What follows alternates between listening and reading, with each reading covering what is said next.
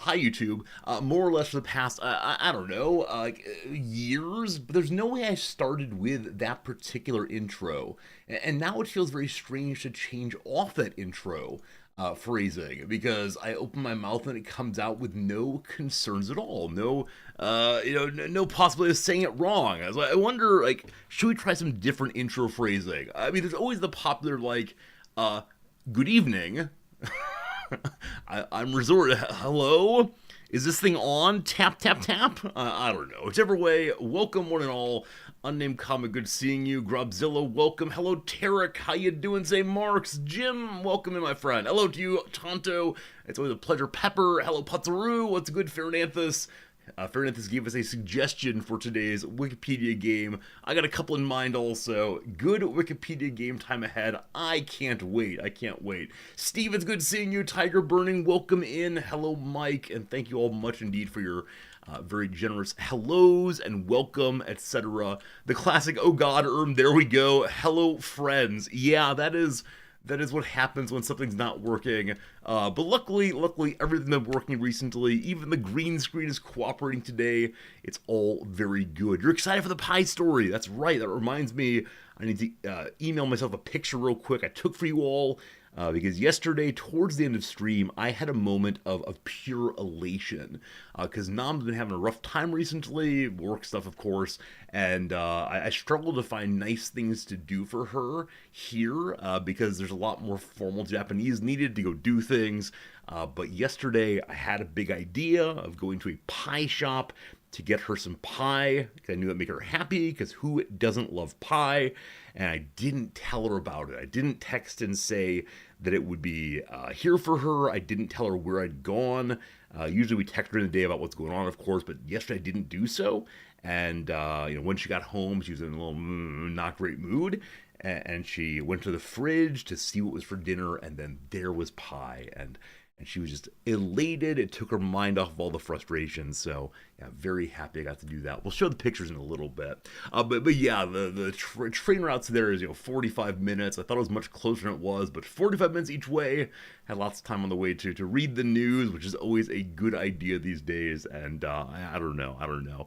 Friends, we have a couple fun things to do in the intro today. Number one, I've received an announcement from Twitch. Maybe you've heard it on different streams, but Twitch now allows the streamer to do something new.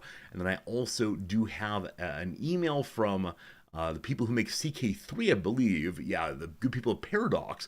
And they said they want to know my opinions. I think this is just average gamer question, but we as a community will answer the questions that Paradox has and see what exactly to share with them that might be worthwhile. Past that, today we have a game of Victoria 3. We also have a couple games of chess, of course. Yesterday's chess was pretty fun. There were no moments of pure rage, at least, so I'm going to mark that as a B plus at least. No major improvement as a player, but that's okay.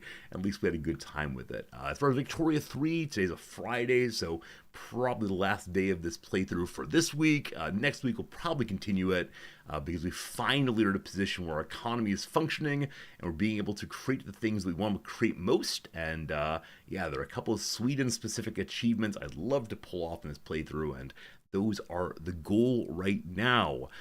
Other than that, I don't know. Here's the thing that was discussed yesterday, and I wanted to follow up on it. We were talking about life in Japan and so on, and someone I don't know terribly well came in chat and said, it's a myth, a myth.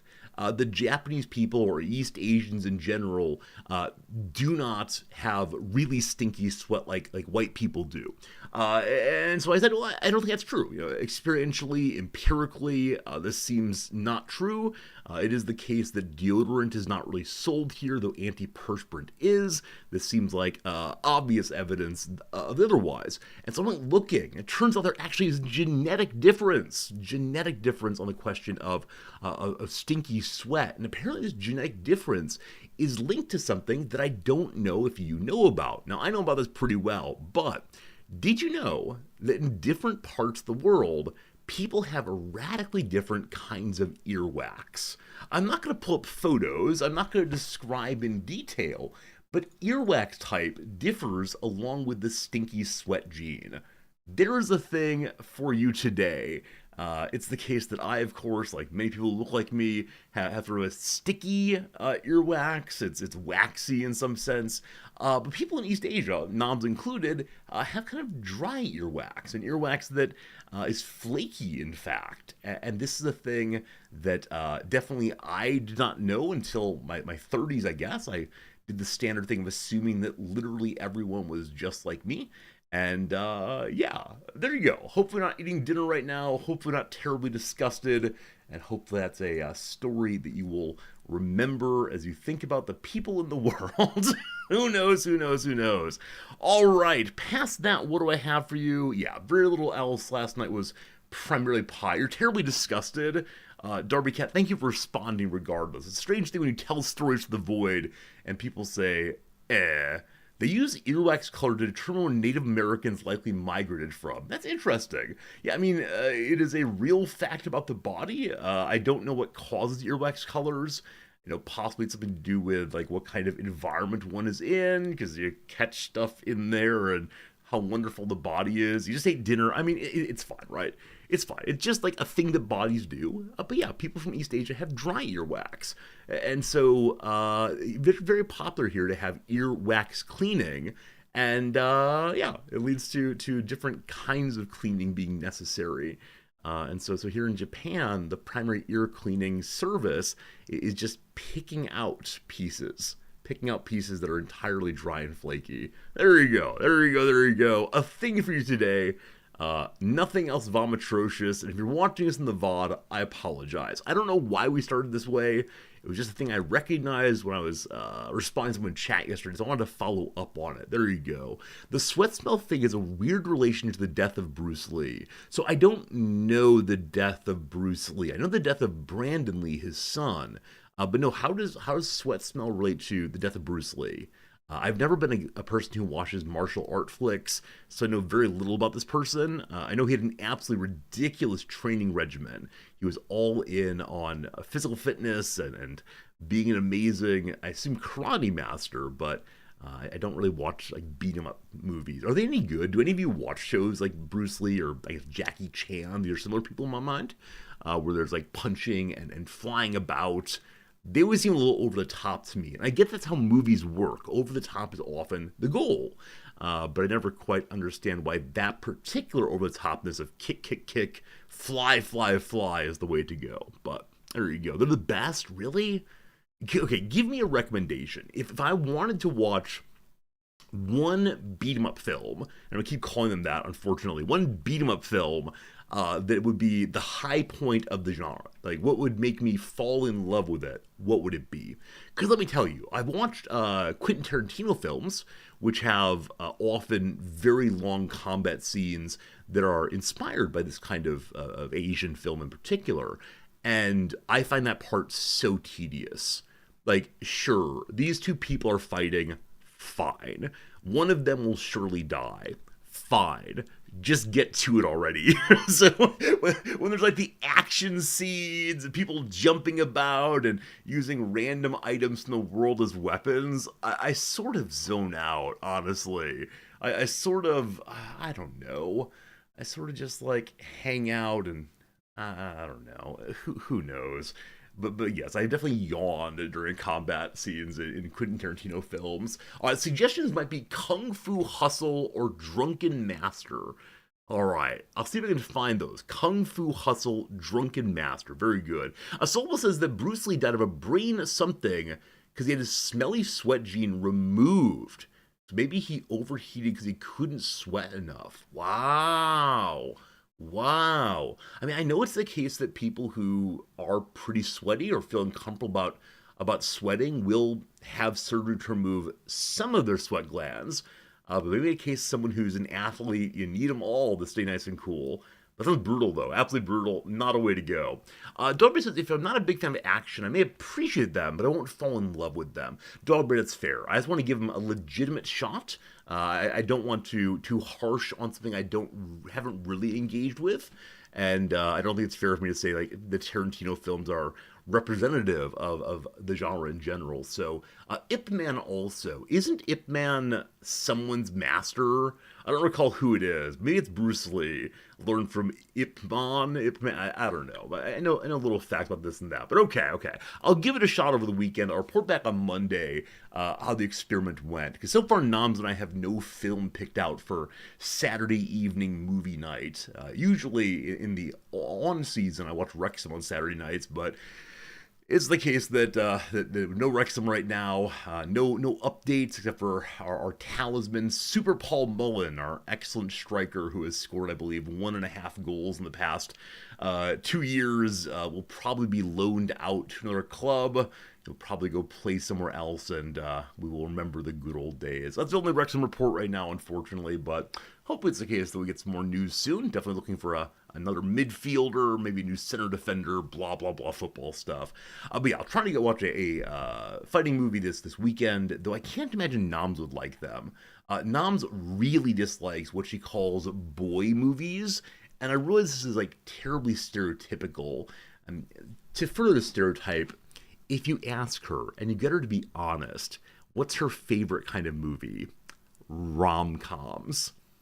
And Nam is someone who tries very hard not to fall into gender stereotypes, but she loves the rom-com so much. The number of times she quotes from, what's the one with the guy with the, like, pretend these are carolers sort of thing? The guy who shows up on Christmas and breaks up someone's marriage with poster board. She loves that one so much. But she doesn't like Love Actually, thank you. She likes Love Actually very, very much. Yeah, so when we play trivia, she is definitely the rom-com master. But she really just likes it when I want to watch a spy film, like Tinker Tailor Soldier Spy, which I love. She thinks it's just old white men talking to each other and nothing happening, and then the movie's over. So I was absolutely in love with it. So that kind of thing. It was stereotypically war films. She doesn't like. I don't watch that many of them, but yes, boy movies are not for her, and I worry it's the case that things like Kung Fu Hustle or Ip Man might be boy movies. Have I watched 47 Ronin? I've not. I know of it, but no, my engagement with Kurosawa films, like Kurosawa is zero. Absolutely zero. I've gotten some of the influence on Tarantino, like I mentioned, but no. I haven't seen any of these things. As I said many times before, if you could pick any person to move to Japan, I'm the wrong person. I have no great affection for this place before I came over. I was not into anything Japanese at all, except for, I guess, Dark Souls is Japanese and Final Fantasy. But yeah, 47 Ronin and whatever other Kurosawa films are, not for me. Is Kung Fu Hustle a comedy? Oh, plus if it is, I can probably get Noms involved in it. Yeah, if it's played for laughs, that probably would work better than anything that takes the martial arts too seriously. Steve, I agree. Tinker Tailor's so good. As we mentioned before, I've read through a bunch of the John Le Carré books in the past few months, and that's been a delight. And so seeing the film version was great fun also. But yeah, I know. Probably Noms will go to the library this afternoon, as she often does on Fridays, and pick up a film or two she wants to see, but usually one that I want to see also. Do I like Westerns? To be honest with you, I haven't seen that many. I read Cormac McCarthy, and so because of that, sure, I'm into the Western genre in general, but it's the man never quite wins. A man has moments of glory, but nature always destroys kind of Western. But no, I haven't really seen hardly any of them. It's one of these moments of, there are a lot of films out there, and there have been for my whole life, and my family wasn't really into Westerns. I watched a lot of sci-fi growing up, and so I don't know. Like, what's a Western I should go watch? Because again, the Westerns I know are Tarantino Westerns, his various engagements with, cowboys inserted into other kinds of movies he cares about. And that makes me sad. It makes me sad that I have knowledge of Tarantino and Wes Anderson. That's about all. Tombstone, Unforgiven, Rio Bravo. Tombstone has, man, that's not true. Oh, you know what Western I've seen? I've seen, the assassination of Jesse James by the coward Robert Ford. And it is this like slow unpacking film about relationships and about popularity and about resentment. And yeah, I really liked that. Though I know a lot of people say it's an incredibly slow movie. Maybe it's the case that's what I want. I don't want action films. I want movies that move along at a glacial pace where I can appreciate the scenery. I think that's one thing I always love so much about slower movies. In order to fill time, they have these long, slow panning views of the natural world. It's great. All right, so Rio Bravo, Searchers, any Clint Eastwood movie. Okay, okay. I'll keep these in mind. Probably after stream, I'll pull up some page of what are the 10 greatest westerns of all time and see what's listed there. But doesn't Tombstone have who is it? Some person I think of as an Val Kilmer. Isn't Val Kilmer in one of the westerns that's very very well regarded? There have been a number of articles recently on like what happened to Val Kilmer. I mean, he certainly died recently, but I think he was very unwell for a while and tried to come to understand himself in new ways post illness, but still wanted to be that amazing hero. Okay, so Val Kilmer is Doc Holliday in that film. Cool. I think that's one I should definitely check out. It's one I've heard very good things about. Yeah, but there was an interview essay with Kilmer in the New York Times probably 10 years ago now, written by Taffy Broderson, I believe her name is. And it was so good. It included pictures of a somewhat withered Kilmer, who is just trying to like present himself as who he used to be, whereas he couldn't be. Yeah, very, very good, very good. Anyway, thank you for helping me learn about some films I did not know otherwise. Let me grab a tie. I'll be back with you in about 5 seconds. You can guess what tie is coming. Ooh, even I don't know.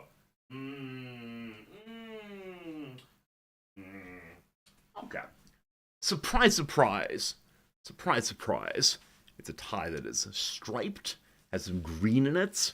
A tie that's rarely shown on stream, but today it's here.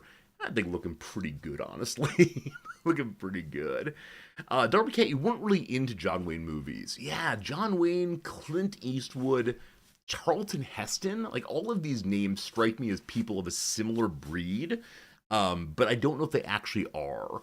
Like, I know, unfortunately, the Heston I know best is the political Heston, not the film Heston. I've never seen the Ten Commandments or anything else he's been in, I'm fairly sure. I saw him in some late life movie in which he played, oh, that was a Michael Moore film. I apologize. I know I'd seen him on the screen doing something. I remember what that was, though. I apologize. That was not what I was going for right now. Ellistel, it's good seeing you. Welcome, welcome, welcome. Yeah, I guess I know like the political Clint Eastwood also. That very awkward moment when he gave a speech to an empty chair, empty stool. That was weird. But okay, okay, okay. Ben-Hur also. I've not seen Ben-Hur. True Grit is good. I've seen that's right. I have seen the recent remake of True Grit with Jeff Bridges as the, I don't want to say hero, but as one of the main characters. That True Grit remake I really, really enjoyed. I don't remember who made it exactly, but it was quite striking. I watched a lot of Jeff Bridges films. I think I fell in love with him as the Big Lebowski character, and then ever after that, I just said, okay, Philip Seymour Hoffman, Jeff Bridges are two people who I will always watch. Oh, it's the Coen brothers. I mean, that makes sense also. Like, it's possible I'm such like a millennial in some measure. I watch the Coen brothers films. I watch Wes Anderson films. Like, I watch Tarantino. I feel like I'm missing out something important, possibly. How's it going to you? Krola, good seeing you. You subbed. Thank you for subscribing to the YouTube channel. I promise we'll be into some Victoria 3 before too long. Just at this point, you're stuck with me blathering on about Westerns, apparently. That's how it goes. You said the True Grit remake is better to the novel, or close to the novel. The original, though, is a better film. All right, Razor, I'll have to try that at some point. You'll give me so many texts to check out. Heston's also Soylent Green and Planet of the Apes. Yeah, I know of this. I know all the relevant memes. I know how to yell out about you damn dirty apes and Soylent Green is people. Like, I know these shticks, but I've never seen the films, and I feel like I'm really missing out on that, unfortunately. So, I don't know. I think I've said previously, like, maybe I'll dedicate a period to watching all of the old films I've never seen, and maybe it'll be worthwhile to try to to do what we can. Kroll says the updates for Victoria 3 are so nice. Is IKEA actually a formidable company? No, it's not. There is a wood-based company. My intention, though, Krolla, is to simply be, or Trolla, which do you prefer? Either way. To be the largest producer of furniture in the world. That's the goal of the playthrough. So we'll see. Hey, Nolfing, good seeing you. Never into Westerns, but you really like Unforgiven. Okay, that was mentioned earlier as one to check out. I'm gonna make a note of this, actually, I don't forget. Often I say I'll do this post-stream, and I forget to do so. So, Westerns and Kung Fu, Ip Man, Westerns Unforgiven, for something. We'll find it eventually. But thank you. I was not planning to discuss this topic, but you've given me so much on which to chew, and I can report back how much I enjoyed these films, or, the opposite if it comes to it. Friends, we have some things to do. We have some housekeeping to handle. Let's go ahead and change over to the screen. I don't know what that is. Okay, so I don't know what that is. Let's go ahead and grab... Unforgiven is not a fun Western. What's that mean, Darby Cat? Not a fun Western meaning, Crollo, thank you. Unforgiven, I know many fun Westerns are, yay, we win, we get the bad guys, yay, we win, we, defeat the natives, whatever it is. But, yeah, I think that there's some part of me that still cries out for, I just want a clear division between the good guys and the bad guys, gals, people. And the reason for that, of course, is the real world is so complex. It's very rare you have like pure evil versus pure good. It's very reductive if you say that. And so I'm a big fan of my fantasy giving me that feeling. I think when I was young, that's all I wanted. I wanted the world of good guys and bad guys, and then I wanted very much to be one of those good guys. That was the desire for sure. Hey, Slivers, good seeing you. Quick drive-by hello. Good seeing you as always. I appreciate it. Oh, Dogbear, I agree. Yeah, I mean, like I said, good guys, bad guys in Westerns, often bad guys are the native people. And I don't want to support like colonization narratives. I think even in fantasy, they're dangerous. But I just want a morally unproblematic world for a brief moment. I don't know, like when you play Minecraft, or many other games for children's, you are the force of light in the world, and the thing that's attacking is pure evil. It does not have a justification, it's just bad. That said, earlier today, I saw a post on Reddit, I believe, probably Reddit, that said something like, the majority of fantasy monsters are not evil, they're just hungry. And this blew my mind. Now, of course, it's an issue if the hungry animals want to feast on me right here.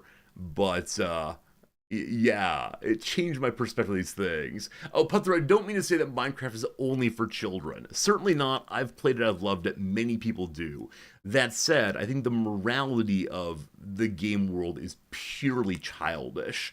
Right? There's no morality other than you get to do what you do. And those who oppose you are obviously to be destroyed because they're attacking you, good, evil, nothing more. The game is super fun. I like Lego even as an adult, but yeah, what I mean to imply here is only the morality is childish at best. And that's my take on that. Hot take on everything today. All right, let me go and grab one of the things I want us to discuss. We're going to do the one that is confusing first. Confusing first? Yeah. 3 quick things, and then we'll play our little games, etc. Here we go. Number one. Yeah, number one, this one. Here's an email I received earlier today from the good people at twitch.tv. Take control of your channel's promotions. Hey, Resorty, you know your community. You set the vibe. Now you set the deals too. Starting today, you can run 70 hours of promotions up to 7 times a year, providing discounts on gift subs to amp up moments that are special for you and your stream. We'll help you advertise a promo on stream so you don't need to constantly remind your viewers. Plus, we'll help your promo get discovered across Twitch. Exciting, right? This is a novel feature. Now, as many of you know, I don't use novel features ever. Maybe years as they come out. But this is interesting because, as many of you know, previously, Twitch has set the deals, right? There's September, when all subs are X amount off. There are random holidays where gift sub bundles are X amount up. Exactly all still. So if you have a big event like, hey, it's my birthday, give me money, or hey, it's Christmas, or hey, it's whatever holiday one cares about. Oh, speaking of which, I almost forgot. Some of you are from New Zealand, I believe. There's a holiday in New Zealand today. I don't recall what it's called, but happy that day in New Zealand. Something like that. Something like that. So I don't know. Like the specificity of 70 hours of promotions up to 7 times a year, that's a strange number. I don't know why they chose that. But absolutely, discounts for subathons, 100%. Oh, holiday in the US also. Is it Juneteenth? Is it Juneteenth today? I think it is. Happy Juneteenth. Important day. Slavery. Bad. Obviously. In our game, we're not currently doing a slavery playthrough, thank goodness. W, you dislike the advocate for turning on gift sub rankings. Oh, why don't you like it, Dogberry? Because you were one of the first to say, hey, it'll be cool, like acknowledging people's generosity, which it is in part. But I don't know. I don't know if we'll use this. I've never run a subathon ever. It feels too yum give me money. It feels like confrontational in a way, inviting money as opposed to just nice things happen. That said, I know that many streamers do it. Many streamers say, hey, this month I want this amount of money, give me that money. or hey, for every X amount of subscriptions you give me, I'll stay live for blah blah amount of time. I've never done this, but I think this incentivizes that kind of event. And I don't know. It's definitely just something strange. So I don't know. At some point we might try a subathon just to see how we all react to it, but it feels gross to me. That said, I've learned from my business practice that if you want something, you should ask for it. And so maybe. Anyway, that's the most recent Twitch update. If you see advertising for promotional gift sub,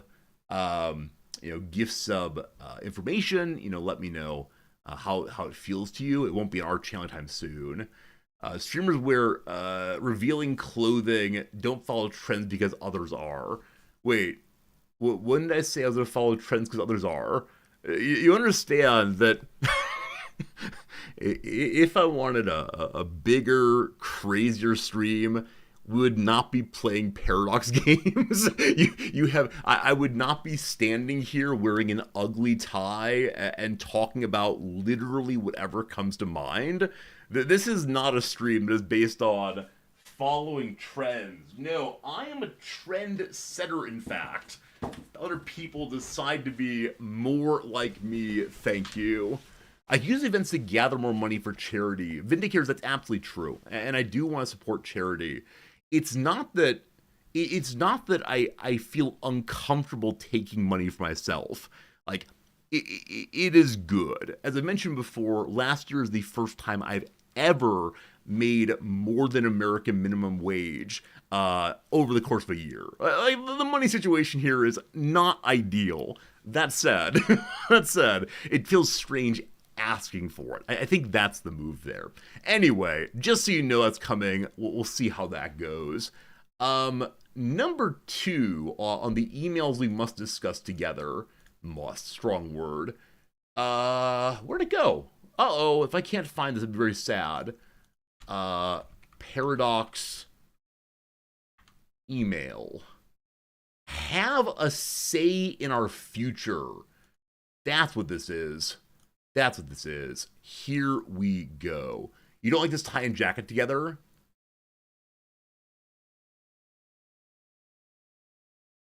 Do not like this. This means it's a little dirty. Do not like this. 1, if you like it. 2, if you don't. I'm fine with remaking things. Is it the prominent black lines? You like it. I mean, Pepper is obviously the paradigm of fashion here. Oh, we're split. Maybe this is good. Maybe I'm doing edgy fashion. I'm pushing the border of what makes acceptable Twitch fashion. Some between 1 and 2. It's the clash of colors. The problem is I don't have any jacket that works with this tie. I think I have another brown. I have another.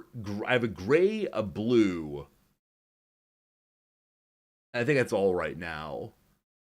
I should have pulled with bits enabled to allow people to vote more. I don't want to be creepy. We're cultivating our chat is good. The brown goes with the orange, but I've heard that orange is not a real color, so I'm confused now. Anyway, I apologize if today I'm too disgusting to look at. I understand. No worries. Why am I here? Right. Grubzilla, thank you for the bit. This is a good type bit. All right, because oh, that's adorable. Because I've been given money to go one way, I will keep the tie on. Thank you, Grubzilla, for introducing that kind of voting in the stream. That's very, very good. Very good. Uh-oh, Jim gives 222. And Jim is opposed to the tie. Friends, this is a tie-free stream. Today, no tie. I'm suit guy, but not tie guy. That's good. All right.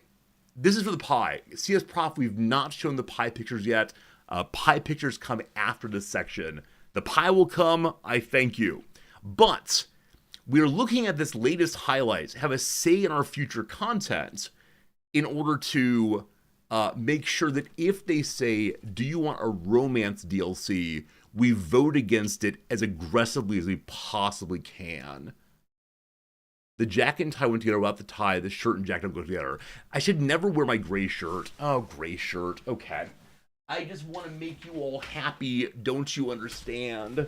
You love democracy? Yes. This is a channel of, I don't know, oligarchy?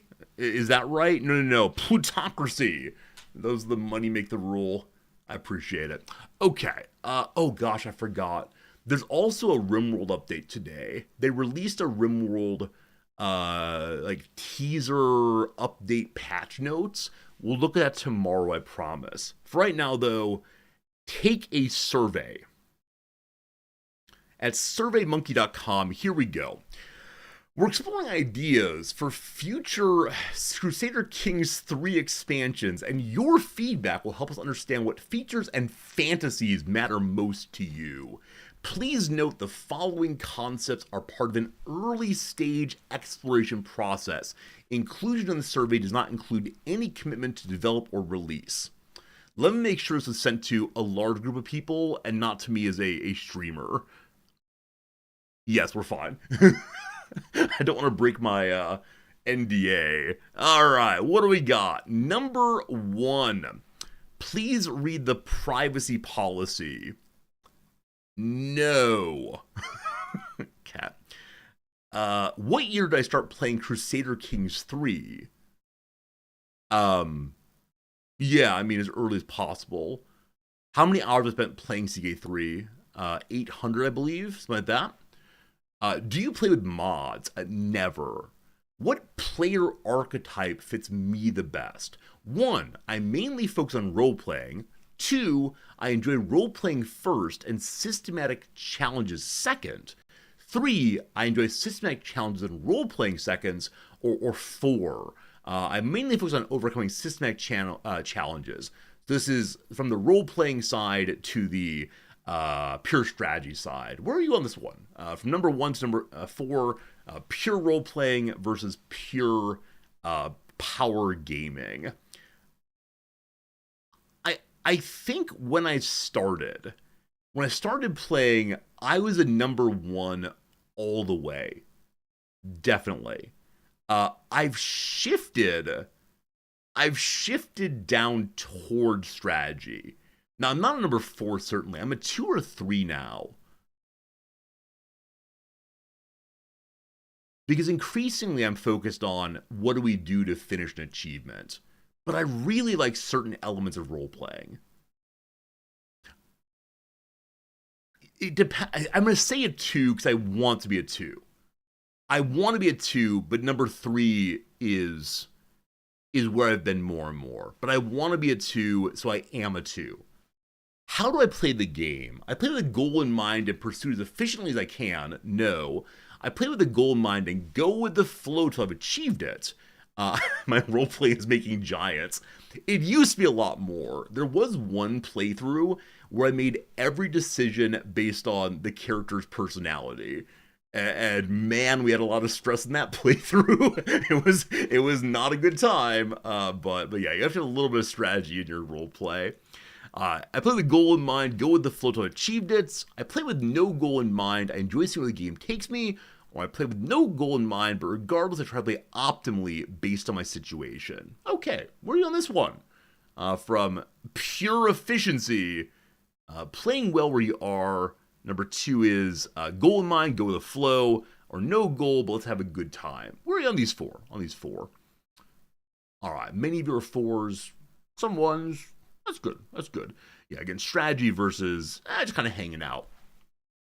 Because of my achievement-based focus, I think I'm a number 2. Like, I never go with beep boop, we're just doing efficiency. But because of my achievement focus, I always have that in the back of my mind as how are we driving to that achievement. Yeah, in my case, focusing on achievements has made the game much more alive to me.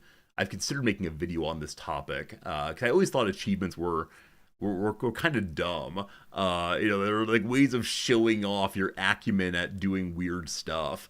But I recognize now that for me at least, CK3 is more exciting and more replayable in a way other than I'm just going to click through and play the game because hey, here it is. It makes it like fun for me in some way. So I think I'm number 2, honestly.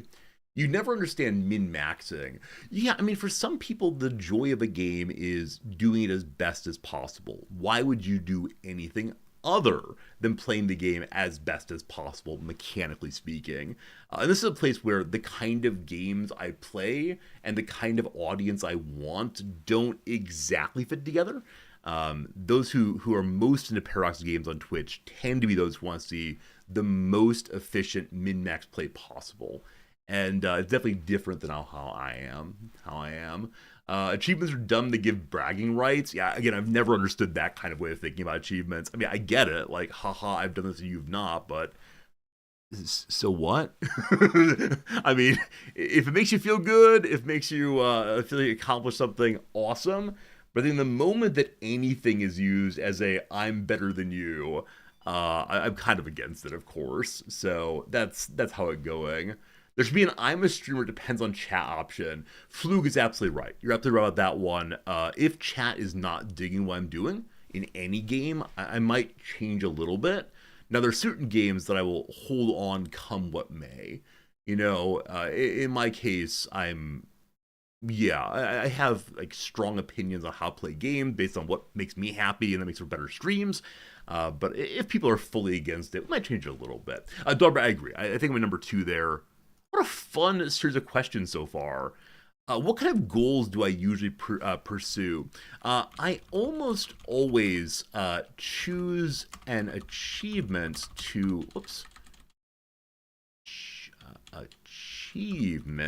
to accomplish in my playthroughs. They're usually the one I pick is usually one of the hard or very hard kinds because they give enough playtime before they're finished. Sometimes I set non-achievement goals. I think non-achievement is not a word, fine. Goals, but they tend to be silly as a way of further engaging my chat room. I am a streamer. Kirby happy face. Good. Okay. On a scale from 5 to 1, how appealing is the theme of trade and merchants in Crusader Kings 3 to you? Five very appealing and one not appealing. Trade and merchants. Eh. I mean, it could make the world feel more alive. It could have more ways of engaging between different kingdoms. Um, and I like that idea. If it's just one more place for number goes up in CK3, I'm not a huge fan. Exactly, Dogberry. Is this the attempt to just make it more like Victoria? Yes. Here's what I'll say on this one. I'm going to say a 3. Um, what I most want to experience is the connection between realms that trade would bring. I don't want this as a Victoria 3 LOL line goes up, but instead as a role playing experience of connections built and lost in through business. If there are new features like merchant guilds,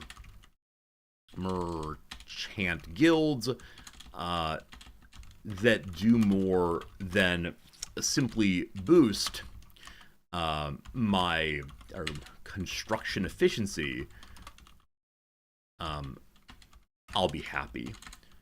I come to CK3 for the stories as opposed to purely economic gameplay.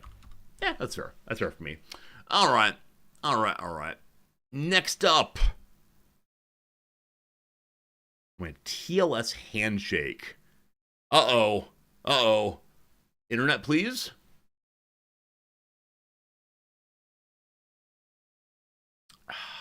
Don't make me start over. What happened, team? Oh, is it locked up? Yeah, it's doing a little blue back and forth in the tab line. Oh, there we go. Thank goodness. Which trade and merchants mechanics would you like to see expanded or added? Please be as nuanced as possible in your responses and avoid rating everything as I really want this, as we'll use this input to prioritize future development. Landless merchants gameplay. Yeah, I think the more ways in which landless people can engage in the world in ways that feel authentic, other than just endlessly collecting taxes from, from peasants, would be super great. Truthfully, what I want for a landless playthrough is the ability to do anything you want to do, and maybe do some of the things very, very poorly. So you can, try to go bless people, but you're actually a band of swarthy people with high prowess that fails. I dislike the way in which these are fully slotted in. But that said, sure. Lance merchants, I would expect that. Trade routes, I would expect that. Buildable infrastructure like markets, ports, trade posts. This seems obvious. Oh, we got a problem, team. Non-merchant republics. I would not expect that in a trade and merchants mechanic. Okay. Embargo diplomacy, like embargoes or trade deals. Or sorry, economic diplomacy. This seems obvious. Trade goods, obvious. Land trades, I don't know. I don't know about land trades. I don't think I want that as part of this exactly. It could be a useful mechanic. It's been strange that you can't have diplomacy on that. But in this case, it seems weird. Production chains. I mean, it's not that I don't want that. It just feels like a radically different game if I'm production chains. Unless it's, it's a little strange that in CK3, resources aren't really a thing, except for gold, right? In gold, you're able to, build your little gold mine and dig, and look, you get money. But that's because gold is one of the only resources that actually exists in CK3.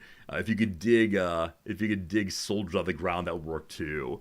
But this makes it a wildly different game. I really want it. However, I would say would be nice, but I'd chill on that one.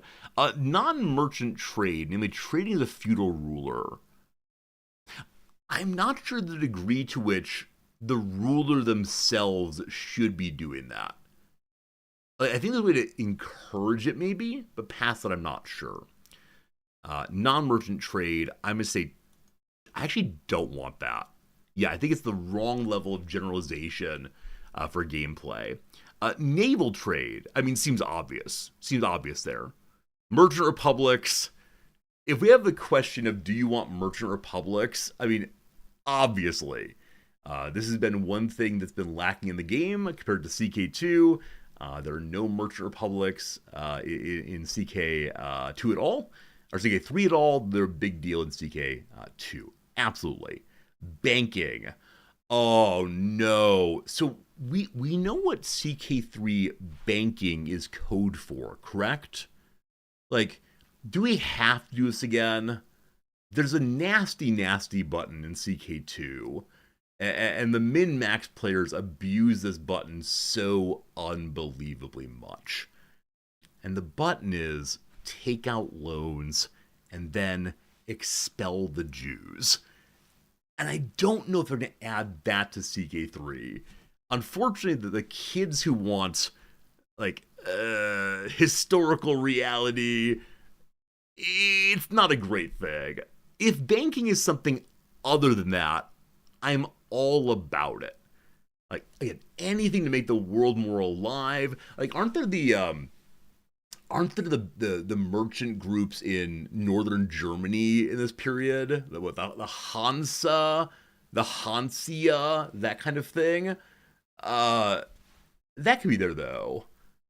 Yeah, I would like that. Please don't make banking just expel the Jewry. Jewry? The Jewish people.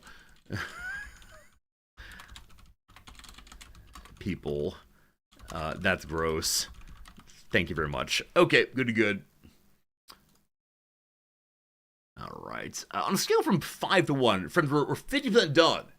50% done, then pie picture, I promise. On a scale from 5 to 1, how appealing is the theme of feudalism and crusades in CK3 to you? It is called Crusader Kings 3. It is very appealing. What do I want? Stories. Make the experiences of my ruler going to the Middle East, or strangely some backwater the Pope wants for a vacation home, something other than a pop-up and a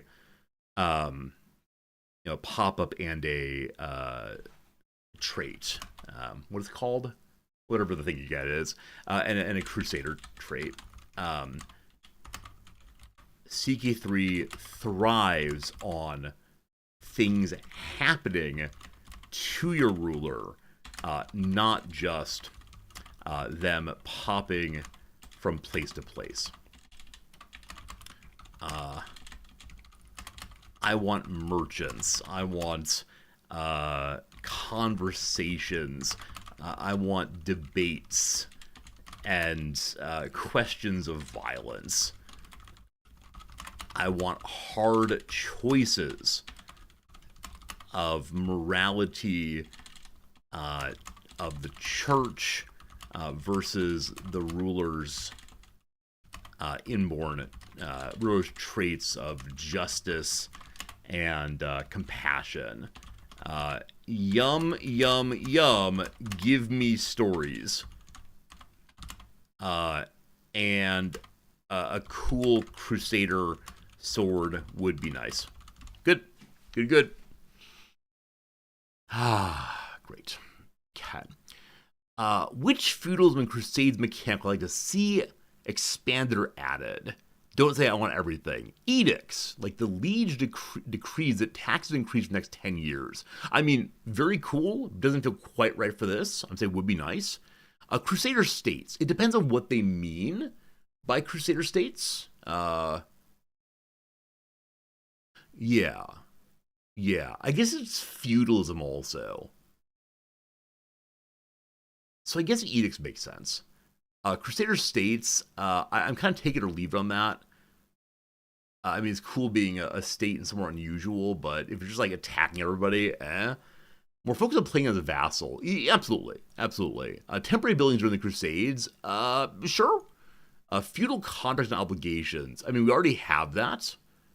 So, obviously. The council. Yeah, right now doing the council is basically nothing. Dread and tyranny for feudalism. I'm going to say take it or leave it. Seems kind of non-relationship. Crusade situation. More rules and actions. Heck yes. Vassal directives. The king wants you to X. Sure. Alliance pacts. Alliance pacts. I wonder what that means exactly and how it differs from the current situation in the game, where alliances means that we like don't fight and we help each other. I'm gonna say take it or leave it because I don't know what it means.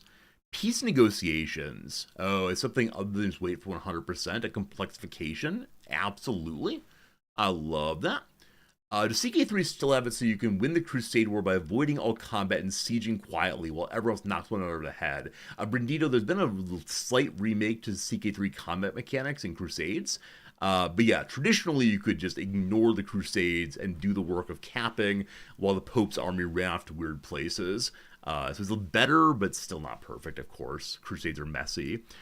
Peace negotiations, I'd love that. Loyalty system, yeah, something more than loyal, disloyal, absolutely. Vassal stances and vassal agendas. Yeah, I'd love for the vassals to do more.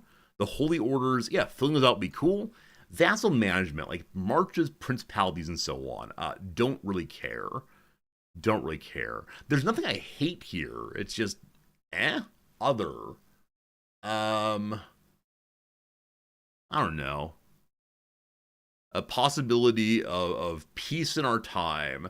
Tolerance between the Muslims and the oh, you know what? No, never mind. Too complicated. On a scale from 5 to 1, how appealing is the theme of empires and laws? We haven't seen romance yet, but empire and laws, what do y'all think? This is probably going to be an HRE theme, which, sure, I think the HRE right now plays in kind of a boring way. I suspect that if there's an Empire DLC, it'll spin out a new kind of governance that's neither feudal nor administrative. I think that's cool. Please make a new form of government governments that's a hybrid of feudal and administrative. I realize this is a tall order, but I think that's necessary to call a DLC Empire. 588-2300. Laws, I'm curious about the gamut that's possible. Please make laws something other than simply taxes and levies. Do bring back the laws about not wearing pants, but please also make laws substantial. And make laws both substantial and trivial. The emperor, the ruler's personality should affect possible laws. Maybe. I don't know. Okay, here we go. Do you want council roles and decision making powers? Of course. Imperial administration and bureaucracy? Of course. Vassal integration? Are they going to take Victoria 3 puppet thing? Yes. Army laws and military reforms? Eh. Legal reforms and codification? Yes. Religious and cultural freedoms? Eh. Customizable succession laws? I'm sure some of you want this desperately. I don't really care. And then empire-wide policy implementation? Yes. What else is there? More fancy imperial crowns. Thank you. On the scale of 5 to 1, it's getting long now, how appealing is the theme of religion, that is, say, Christianity, in Crusader Kings 3 to you?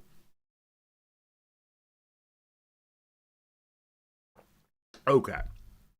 So on the one hand, you can't make sense of the rulership of Europe in this period without taking Christianity seriously.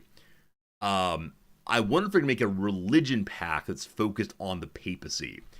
If there's a possibility of playing as the Pope, I am 100% on board. Hey, how's it going indeed, Digwood? Digwood and your Raiders, welcome. How's it going? We're filling our time today by filling out a survey about the game Crusader Kings 3. What engaging content we bring to you. Digwood, what were you playing today? What kind of experience were you having? Thank you for choosing our channel to raid into. But yeah, tell us more about how your stream went. And Raiders, hello.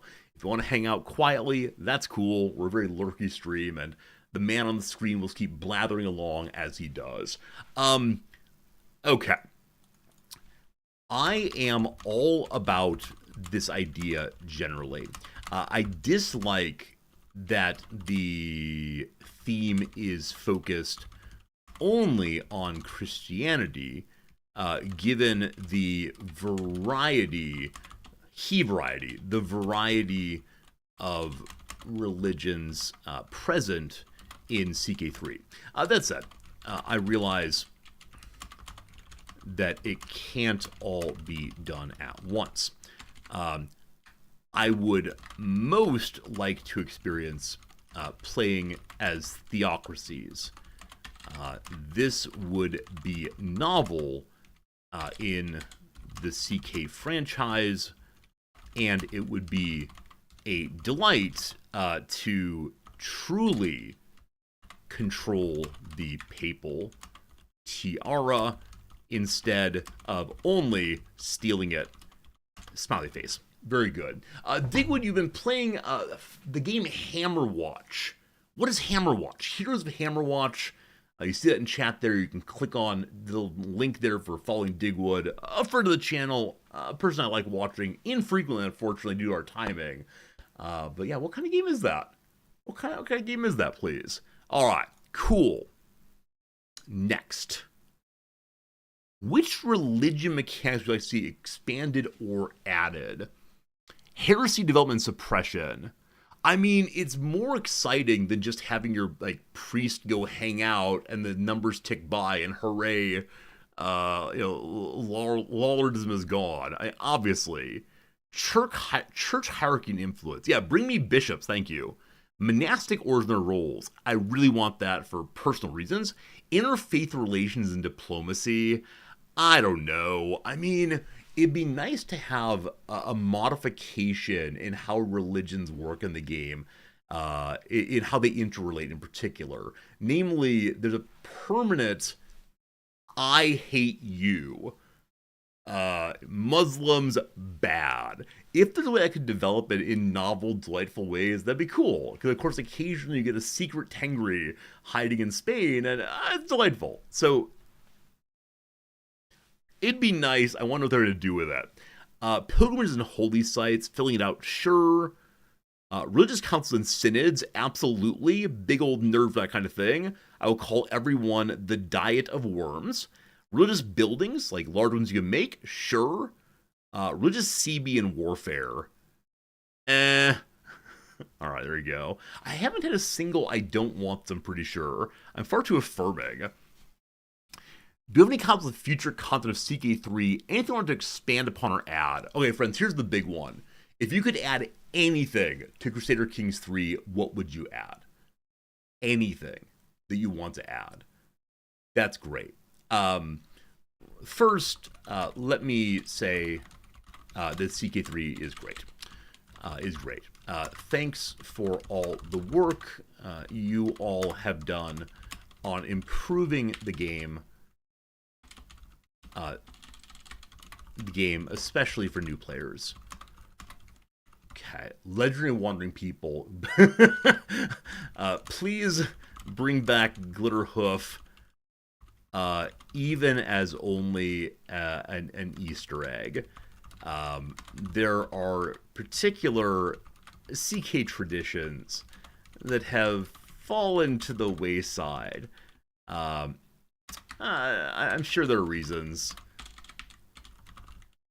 There are reasons for leaving her out, but please, cat. Legendary Wandering People to hire. That'd be cool.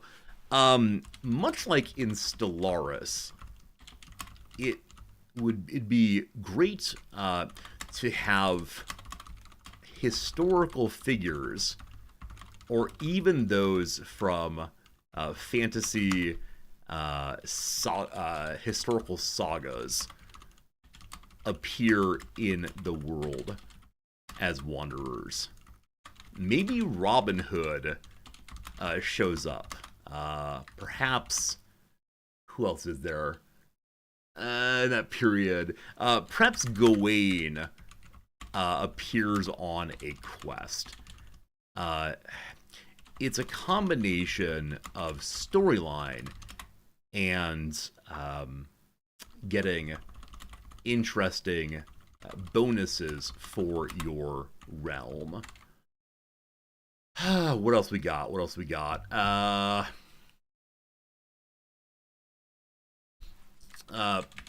Please don't do anything more with seduction, romance, or I don't know, or like explicit description of like mouths yearning for one another.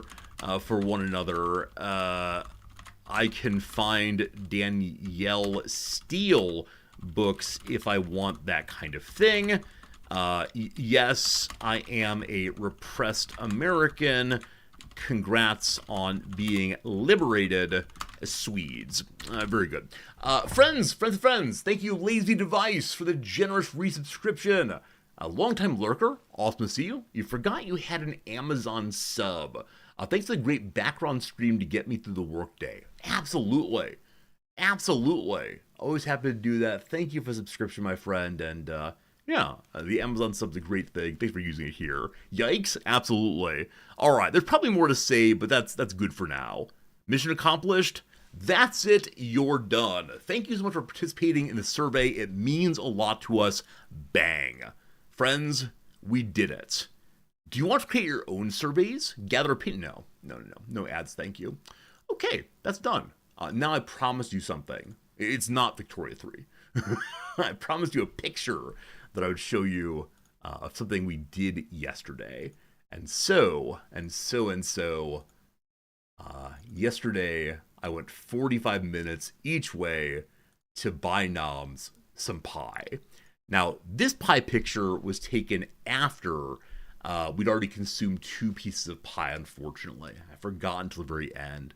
So the pie pieces you see there, starting left, are a pecan pie, an apple pie, an Oreo crumble pie, and then a maple something French. I've forgotten now which it is.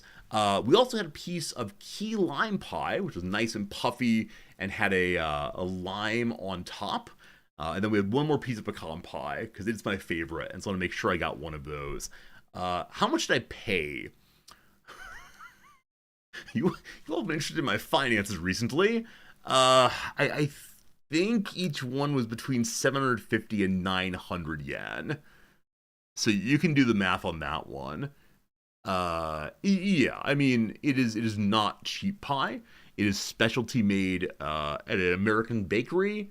But yeah, I mean, it was important to me to go to something special for noms, and it's not the kind of thing we eat every day. But yeah, it's a little more expensive there. That's how it goes.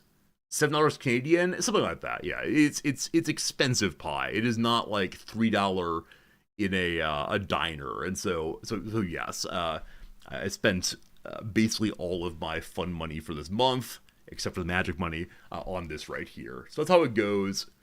That's how it goes. How it goes, indeed. Friends, the hype train is starting. I don't know why. I don't know what we did to cause that, but I thank you for your generosity. That's very cool. Good pie? Good pie.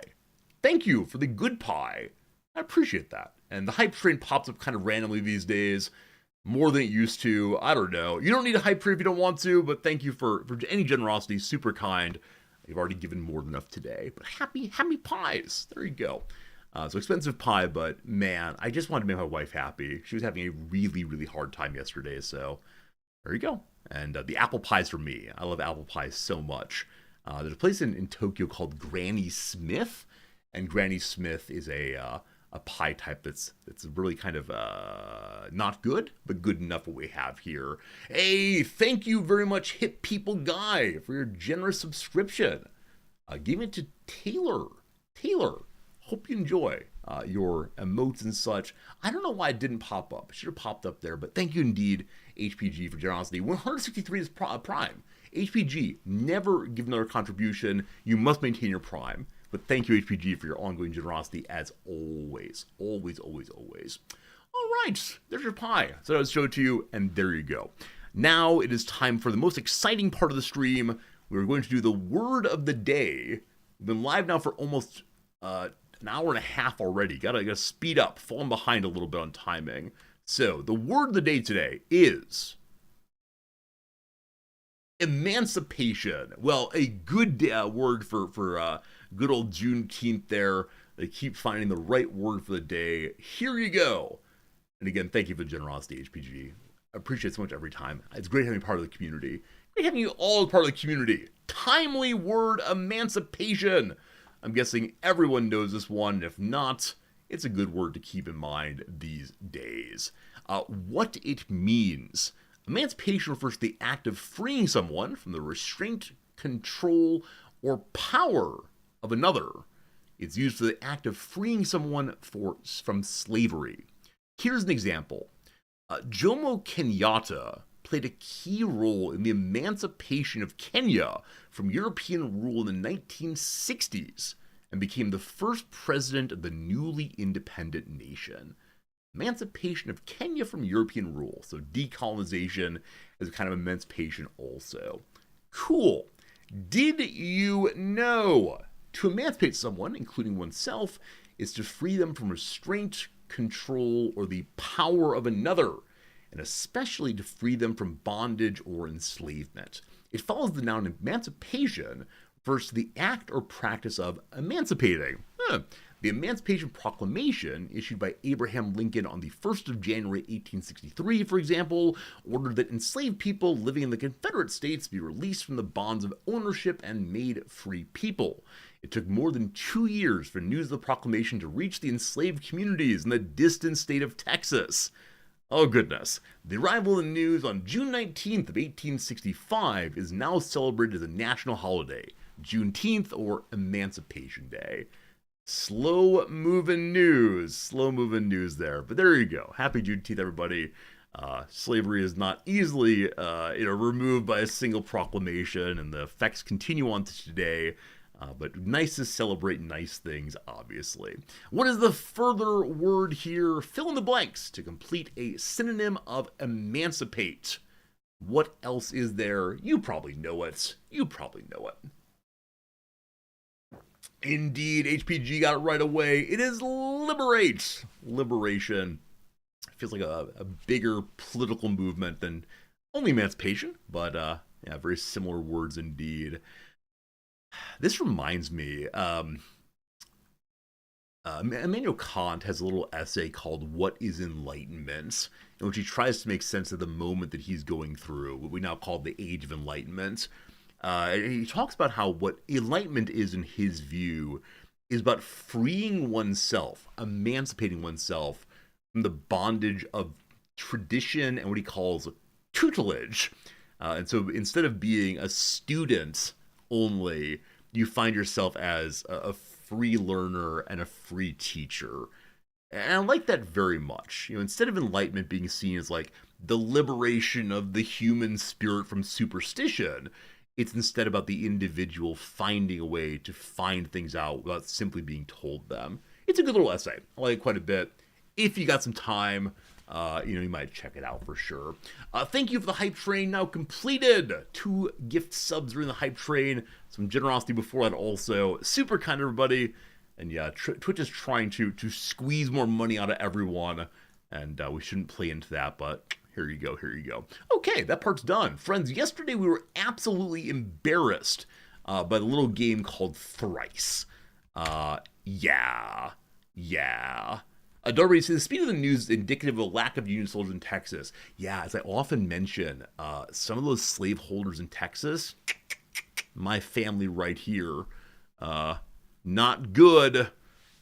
Can't be changed, but not good. Emancipation doesn't exist because people are inherently free. I mean, right, the Stoics tried this move. One of the common claims about the Stoics is that Stoicism is held by both the emperor and the slave, because both of them can be free in their spirits if only they defend their inner citadel where no one can truly touch you. I mean, physical bondage, cultural bondage seems like a real thing to me. And so sure, of course it's the case that we can think any thoughts we want, but the physical condition both affects what kind of thoughts can be thought as you learn more and so on, and it seems very unpleasant. So I think to say one kind of freedom, intellectual freedom, is good enough is to miss what it is to be human. I think. There you go. Hot take response. The English rock band Babe Ruth debut album was named for what position that Ruth only played for 32 games? I mean, he's known as being a pitcher and a right fielder, I believe. I'm going to say pitcher. No. If you're a left-handed baseball infielder, there's not a 100% chance you play what position? It's either first or third base. It's first or third.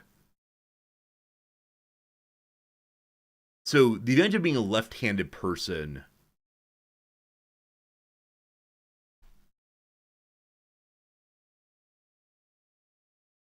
I think it's first base. Whew.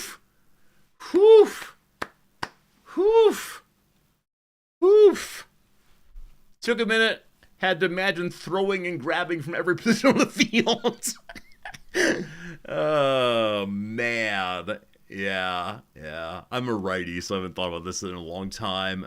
You'll never stop wanting to beat Henry Kissinger to death with your bare hands.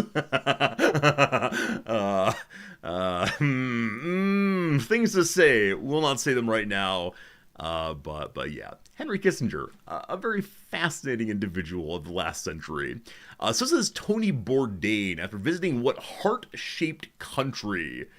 Yeah, I don't know. It's something Southeast Asia, almost certainly. I don't know the shape of countries over there. I'm not gonna pull out a world map. I'm gonna say it's Cambodia, but I'm not sure on this one. There you go. Yeah. They Might Be Giants have a song about like having a big celebration when somebody dies. And they don't say who it is, but a lot of people have read into it as being likely Henry Kissinger. And that's the question over again, like, when will you die? When will you die? And it's a fun, silly, poppy song.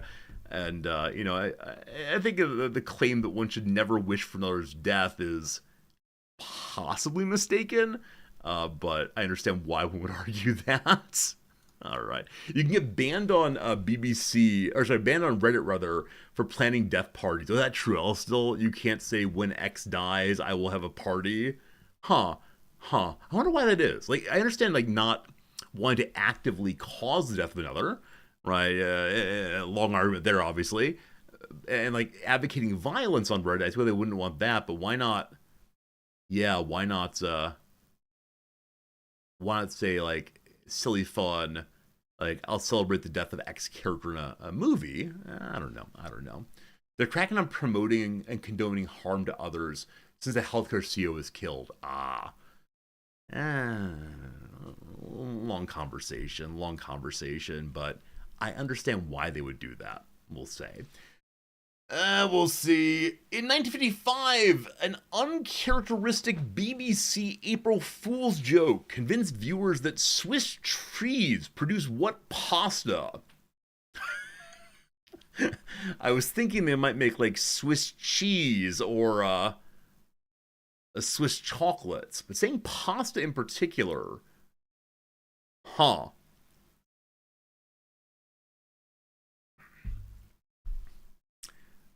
I mean, it's hard for me to imagine any of the curled or rolled pastas hanging on trees. I could imagine ravioli, I guess, like hanging as a fruit and then being filled with sauce later. I guess I'll do that one. No. Wearing a pasta colander on one's head is considered proper attire for followers of that internet god, the flying what monster. It's a much more subtle point than being an internet god. I believe it's the person who started the Church of the Flying Spaghetti Monster um, was making an important point about religion in the state of Kansas and how if you want to have laws that promote or support religion, you have to take all religions equally seriously in order to avoid being a biased government. So he made up a religion to make his point in an absurd kind of way. But it's the same kind of thing that like the Church of Satan does these days. They say, look, if you want to allow religions in the public sphere, here comes Satanism. All right, very good, very good. So BBC Swiss spaghetti.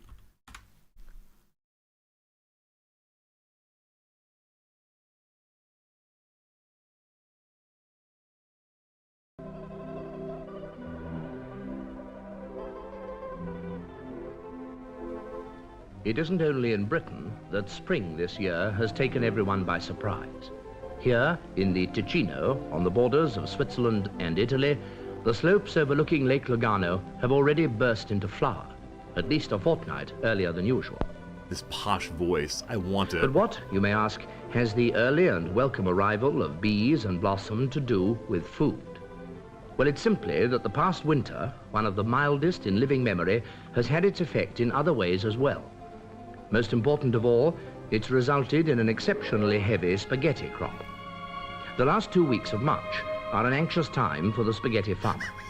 There's always the chance of a late frost, which, while not entirely ruining the crop, generally impairs the flavor and makes it difficult for him to obtain top prices in world markets. All right, all right. Um, it's a strange world. I think that occasionally we have this habit of looking back at earlier eras as being, staid and stoic and buttoned up, and in some way, far too serious. But this shows that an earlier era, wouldn't they say it was again? In 1955, there was silliness on a news channel. Now, April Fools, of course, makes things a little bit looser, but that's amazing. That's absolutely amazing. A good call. Someone would have to climb into the trees and put the spaghetti there. Or maybe they did like a TPing. They took a spaghetti, threw it in the air, and hope it stuck. Awesome. I got two more. Invented in 1897 by a fellow named Rudolph, Motor 2050 400 was the first viable engine to use what fuel? So probably whatever this guy's surname is going to be the answer. Is it Wankel? Is it the Wankel engine? Maybe? Or is that a steam engine? Well, okay. Way back in 1912, that same guy noted you could use peanut oil to make what sort of fuel? Rudolph Diesel? Is the man's name Diesel?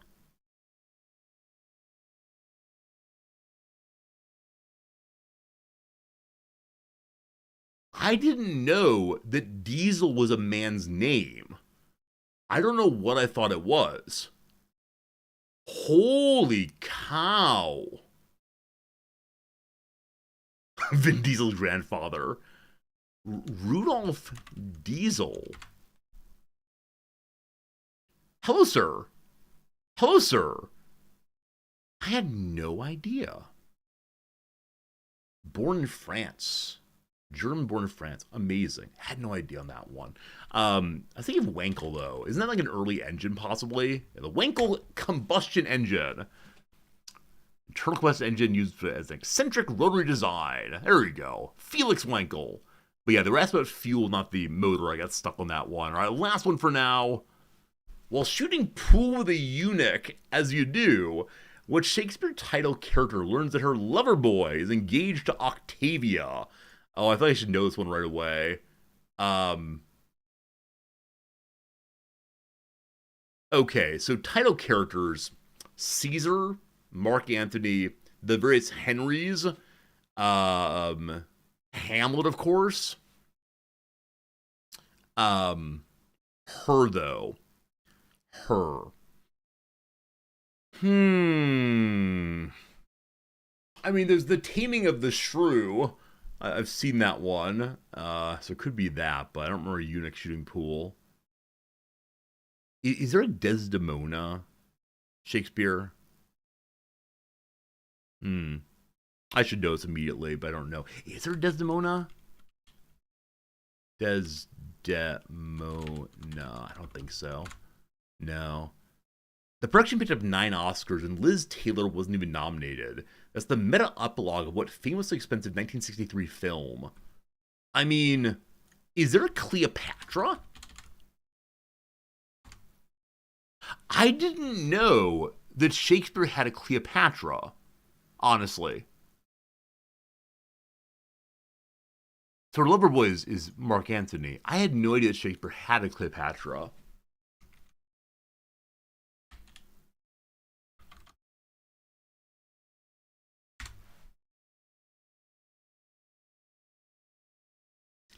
Okay. I thought of Mark Antony. I forgot that his name is not, the play is not just called Mark Antony. It's Antony and Cleopatra. All right, all right. I thought of it, but I forgot its name. Very well, very well.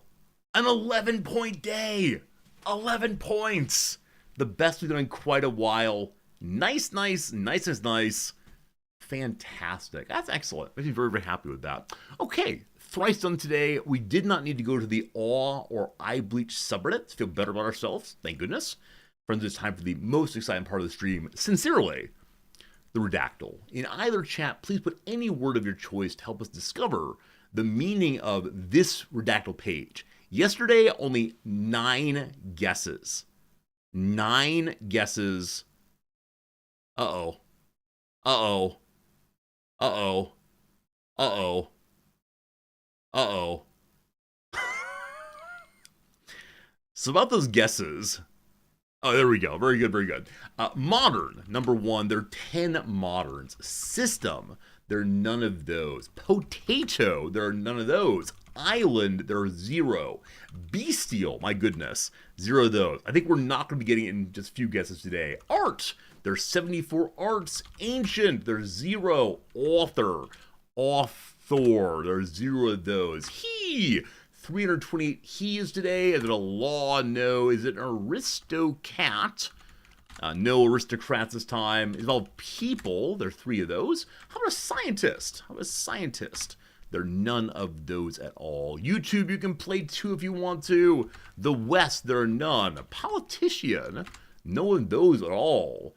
How about chaos? No chaos today. Is it a director, possibly? 3 directors somewhere. Is it all physics? No physics today. Is it war? 18 of those. Is it tangible? It is not tangible this time. Is it Rockwell? I'd like that very much. No Rockwells today. Is it Warhol? I think it's spelled with an A, not an O. No Warhols. Is it a father? 13 fathers. So Under His Father. Is it a film? There are 3 of those. Is it an ancient thing? None of those. Spain. 13 Spains. Painter. 7 of those. Alright, Spain, painter, involved his father. Is it France? 9 Frances. Vive la, etc. What do we got here? Is it Picasso? It's actually not Picasso. I had 3 S's in. It might be Picasso. Is it Pablo? Might be Pablo. 30 guesses. I'll say it's an acceptable number of guesses. We're not having any of the, years worth of grinding on this thing. 190 guess days at all. But Pablo Picasso, good job, good job. Yeah. I was surprised we didn't go for artist earlier in the list of jobs we went to. We got modern art, he is the big ones. Then war, father, Spain painter. Yeah, when you had Spain painter, it really was the game. Good job. Oh, good call. He's a lot of names also. Pablo Diego Jose Francisco de Paula Juan Nepomuceno Maria de los Remedios Cipriano de la Santissima Trinidad Ruiz y Picasso was a Spanish painter, sculptor, printmaker, ceramicist, and theater designer who spent most of his adult life in France. One of the most influential artists of the 20th century, he's known for co-founding the Cubist movement, the invention of constructed sculpture, the co-invention of collage, and for the wide variety of styles that he helped develop and explore. Among his most famous works are the Proto-Cubist Les Demoiselles d'Elan, 1907, and the anti-war painting Guernica, 1937, a dramatic portrayal of the bombing of Guernica by German and Italian air forces during the Spanish Civil War. There you go, Picasso. Picasso's super popular for some reason. It really surprised me when I first got here. There are a lot of Picasso museums. Anytime there's a Picasso exhibit coming from somewhere else, it is flooded with people. Picasso, super popular in Japan. There you go, there you go. All right, we're a little late for this part. Those of you who need to go to bed soon, you're not getting any gaming today, unfortunately. But let's go ahead and do our 2 or maybe 3 little games of what Wikipedia page do I see? The first one comes from Noms today. I ask Noms every morning, what Wikipedia page do we do? And she never has an answer, but today she has a good one. So friends, I see a Wikipedia page before me. What is it? Ask any yes-no question you want, and I will help you discover the true meaning of this one right here. Checking the Discord also to see what else y'all have. Yeah. Friends, your first one, no. Your second one, maybe. We'll see. Here we go. Is it an abstract concept? No. Is it a tangible thing? Yes. Is it small? No. Is it a mammal? No. Is it a planter? No. Selden, if it's a pen, you got it right away. Would it burn when exposed to a flame? I don't think so. Is it a food? No. Is it a place? No. Abstract concept? No. No, definitely a tangible thing. You could touch it if you want to. Can you steal it? Yes, you can steal it. Good looking away in time. A mineral? No. A tool? Yes, but not in the standard sense. A book? No. Is it unique? No. Is it a bread box? No. Does it contain water? No water inside of it. Would someone have written about it in cuneiform? I don't think so, no. Was it around in Roman times? I don't believe so.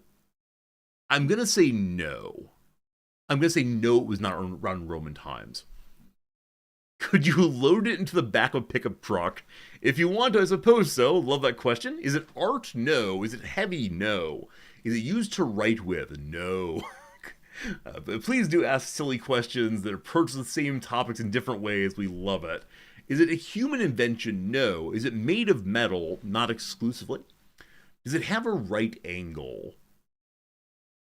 Not normally, no. Is it around in Byzantine times? Again, I don't think so. Is it used for agriculture? It is not. No, it is not used for agriculture at all. I think it's a good one, though. Is it produced? It is produced. Is it inside of us? If it is, go to the emergency room at once. Did one sink on the Titanic? I assume so, but I don't know for certain. Does it weigh more than a laptop? I hope not. Could a person fit inside of it? I'm gonna say yes, but don't go too far on that one. Are you likely to have one in your home? You're not likely to, but you may. Did Edison steal the design to make it? Oh my goodness. Shots fired at Edison. Edison did not steal the design to make it. Is it a bell? No. Does it require power to work? Not in the normal sense, no. Is it an instrument? No. It's produced, but it's not a human invention. Oh, did I misspeak on that one? It is produced. It is a human invention. I'm sorry, I may have been speaking too quickly at that part. But no, it's definitely a human invention, and it's definitely produced. I apologize if I screwed that one up. Is it organic? No. Is it subject to many conspiracy theories? No. Is it a hula hoop? No. Is it squishy? No. Is it a bicycle? No. Is it used for exercise? It's not used for exercise. No. Is it a tool? Yes, but not in the normal sense. Is it a mechanical device? No. Would it exist in the average American house? The average one, no. Was it around in 1900? Yes. Is it made of plastic? I don't think so. A medical device, no. Cooking, no.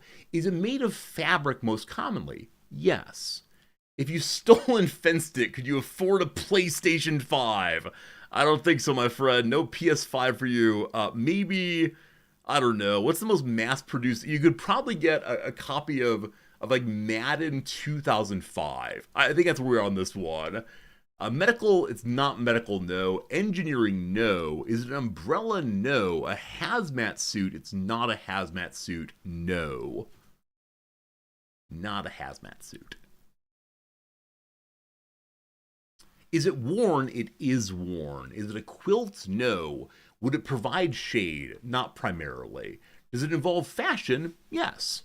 Is it a container for carrying on other things? It's not a container for carrying on other things today. Is it a nun's habit? No, it's not, but I like thinking about that, sure.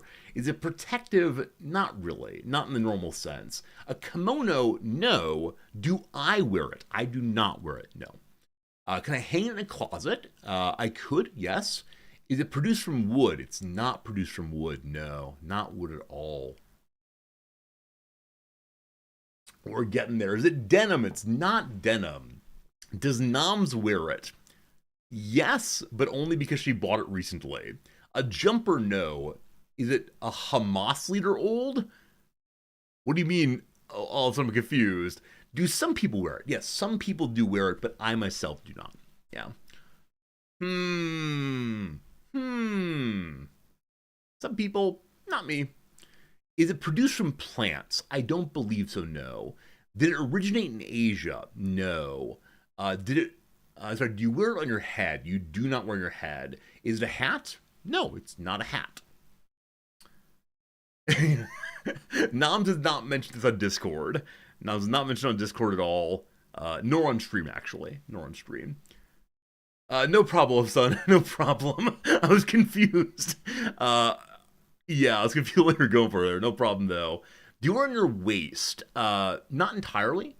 Do you wear it on your appendages? No. Is it a scarf? No. Is it typically considered a gendered item?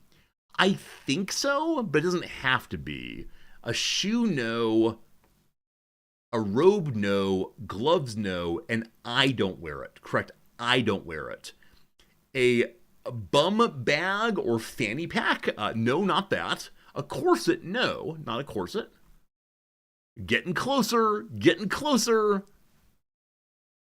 Is it worn to keep warm? It is not worn to keep warm, no. Would it make me look super fly? I don't think that anything I can wear would make it look super fly, but it is fashionable, sure. A girdle, no. A bra, no. Is it one for utility as opposed to comfort? Yeah, it's utility. Is it held? No. Do things fit inside? No, it is not a container. Does it go around the waist? No. Is it an undergarment? No. Is it a watch? I like that, but no. Is it worn for sun protection? No. An apron? Unfortunately not. A medical device? No. Does it have the shape of another object? Not really. Is it suspenders? Hey, Razor, well done on that one. Good job, Razors. It is indeed suspenders. I said it was a tool insofar as it's meant to hold your pants up, but I said it's not primarily a tool. Is that fair? I think that's fair. Friends, suspenders. I've never worn suspenders ever. Ever. I want to, but I think my particular body shape does not work well with them. But who knows? Maybe it would, maybe it would. Good job, team. Suspenders, good all the way. All right. I think I have one more ready to go. Let me go and get it on here. We'll see how this goes. My friends, I have a Wikipedia page before me. What is the Wikipedia page? Any yes/no question you want, and we'll see how it goes. Suspenders are for people who want to show off their chest. Would it burn when exposed to a flame? Unfortunately, yes. Is it a person? No. Does it contain water? If you brought the page up during a best man speech, would it be weird? It depends on who your friends are and how you worked it in, but probably yes. I've discouraged that particular venue for this page here. Is it found on a typical submarine? It's not on submarines, no. Civil rights movement, no. Is it expensive? I suspect so or no, depending on how you look at it. One second. Give me a second here. No, it was not expensive. There you go. Not expensive. A book, no. Can it be read? No. Is it magic cards? No. An abstract concept? No. Is it man-made? No. Is it larger than a dog? Yes. Is it larger than a submarine? No. Is it a tangible thing? In some sense. Is it the Principia Mathematica? It is not the Principia, no. Nor would the Principia mention this kind of thing, unfortunately. So somewhere in size between a dog and a submarine. That is not a huge amount of space, given the size of the universe. Is it living? It is not living. Is it unique? It is unique, yes. Is it an animal product? Sure. Is it a Sears catalog home? I love it, but no. Is it made of metal? No. Is it a small hill? Somewhere in between. Also, what's the place? Many of you know probably. What's the place that's called in various languages hill, or something? Would you find it in a typical home? You would not. Is it a unique animal that's no longer alive? Still, I like that. It is a unique animal that's no longer alive. Absolutely. Is it Tor? No. Is it a scientific study or curiosity? No. Is it the dodo? No. The word doesn't actually mean hill. Wait, really? The hill is not really that? Is it a mammoth? No. Is it Paddington? No. Is it the dog that is a statue? It is not Hotchko, no.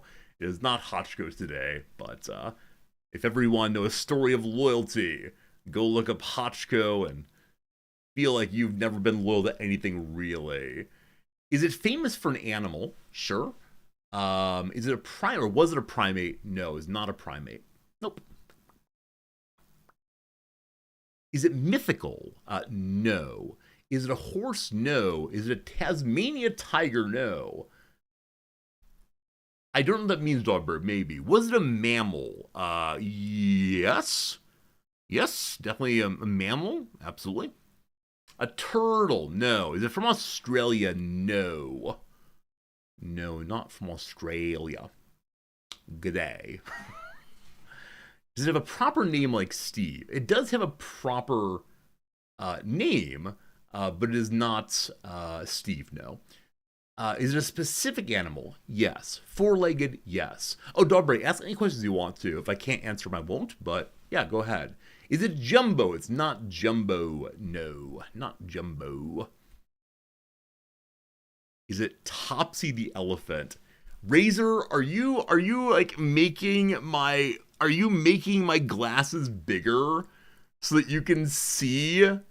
That's your second one in a row today. It is Topsy the elephant. So this was actually mentioned implicitly earlier.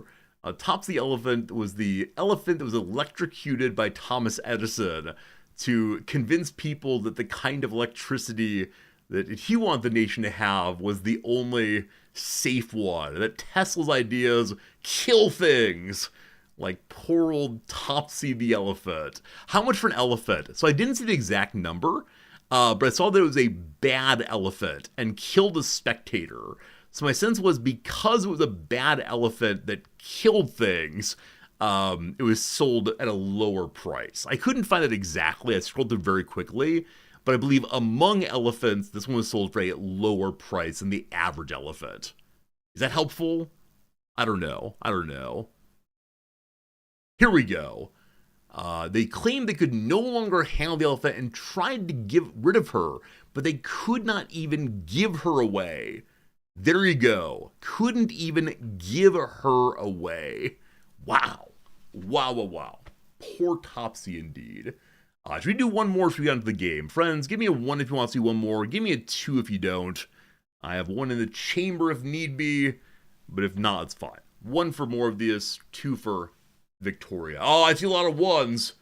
I see a lot of let's not play Victoria today. Let's just endlessly work on this one. Oh, I want to look this up real quick before we go for it, which is, I'm pretty sure the place called like Hill.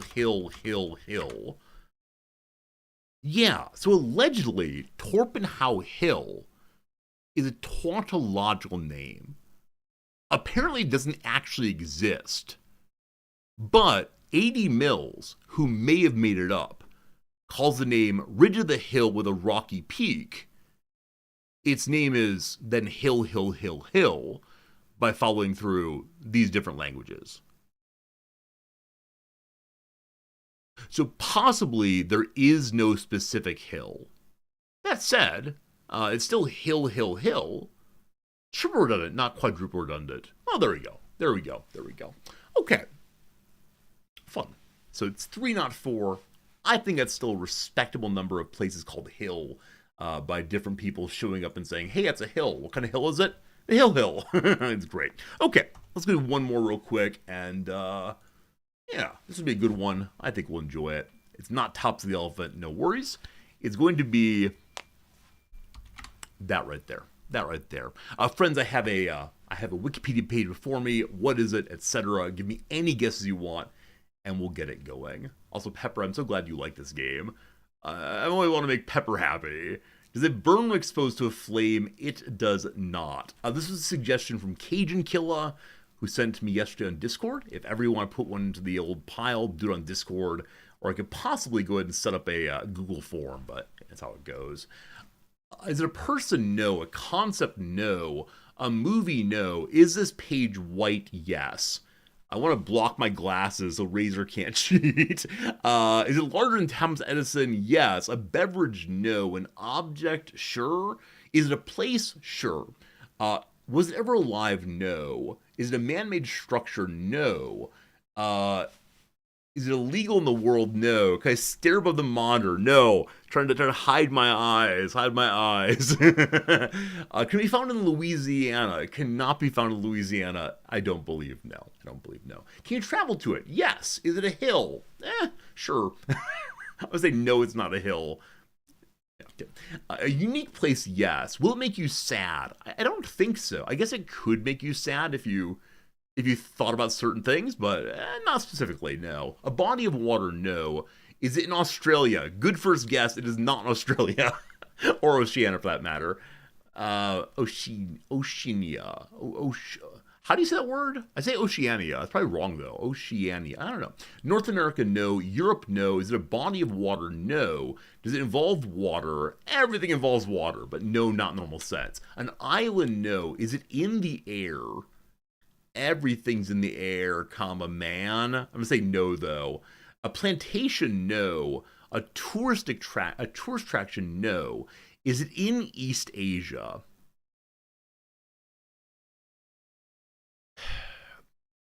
It depends on what you mean by East Asia. I'm going to say no, and we'll talk about it afterwards. Is it El Capitan? No. Is it McMurdo Station? No. Is it famous for being the location of battle? No. Is it in Southeast Asia? No. Is it in Asia? Yes. It is in Asia, yes. It's not Southeast. It's not East. Is it in Central Asia? I'm more comfortable with that, yes. The Pacific Ocean, no. Is it Mongolia? It's not Mongolia, no. Is it on the map of CK3? I think so.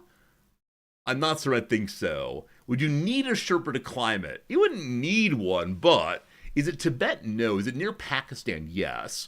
Is it a high altitude? Yes. Is it Japanese? No. Is it the grave of Genghis Khan? No. Is it a mountain? It is a mountain. Is it a country? No. Is it Mount Everest? Dr. Possible, need more time between your guesses, but no, it's not Mount Everest. Is it in Nepal? No. Is it K2? Yes. Good job, team. Good job, team. It is K2, the second highest mountain on Earth. You got it. You got K2. Let's look at K2. Wow. This is from Broad Peak Base Camp. And there's still so much more climbing to do. When I was very young, this kind of thing really appealed to me. But at this point, absolutely not. I just don't see the point other than that it's there. But I don't know.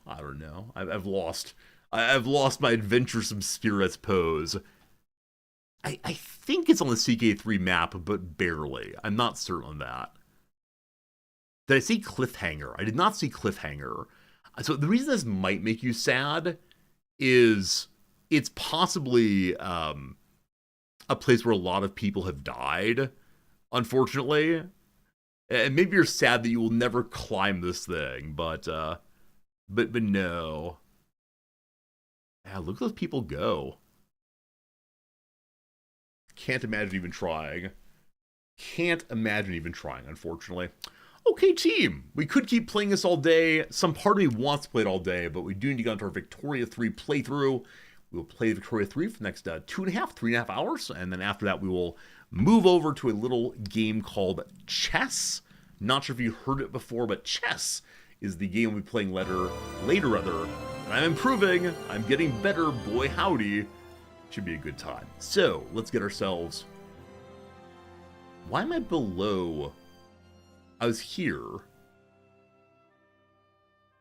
I feel like something is moving my camera consistently. Why? Is it a ghost of the machine, comma man? Sorry, I'm in the mode of comma man today. I'm not sure why that is.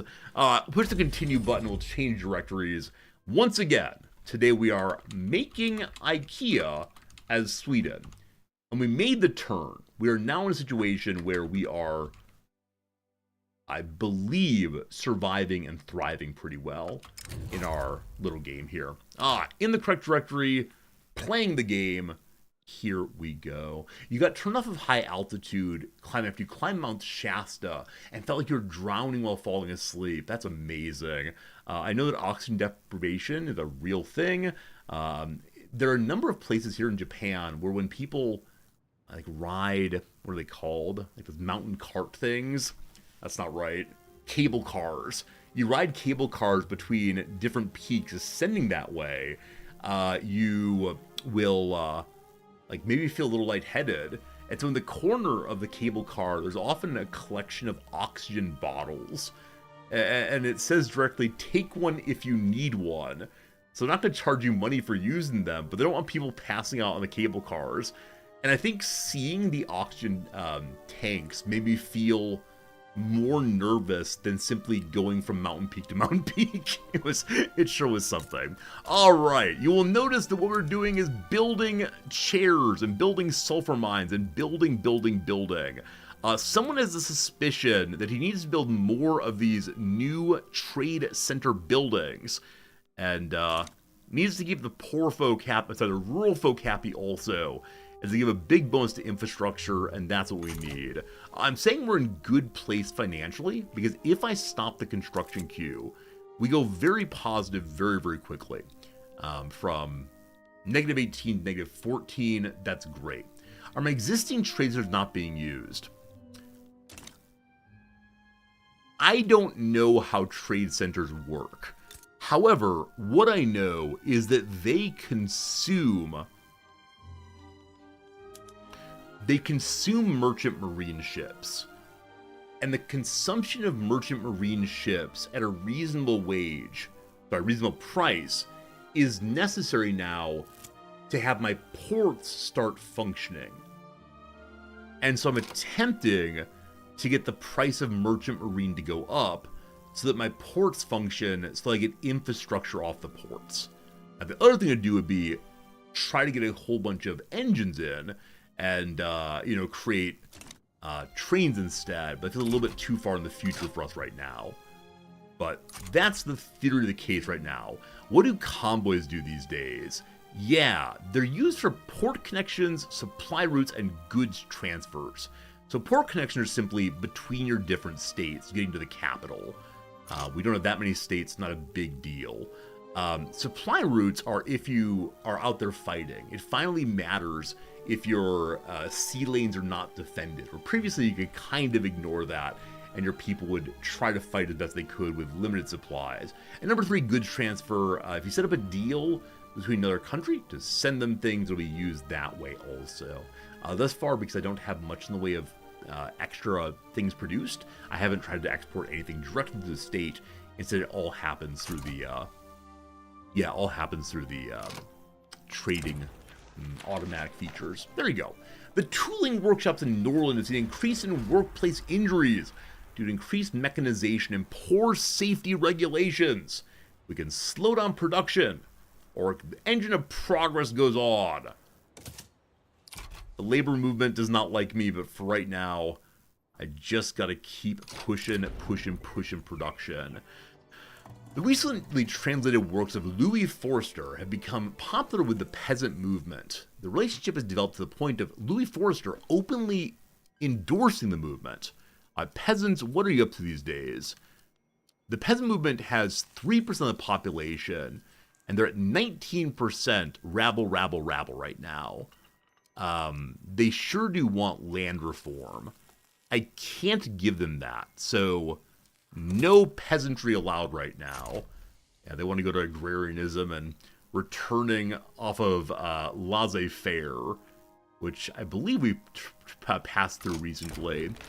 A bookkeeper in the government administration employed by the Anti-Russian League has engaged themselves in bribery. So the Anti-Russian League is currently +3 appeasement. I cannot have us going endlessly against Russia, though. They're simply too strong. So we'll keep them in check. They're still +2 appeasement, and that's just fine for me. Largest political movement right now is the liberal movement. Gosh, we're working on it. We are liberalizing right now by lowering our racial troubles, our racism, I guess we'll call it. Long march on that one, but gosh, we're working on it. Trying to raise standard of living in all of these places. The troubles, lack of infrastructure, lack of ability to get people the goods they need. We're trying to give them more and more jobs as well. But slow going, definitely slow going. Especially when we're trying to save some more money here.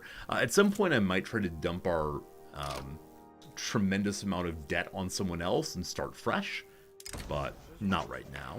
An influential faction in the intelligentsia has grown frustrated that their co-members of neutrality on the topic of racial segregation. They're in favor of the law. They're going to pass off to a different faction to pass the law. So we could say the intelligentsia become less popular get this thing passed through, or the PB wants those people, there we go, on their side. PB is already very strong. Intelligentsia is not so strong. We could push the Intelligentsia out of being a major party, but I want their buff to migration attraction. So we're going to say, let's harm them out so much.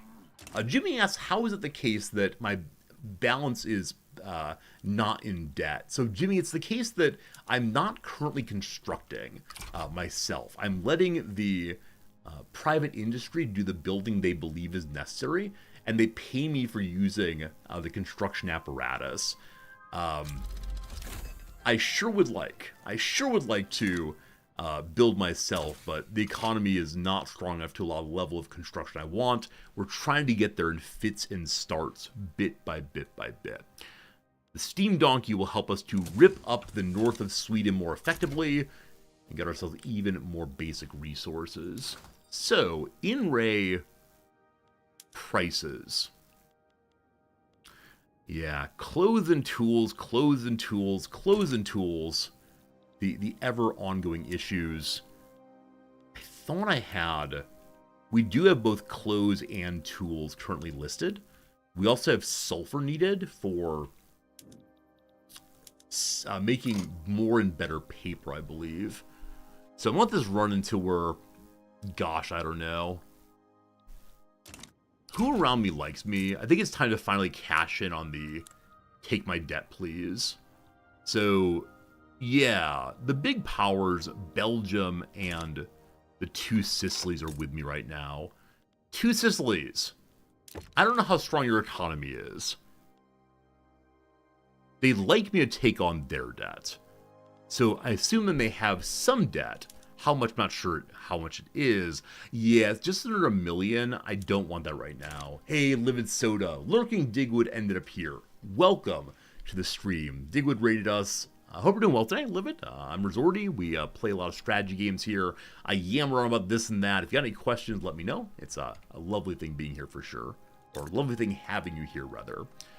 Belgium, how you doing? You love me also. We are genial people. Are you interested in taking on my debt? Negative 100 also, but they themselves do not have any current debt issues. I will give you an obligation. I will help you in any way you want, Belgium. Actually, Belgium is the rival of Netherlands. Great Britain is opposed to Russia, which I need very much. I need them to defend us if possible. The French also hate Russia. France is protective of me. Great Britain is also. Which of them currently has a stronger economy? 55 million for Great Britain, where France is 43 million. Who's number one these days? China and the East India Company. Wow, man, China is rocking and rolling. Nearly 100 million for the first time here. Crazy. Crazy. Great Britain is stronger currently. May we make a deal? They might take a defensive pact immediately. I would like that very much. Taking on debt, they're pretty opposed to. They'd like to give me military assistance. Or maybe they want to give me military assistance. That'd be good. They sure do want investment rights or for me to join their power block. No. Let's go ahead and say a defensive pact is great. That's something that we both want equally, no problems. Now here come the slightly harder elements. I will not put tariffs on the things you care about. Tea, coffee, you only do one at a time.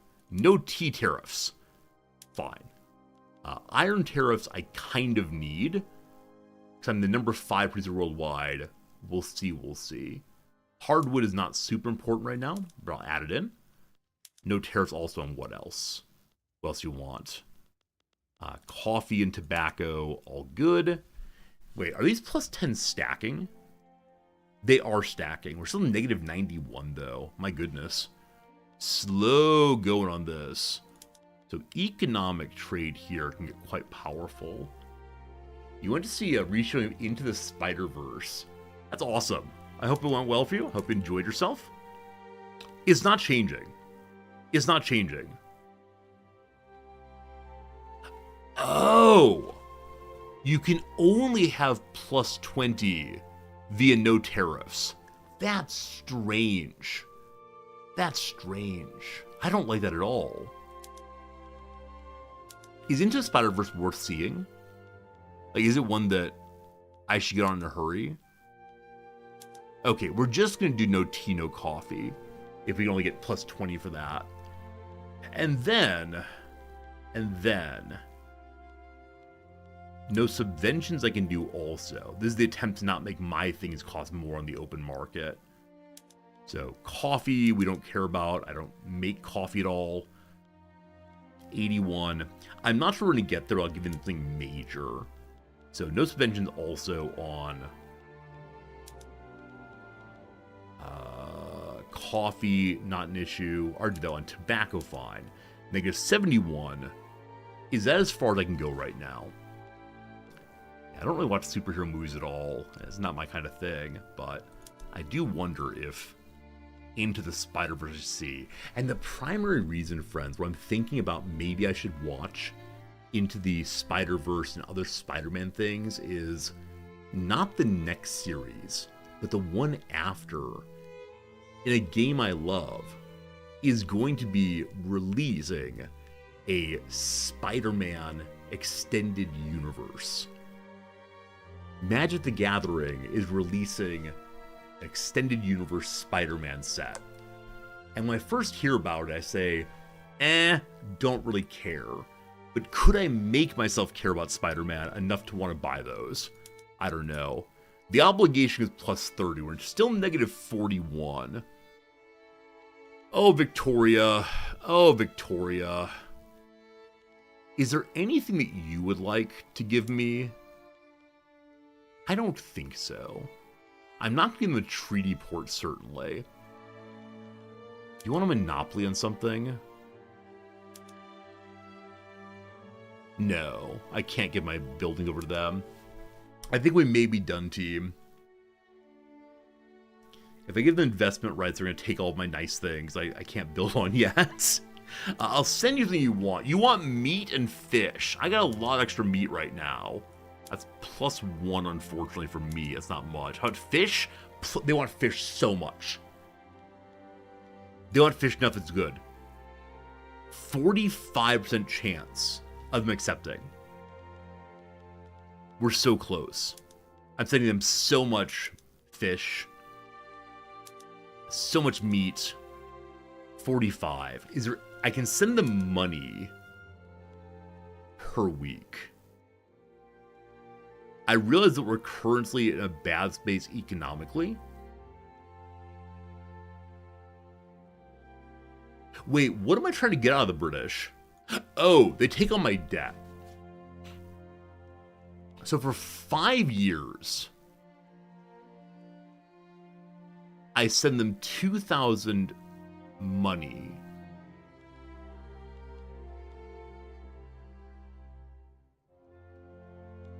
At what point? Why can't I add it? At what point? Okay, this is to get rid of the debt, though. So sending them money back after the debt seems very silly. So the last few times we've gone for 45% or so, it's not been good. Not been good. Okay. I won't colonize anything. Okay, I can't do I won't colonize because why? I'm not able to colonize anything nearby. It's all closed off. Okay. I think we got to push the button. Maybe you can't give them money if you're asking for debt repayment. It's a coin flip. It's a coin flip. Fingers crossed. Come on, Britain. The Swedish-British... The Swedish-British Association is formed as a result of Great Britain providing military assistance to our country. Alright, the PB and the trade unions want the British to be closer. The Stockholm Agreement is coming to force. They took all of my debts. We don't make interest payments anymore. Why is the economy slid down? Because I'm sending them money every week. How much do I send them each week again? Or maybe I'm not. I wonder if they were importing or exporting, and my ridiculous generosity on treaties harmed us. Okay. Plus 8,000. This is wonderful. Also, the PB have now given us lower interest rates if we go negative again. Okay. So, as positive, we can turn our consumption back on. That will make us go negative. But look, we're getting gold reserves saved up. I can't lower taxes. But great. Let's go check our economy and see if there are any items it'd be good to put tariffs on. So currently on coal, we're losing money on tariffs. If we encourage it to instead be imported, we get more money via tariffs. Awesome. Liquor is doing nothing. So this is me making people's lives a little bit worse, charging them more money as our basic people.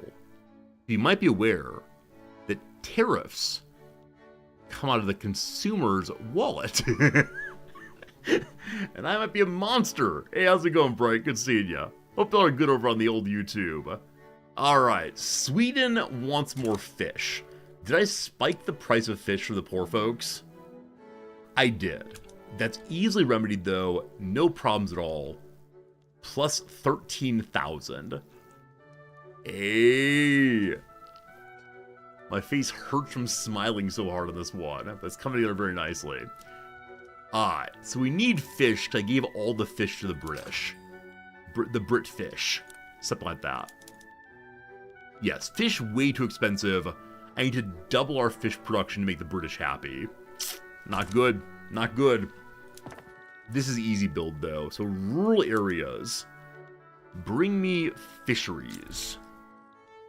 Racial segregation. That's a... We don't hate the people that need to stay away from us. Is more likely to go through. 58% chance. Nice. Wait, did I miss fishing? Oh no. Oh no. Wait, we're in the wrong area. It's rural. We're good, we're good. Fishing wharves, there we go. So we have a bunch more of these. The highest earnings would be taking them from Western Norway, where they have a bunch of infrastructure still available.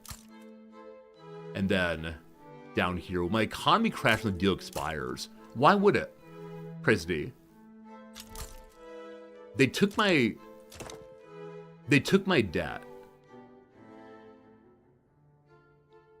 I don't think I'm getting money from them for anything. Oh, too many fish. Then I can become the world's greatest exporter of fish, and maybe I can give more fish to the British for something else. I love that sentence, though. Won't you have too many fish? We love it, we love it, we love it. There is no such thing as too many fish. Also, the private market is building up fish for me. Yeah, we'll be absolutely swimming in fish, and it'll be wonderful. Swimming with the fishes, maybe. That said, if I can get my economy to work for 5 years, we should have substantial enough gold reserves to weather some bad times. Do we turn it on? Oh boy, here we go. How bad does swing go? Only negative 21,000. Okay, not nearly as bad as I worried it would be. The furniture manufacturing is kind of silly. I should not be doing that first by any means. We'll kick a few of the fishing wharfs to the top. And then we'll kick to the top also a couple of trade centers. Okay. Trade centers very, very fast. I kind of want to knock out all of them and trust the ability to figure out how the economy works. Improve the economy gradually. Does the government pay for goods transfer part of a treaty? I mean, I know that they use the convoys, but past I'm not quite sure what's going on. We're no longer improving relationship with two Sicilies because it's as good as it possibly could be. Lots of bird mana again. France, how you doing? You amicable? GB is friendly. Alright, gotta make the British like us again. So... we can't. Already too high, unfortunately. The US doesn't like... wait, the US doesn't like Britain. Oh my goodness, I mentioned maybe the US didn't like me. They immediately began trying to improve relations with me. Why is that? Also, who's the president these days? Haven't checked in a bit. The president is Oliver Lockwood, a Democrat from the Yankee culture. Still have legacy slavery. It's only 1857. We'll see what comes of it. Racial segregation. Up to 74% chance of success next time. Also, mechanized workshops are now ready. So better economy of scale for building in the same place. But all these things require more tools than I have. Which is why more tool shops are in the pile somewhere here. I kind of sort of wonder always, should I make more construction sectors? Okay, just real quick. We don't know about steel frame buildings yet. If we did, the price of fabric collapses, the price of wood collapses, glass goes really high, iron collapses, explosives go up, tools go up, steel goes up. All things we have to work on. To save fabric, we have to have more clothes making. To save wood, we need to make more chairs. Glass, we haven't made it all yet. Iron, we turn into steel. Explosives, we just need to start making tools, tools, tools. Endlessly tools, endlessly tools.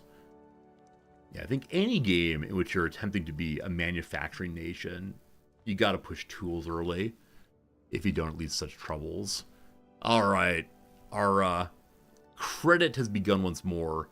I'm going to finish these two buildings, and then we'll stop constructing. We're keeping our credit card to a level that we are able to pay off, and that seems like a good thing. So, last one here, and then we pause the economy for a bit. I do wonder if I just made more fabric would be good, or, you know, tools. As always. As always, tools. Construction efficiency is low in eastern Norway, because in Norway the trade unions hate the state, unfortunately. Or maybe we hate the state, our unionists here. 4 weeks to go. Yeah, I think if one's building more slowly, it doesn't have tons and tons of lines here, it leads to months going by and very little getting done, unfortunately. We're waiting for the king's assent to pass this thing. And then we're going to say, hooray, liberalization. And I'm actually curious, is the heir of our nation intelligentsia also? He is, thank goodness. So because of that, we can keep the intelligentsia in government, even if they're not voted in. Though soon they might be a minor party, which I actually don't want. I'm not sure how they fell away so strongly, other than losing elections. And their leader is deeply disliked. Wilhelm Eck.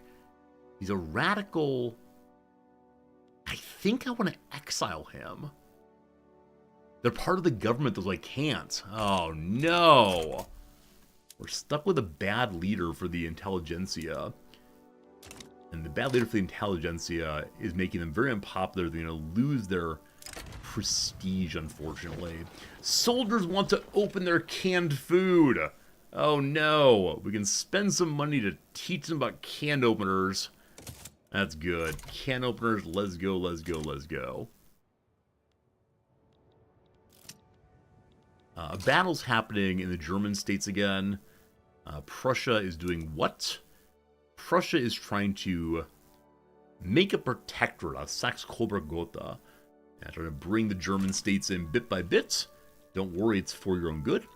Contentious topics. An event organized by the Redactle movement transformed into a brawl as opponents of the movement infiltrated the crowd. When the police arrived, no participant was willing to give a consistent statement. Conflicting stories. We can throw everyone into jail, upsetting the liberal industrialists, or charge the event's organizers. This makes the radical movement less interested, and the industrialists really hate it. Alright, everyone goes to the jail for a bit. That's a event with no positive outcome. The influx of foreign investment from Brazil has aroused fears from the nationalist groups. The rural folk, ever wary of foreign subversion, have begun lobbying against Brazilian interests. Brazil is not investing in us. We're investing in Brazil. I think it's a one-way relationship. Whichever way, the rural folk are confused and scared. They build all their factories from cardboard and lead chips, and their steel is fit only from razor blades, and even then if you use them, they're liable to give you bruises. The circle of men at the table roared with laughter.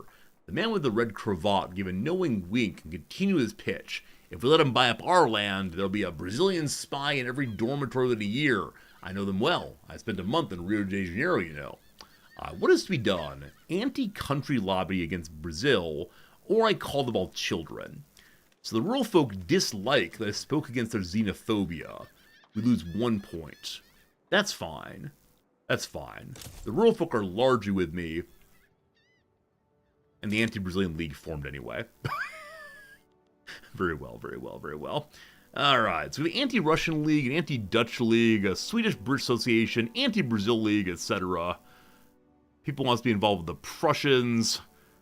There's a lot going on. A lot going on in these movements, but good to know people are excited about what we're doing. Prosperity is falling off on the metal consortium. Why is that? Why is that? Okay, so it looks like the lead mines aren't working at all, right? The lead mine that's not working is because we're not making glass, I believe. We'd like to have that. Obviously, as building more iron mines will help also. We got to keep their prosperity high because it gives us a bonus to steel mills when we get there.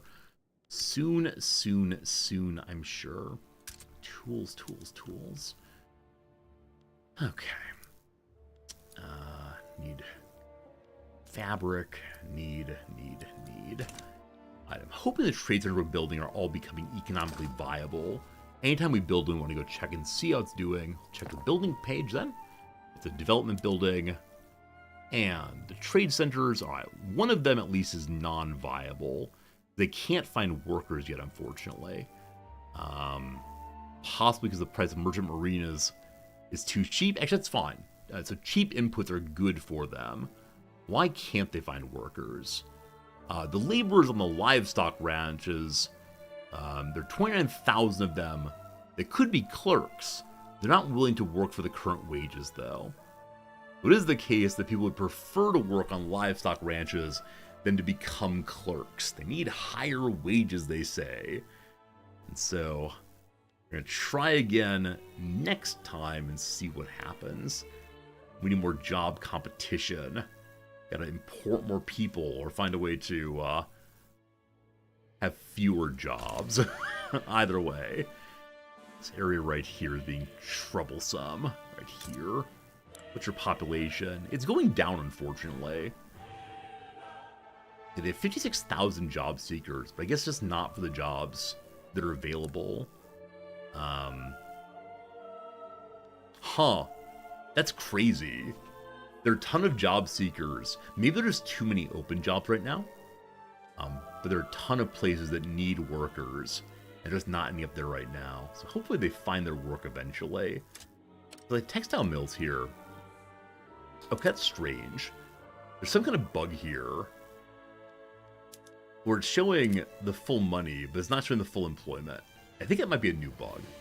Anyway, the price of clothes is still very expensive, and we also need the price of price of fabric to come down. But I believe we may be out of arable land entirely. If no arable land, we just can't build any more livestock ranches here. We could build them in Brazil, though. That is the desired outcome here. Goatland actually has a whole bunch more open land. But unfortunately, it has very low population. People in Western Norway are willing to work for us.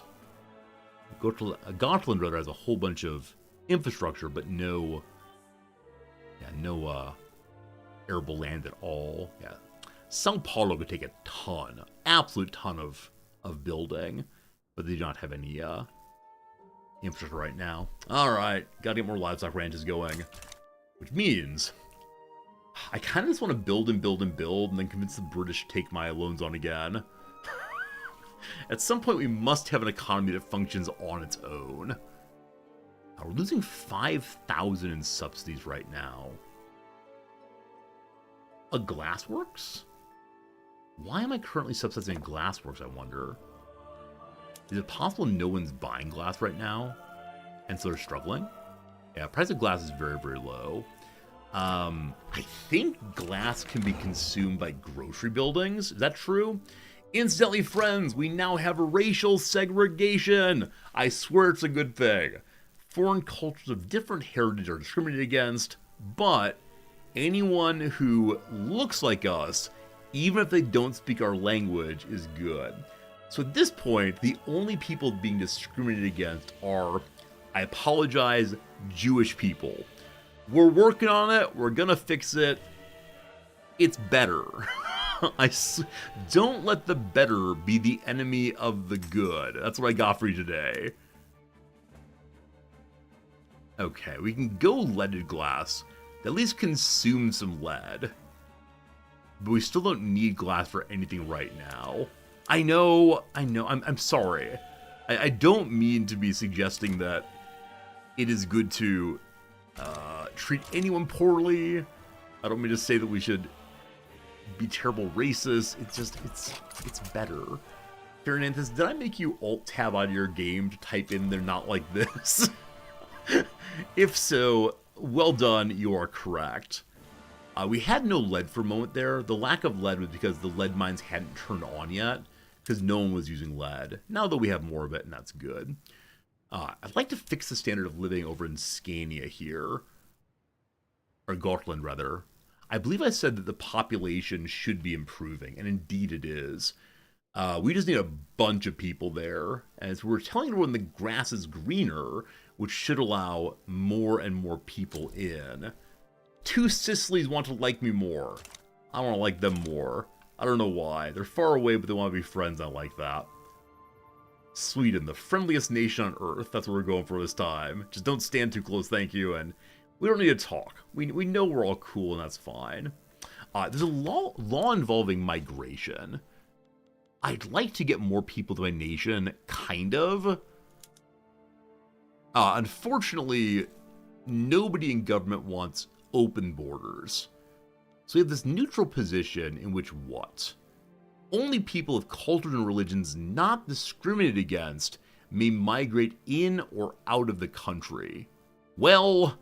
We're pretty discriminatory right now still. Unfortunately. Maybe try laissez-faire again. Oh, good call. I forgot we tried that and it fell apart. Unfortunately, it's not desired by the current government.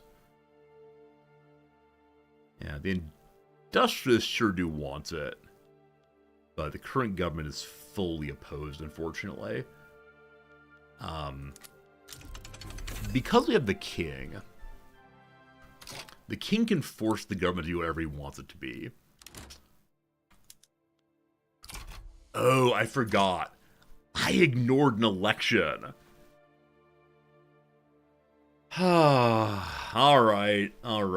If I bring the industrial to power, the government drops to 0 legitimacy. And that's because, unfortunately, they won almost no votes last election. I probably can't do this. The king needs to keep his power. For now, though, friends, an ad break is coming. We're going to take 3 minutes of relaxing crossword time, we'll call it. Knock out a quick Thursday puzzle, and then we will get back to our game after the ads. I thank you for hanging out. As you know, this content takes money to make, and so the ads support that well. It's the only way that the internet functions these days. Rabble. Whichever way. Thank you for supporting the channel. Whatever way you do, hanging out's very cool too. Alright, one across is muggy. Humid, possibly. MasterCard alternative casually. Maybe Amex? We'll see. 180-degree maneuver. How about a U-turn? Like the seat of a chair that's just been vacated. I'm not sure I like the feeling, but it is warm. Assume control of a situation. Like, take over, maybe? Let's see. Overday accommodations, some multi-day hikes. They're huts. Apparently, to get a hiking hut on top of Mount Fuji, you have to plan months and even years in advance because it's such a thing to do to sleep overnight on the top of Mount Fuji and get up at 3 a.m. to watch the sunrise from there. And so, I don't know. The Emperor of All Maladies, author Siddhartha. Gosh, is it Mukherjee, I believe? Is that right? Let's see. Be quite a hard, man. I'm sorry, I don't remember how to say it. Spell his name. Rage is ire. Party leadership once chaired by Howard Dean, the Democratic National Convention, or Committee rather. Cognizant of, is aware. NASA's Curiosity is one. It's a Mars rover. I believe, unfortunately, the Mars rover no longer sings happy birthday to itself, and it no longer makes posts on the Twitter. It's very sad. It logically follows that it's Ergo, Marvel comic group that includes Cyclops and Storm. It's the X people. Take charge. Illegal firework. Illegal firework is arson. That's great. Pencil parts often pink is the eraser. That's with an A, of course. Eraser. Eraser. There we go. More achy. Sorer, possibly. Competitor of Essie and Sally Hansen is OPI. Fast and Furious, for example. I don't know at all. Virologist Jonas, who developed the first successful polio vaccine, is Sulk. One-eyed Norse god is Odin. Green morsels in Mater Paneer are peas. Stevie Wonder's Blank She Lovely. Isn't She Lovely? Drag on a road trip. Drag on a road trip. So, needing to stop and pee. The long roads. Hospital area for critically ill patients. What's it called? ICU. There we go. Fast and Furious. I have no idea.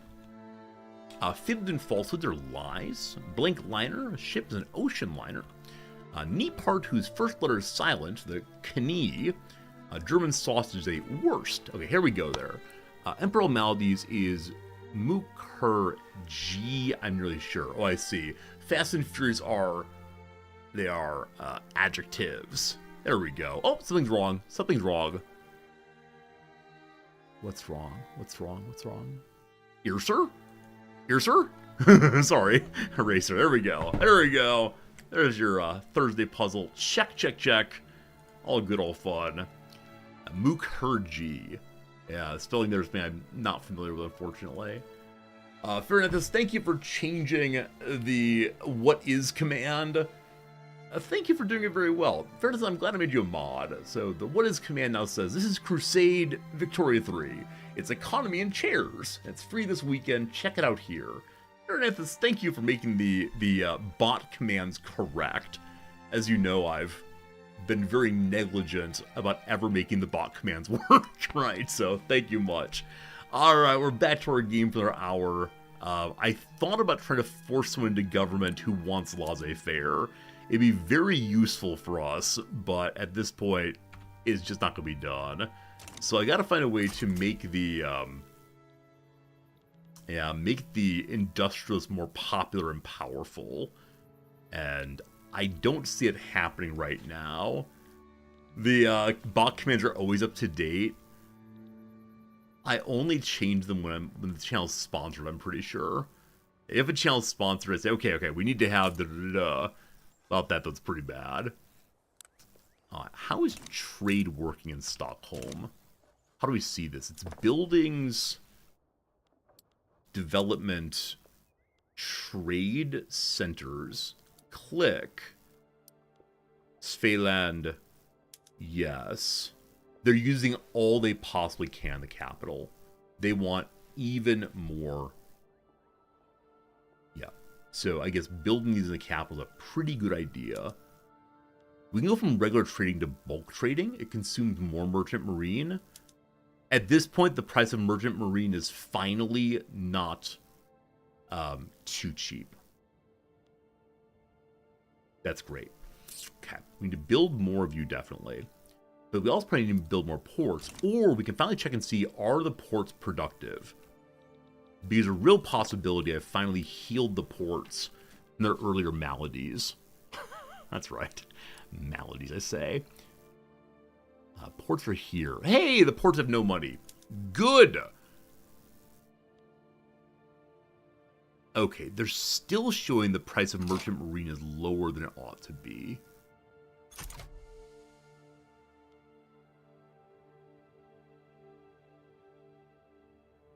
Do ports give Merchant Marine only to their own territory? No, price is going up. Okay. Looks like Denmark, is that right? Denmark's getting involved in something? Yes, Denmark is attempting to do what? Reduce the autonomy of Schleswig, sure. Where Schleswig would like very much to take over Holstein, which is up towards Denmarkian territory. This is a question of a subordinate wanting to be more autonomous and the leader saying no. I don't want to get involved in Denmarkian affairs. Thus far, they don't like me very much. And they're engaged in the French market, which are actually like diplomatic stamps with Ray, France. Okay, so the nation trying to become more autonomous is actually personally unioned them. The king is the ruler of both, but yeah, they've joined the market of France. I've got plenty of bird mana. I guess I can try to make things nicer for them, but I don't plan to take them over. I want them to buy my chairs. The goal of the playthrough is everyone buys my chairs. All I want. Lead's gotten pricey again. What's new? Finland has not yet been fully integrated. Okay. So they're in the area where they could be fully integrated, unfortunately. We were hoping earlier to get Finland into us by guaranteeing its freedom. But Scandinavia will probably not happen unless like Russia attacks me and I can get Britain to help defend me, and then it'll be a big old war. The origin of World War I is my greed for Finland. But, you know, we'll see how it goes. All right. Desire for more tools. What's the price of iron right now? Price of iron here is quite not super low, but kind of low. Explosives. I'm not making any. I don't know why I'm seeing the price of explosives here. Merchant Marine is still very cheap. Okay. Is it the case that Merchant Marine can only be consumed at one's own trade center? No, it's throughout the market. It's throughout the market, it looks like. So just making more trade centers will help with the price of Merchant Marine, will help with the infrastructure overall, etc. So we unpause once more now that we have, how much here? 500,000 gold reserves. Is me or them? Wilhelm Elk, the leader of the ruling intelligentsia, has had enough of compromise with his coalition partners. He has demanded that either his collaborators follow his orders or the intelligentsia will never prove their change. I mean, I want him to go away. He's very unpopular. That's ridiculous. He becomes even less popular. Or the intelligentsia will be the leading force. I can throw them out of government and then get rid of him. Okay. You're ridiculous, number one. Number two, I want the intelligentsia in power. However, I need them not to fall off and be a non-major party. Landowners dropping off, fine. Probably landowners drop off, trade unions come in at some point here. So to the government. If we throw out the intelligentsia, we become unacceptable. If I add in everyone, including the tree people, but no industrialists, we go higher. And I guess for right now, I'm fine with everyone being in power. If I add in the industrialists, what happens? It gets real bad. The industrialists can never be in power right now. Okay, no farmers involved, we drop off by one. But no, I think I'm okay with this. Okay, the intelligentsia have lost 1 point. So we're going to lose migration attraction. The industrials are still cool, though. And the trade unions, they're coming. They're coming. So now that they're out of power, I can exile you, correct? Okay. Nobody likes this. Rabble, rabble, rabble. But I need a better leader. Their leader is now an... Oh, that's the fellow we kicked out. Sorry, he's a radical somewhere else. Okay. The leader of Intelligentsia is... whom? Fabian von Platzen. He's a market liberal. Woo! That's exactly what I needed. Alright, so the Intelligentsia are with us now in our attempt to reform the market. Cat. Do I put the Intelligentsia back in government and throw out everyone else?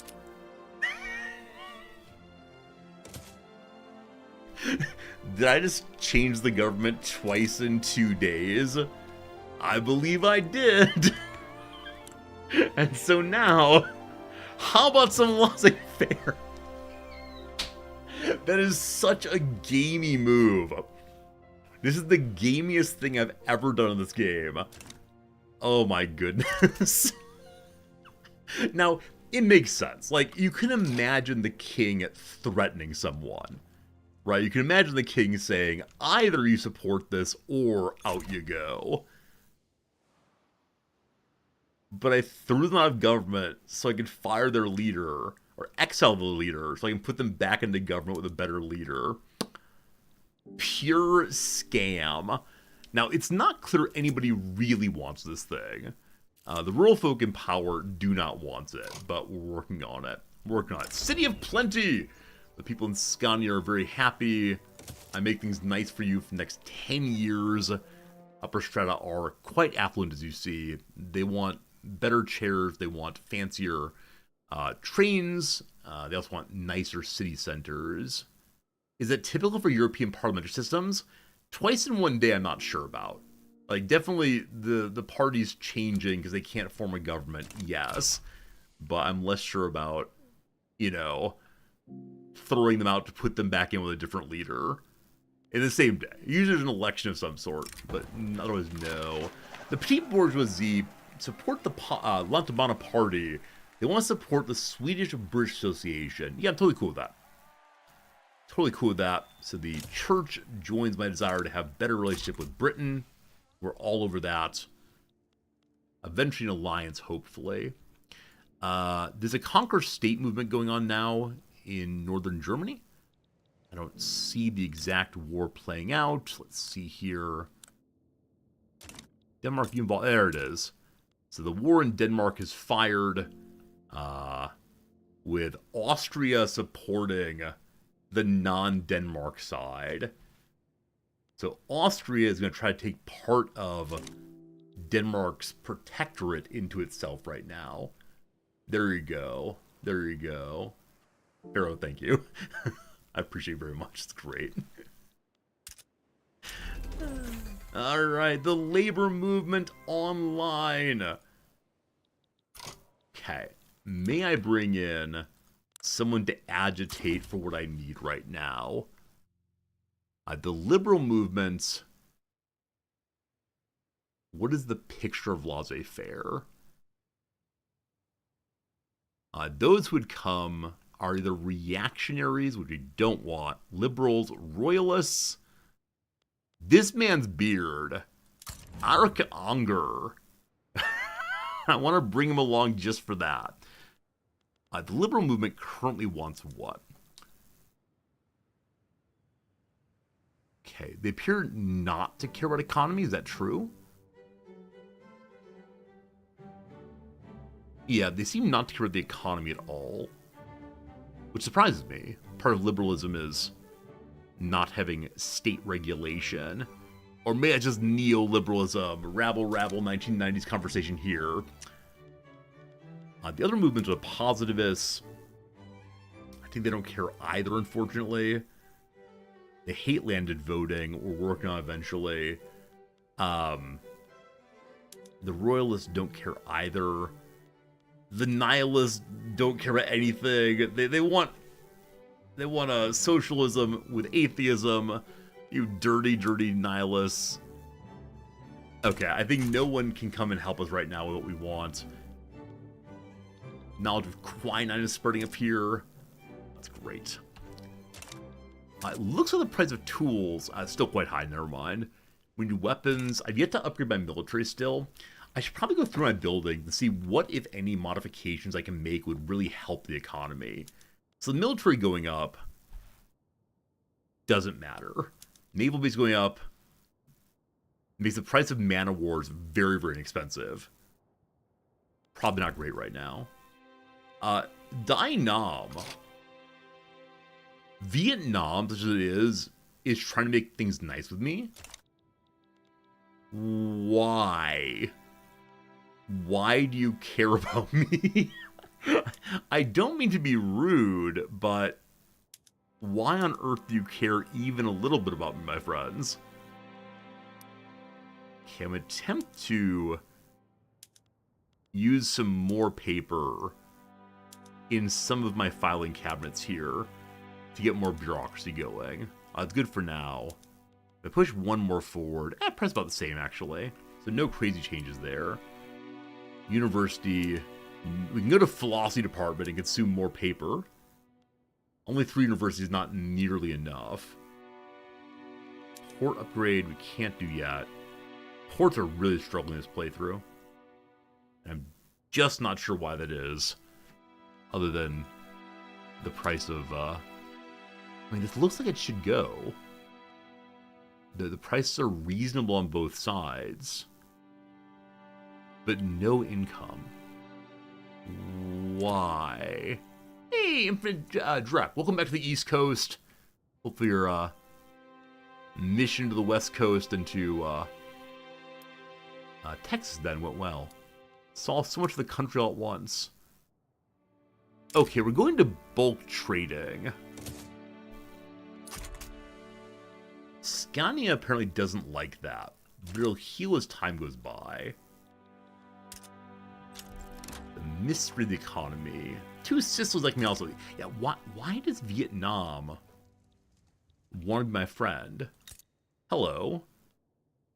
They have a rivalry with Siam. Is this one of those cases where the game prefers to do things with the player? Hello. Because they want my chairs. Friends, they are desperate for an IKEA. Will this be the first IKEA we create? What's cheap for you all? Fabric. Hello, Vietnam. Good morning, Vietnam. I'm not going to guarantee your independence by any means. Okay, so I will send you... Okay. They don't show chairs there. Fabric I would like very, very much. So they're all about sending me 281 fabric a week for a very long time. Will you do 10 years? Maybe. Hey, Feta Fist, what's a good country for a first playthrough of the game? So Feta, as the game begins, there's a choice you can make of what kind of game you want to have, economic, military, or otherwise. And the suggestions they give there, especially the first suggestion, are all very, very good. So the question is, what do you want to play as? I enjoy the econ side of the game more than the military side. So, I mean, the Sweden start is not half bad to learn how the economy works. It can be really fun, though, to play as a nation that's big with lots of possible places to expand. That's say, you get to play as the US, and you can build and build and build, and your economy's crazy when you start already. And you got a civil war to worry about. You got the question of what to do with the West. That's fun. I liked Mexico also. Like, Mexico's a really fun play just to see what it is to have a large power wanting to bully you some. It's military and econ together. For that one, I encourage you to go say hello to the Russians and be friendly there if you can. But no, I think that, yeah, any of the starts that the game encourages you to play while learning different ways to play the game are fine, in my view. So why can't I give them chairs? Are we not making enough chairs for our own location? We're making a lot of chairs.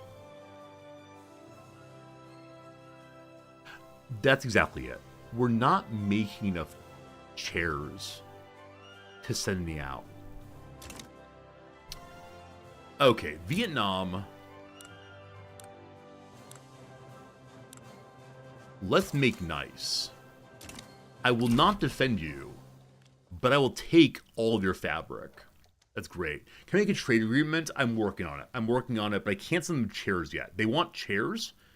And unfortunately, due to roleplay reasons, no matter what else they want, I'll be sending them chairs. Like, exclamation point, this is a chair playthrough. You want to play the game, it's a bit intimidating. Fetafist, like every Paradox game, you will figure it out. You just need to give it time. Just take some time. Insert Jimmy Meets World here. Jimmy Meets World? Jimmy Eats World, sorry. Yeah, so definitely the case this is a game that rewards patience. I think probably more than any other Paradox game, patience is a core virtue here. I think it's the case that patience is a virtue in most of the Paradox games, but this one really insincerely. If you try to rush into doing too much at once, you will find yourself deep in debt. Actually, expect that. Expect on your very first playthrough, you're going to crash your economy. It just happens. But yeah, if you have any questions on what to play, how to make it work, let us know. I'm happy to support new players. It's all good. It's all good for sure. This is a chair playthrough. So it is. IKEA all the way. I guess I can look on the world market and see who's trying to compete with me in terms of making chairs. Can that be seen? Let's see. If I choose chairs as the good, you go to the Swedish market. World market on chairs. So who is the #1 producer of chairs? I'm not significant. China, Austria, and Great Britain. How will we ever catch up with China? Chair stream? I guess I can sit down for the stream. Hello, everyone. Alright. We're getting close to 10th here. Close to 10th here. We're working on it. Hopefully. They also have bentwood furniture. What's that? I haven't learned how these prestige items are made yet. A good's prestigious and superior quality. They're produced by companies with high prosperity. Bentwood. Bentwood. Death of a king. Oscar I is no more. He had an illness, namely kidney problems, that became worse and worse, leading to paralysis and to death. Charles Bernadotte has ascended to the Swedish throne as Charles the 15th, King of Sweden and gosh, Norway too. His reign is hoped by many to hail a new era of reform. They do the standard touching and oiling and saying the magic words, and suddenly God says, yes, you're in charge. So he is a utilitarian intelligentsia member. He will do what needs to get done to get things through. Utilitarian in particular means he really wants school for the children. He really wants better schools. He really wants women to go free. He's strongly opposed to slavery fine. And he wants proportional or graduated taxation. The man is interested in moves in the direction of freedom. In the process of education at Scania University, Fabian von Plotten's son, that's the intelligentsia's son, has been espousing sentiments that echo those incurred by Otto Rosgren supporters. The armed forces. The boy of the intelligentsia is going to war. Well, actually, the professor talked about the most fascinating class today. As he talked on, seemingly oblivious, von Plotten's fists clenched tighter and tighter under the dinner table. Families... It's a strange thing. This, minor domestic drama becomes a moment of crisis for the state. Families must respect one another. Von Plotten is a problematic child, makes him less popular. or knock some sense into the boy, our head of the intelligentsia becomes cruel. He's never going to be the king, so we're going to say no on that one. Let's be respectful, I suppose. Laissez-faire is now dropped to 0 chance of going through. Yeah, it's not going to happen, team. We'll keep it running for a while, because I have nothing else government-wise I want to work on, but... Yep. Legislative failure. We start from the top with a 5% chance of going through.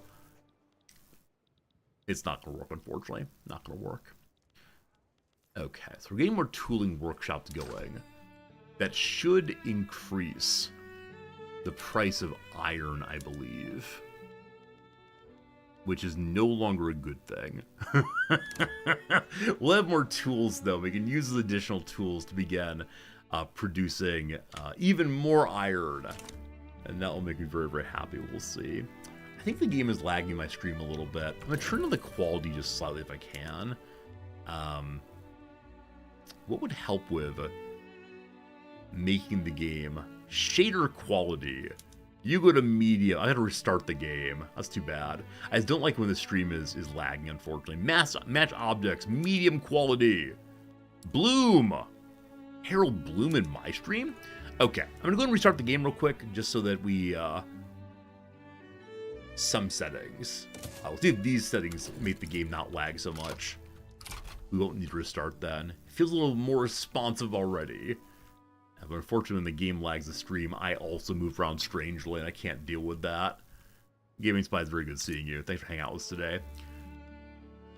Okay, what do I want to remedy in the market today? Fruit's been expensive since the start of the playthrough. I just can't get fruit to be a reasonable price. Engines are not needed yet. Clothes have spiked in value in a big, big way. Are people buying up my clothes? Thank you, Steel. Time to check out who is buying my clothes.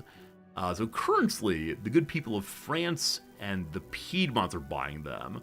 We go very aggressive on... Wait, are we importing them from there? One second. This is import. Okay, I apologize. We're buying clothes from elsewhere. We're going to raise tariffs on buying them until we have more for ourselves. Even more buttons than ever before. Not a fan of so many buttons. I mean, it's the joy of the game. Eventually you learn how all the buttons work, and then everything is wonderful. That sulfur is going to be so useful. Cannot wait to see it for better paper. Lowering paper prices will save us... will allow us to make more bureaucracy buildings without going over price on that. The bigger one, of course, is just getting the price of fabric and tools down, so... Hey! The labor union has joined the world of influence. With 5% support of the world's clout, they are here, and they're not terribly happy, the unionists. So they've lowered construction efficiency because rabble, no good. It seems like the people in charge want us to shut up and do what we're told, rather than think for ourselves. Let's see how they like it if we actually apply that philosophy to our unskilled labor. So slowing down state construction efficiency. I sure would like them to get happy enough to stop that. So we have to get plus 4 points on them, plus 5 points. The leader of the labor movement here is Orf Stahlhammer. I mean, like, Steelhammer? I want to very much. He's a Republican. He wants to smash the monarchy. I mean, boss, I understand, boss, that we need to eventually get rid of the monarchy. But at this point, I need you to work on other important trade union issues. The question of the constitutional monarch is not relevant to your charge. So I could exile him in 4 years. Or we can just accept that he's going to be a bit of a problem. Luckily, the group themselves are proletarian, populist, egalitarian, anti-slavery. In the proletarians, they're a little against laissez-faire economics. Understandably. I just need that to help the state right now. It's a transitional state. Haven't you read your Marx? we can't jump directly from our debt peonage right up to the final stage of communism. We need a brief moment in awkward capitalism to learn what it is to have economic freedom, and then we find genuine freedom. Transitional states are necessary. Don't skip the arc of history, my friends. Our game's still lagging a little bit. I'm going to go ahead and do these 2 events, and then we'll go ahead and pause the game, restart the game. I'll get some coffee, and we'll play some more. The intelligentsia want amnesty for their dissidents abroad. They want Wilhelm Eck to come back. We've long since had the sense that the actions of past administrations have no bearing on the essential nature of the Swedish nation. With this principle in mind, we ask that you grant forgiveness to certain figures who have been exiled overseas in the past and put these actions behind us once and for all. I don't even remember why I exiled him, other than that he didn't support some policy I needed to get through. Probably not a good reason for exiling anyone. So, we bring him back home, and the intelligentsia gets happier. Or, we keep him out for -3. The intelligentsia are really quite happy already. They're 10 points above where we need them to be. But you know what? Sure, Wilhelm Eck comes home. He doesn't take over the intelligentsia, correct? Yeah, Fabian von Platen still has that with his ridiculous pipe going. My other message is time for an election. So, yes, once again, the people in general are trying to get the conservative Army, Church of Sweden, a lowercase s there. Striking that there's still a typo bug. I can't imagine Paradox still having any kind of bug in their game at this late stage. Church of lowercase s Sweden, the landowners, and the petite bourgeoisie, also lowercase b there, all are interested in winning big. The intelligentsia are majorly out of favor. Industrialists are not doing terribly well. The Farmers League is not doing terribly well. You will recall that last time this party won, and I had the king ignore the election. Like, obviously we need to move off of landed voting. The conservatives are pulling it off because they're the ones with the land. Let's make that change soon enough. We could try to launch that law change before the election goes through. But currently, it looks like there's no... Wait 1 second. Okay. There's interest in census suffrage at least. Literate men get a vote instead. The make-up set... Wait. All of the major movements except for the positivists. Come on, positivism, you believe in literacy. It's better than simply having land. Intelligence move you through. Okay, this we want to go to then, if possible. So yeah, before the election happens, I'm abandoning my current push for a law. Laissez-faire someday, but not right now. If I change the electoral law mid-election, who does the voting? Is it what happens by election day, possibly? Possibly. It's not going to get through that fast, though, unfortunately. This keeps happening. I have like a last-minute panic change to the government. Wait, we could get universal suffrage. No one would launch a civil war over it. The landowners are very unhappy. They're a minor power almost, so I'm fine with their fury.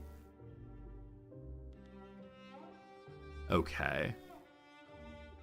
It'll lead to more loyalists and more radicalization for the positivists.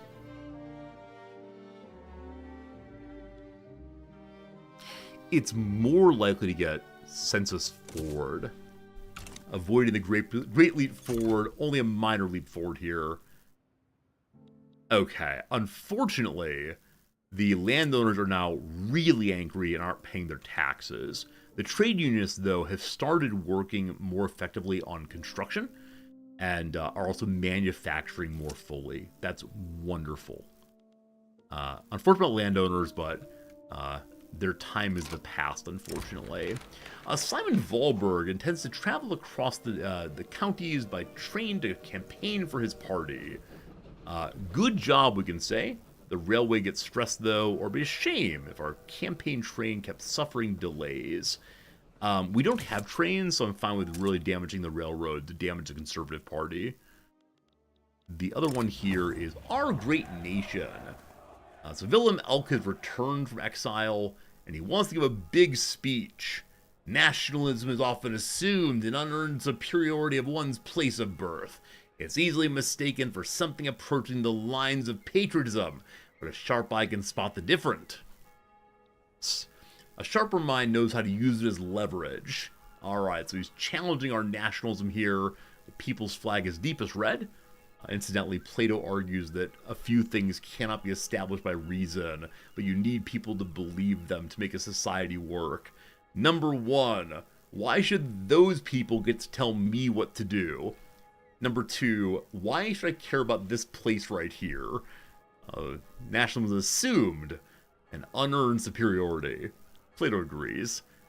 And says the only way to make sure people believe those things is to lie to them and give them a story to believe in about why this place matters. For example, ours is a special nation touched by God, a city upon the hill, an exemplar for all the other people. You know how it goes. So here for the people, People's Party gets stronger, or we care about the laws. We believe in national exceptionalism. Well, hate to say it, but it gives us more prestige. Look how fancy we are. Number 134, we're number 11. That's great. We tell people we're the greatest in the world, and somehow they believe it.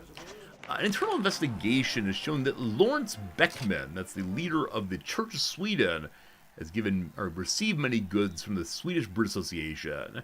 Unfortunately, no. We get rid of Lawrence Beckman, possibly. He's a moderate. I mean, in the church, a moderate would be A-okay, so don't you worry, team. Don't you worry, team. I see 500,000 people in our nation are pretty darn cranky about literally everything we've done recently. They just want higher standard of living. I agree. I'd like that too. Hey, Drid, thanks for the raid. Good having you here, my friend. Hope your stream went well as always, and welcome, Drid viewers. You know the routine by now. I'm Resorty. We're playing this game. It's Victoria 3. It's a complicated economic simulator. And somehow we haven't been bankrupt yet. Woo! At a soiree for the Conservative Party's wealthiest supporters, Otto Rosengren began a long-winded rant about how great slavery and discrimination are. Oh boy. Oh boy. Oh boy. I can say you're allowed to have wrong opinions, or I can say civilization allows equality, and the Swedish people become more radical for us not being in favor of slavery. I can't have radicalization. People are allowed to say slavery, yes. How monstrous. Drid, I see you're playing Cataclysm Dark Days Ahead. That's one I often see you play. It's one I'd like to learn. It reminds me so much of so many games I like so much, including that one I played recently. You know the one. Blah, blah, blah. Centaur Knight charges at stuff. It's one everyone was playing for a while. The Danish Straits. Children toiling in the tooling workshops have suffered injuries. I'm sorry, the children must keep working in the mines. The labor unions hate that, and gosh, I do too. Let's try to get the children in school eventually. The king would really, really like that. And gosh, I would too. Gosh, I would too.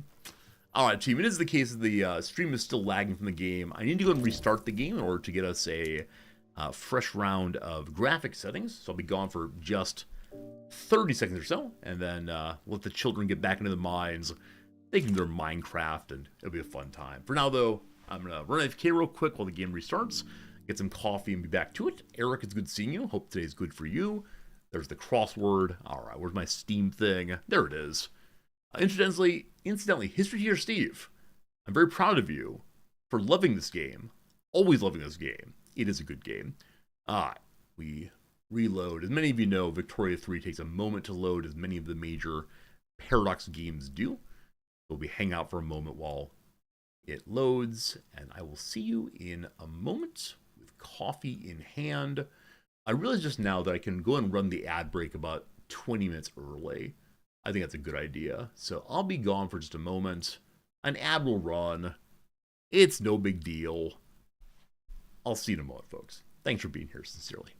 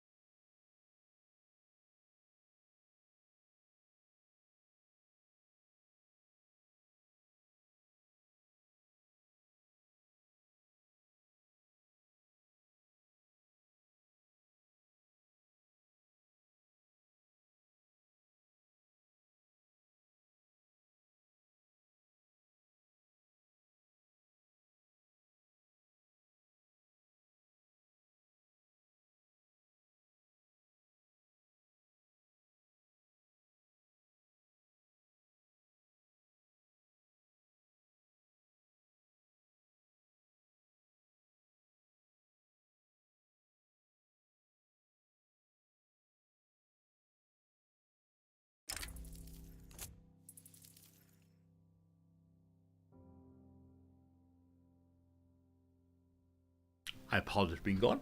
I return and thank you. A little bit slow, I guess, but coffee in hand once more. And this is getting water. That's a falsehood. No water gotten at all. We return to our game, hopefully with less lag than before. That'd be good. Also, I was gone. I got a little snack, had some fruit upstairs. I got a Mekon, this small orange-like thing. And the situation here. Have to let me know if you do this also. The Mekon is smaller than a baseball. I think you very easily hold in your hand, just in one hand. And so I peeled it, and though it has the ordinary splits like an orange does, where you can take one bit of it and put it in your mouth and eat slowly, I found also I could take the entirety of the Mekon and throw it in my mouth all at once and crunch it down and just consume it without tearing it apart. Have you ever done this? This is the first time I've ever tried that. Usually I go ahead and tear it apart. The joy of taking apart an orange slowly. In this case, though, I had no time to do so. And so all it went in at once. I feel like an absolute savage doing that, but how it goes. Good seeing you, Neems. Hope you're doing well. All y'all came in via the raid or popping by in the directory. Thank you very much. It goes down the hatch. Managed to become one of those eater streamers. What are they called? Mukbang? You gotta eat lots of food. I like food. I can delight you all. Publication associated with the Lant Mana party are doing well at spreading the party line. So all the events we've gotten in this election season are to help Lant Mana. We're getting the conservatives in power, friends. So they did well with the papers, or newspaper circulation's through the roof. Could sell more paper. As the price of paper goes down, we can absolutely add more bureaucracy buildings, which will help us with faster construction also. That'd be really, really swell. Why do I need sulfur?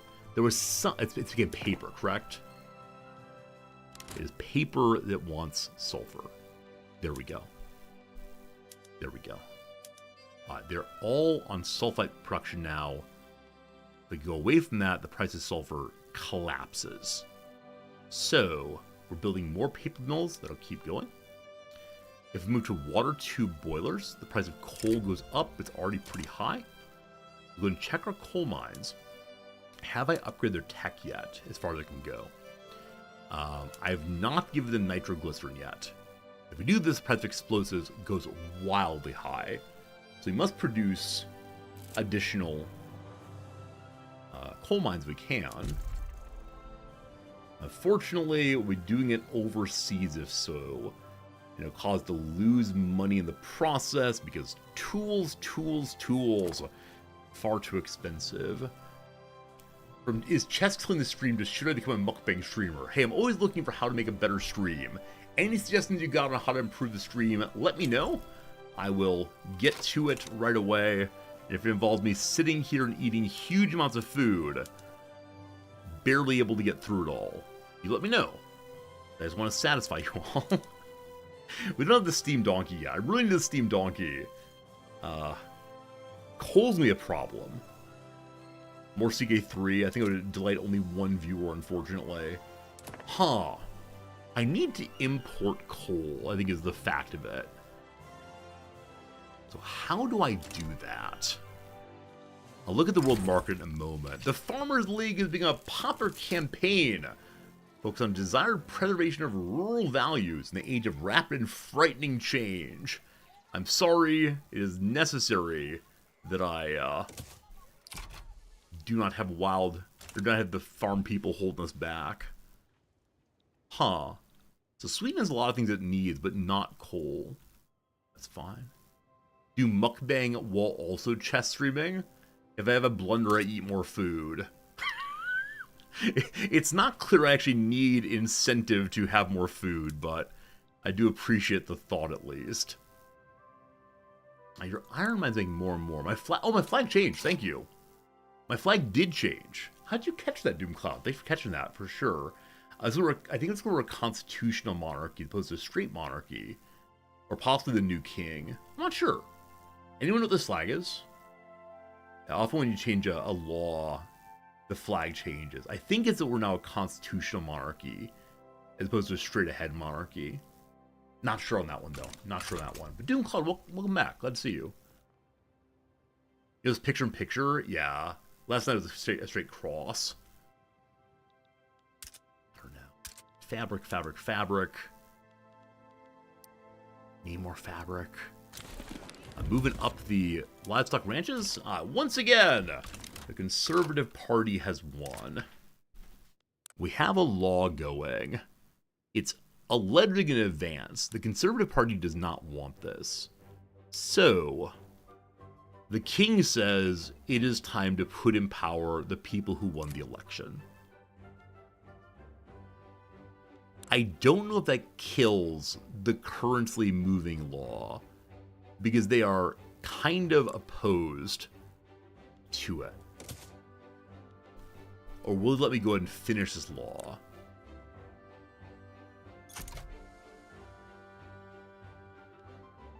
The law is still being considered.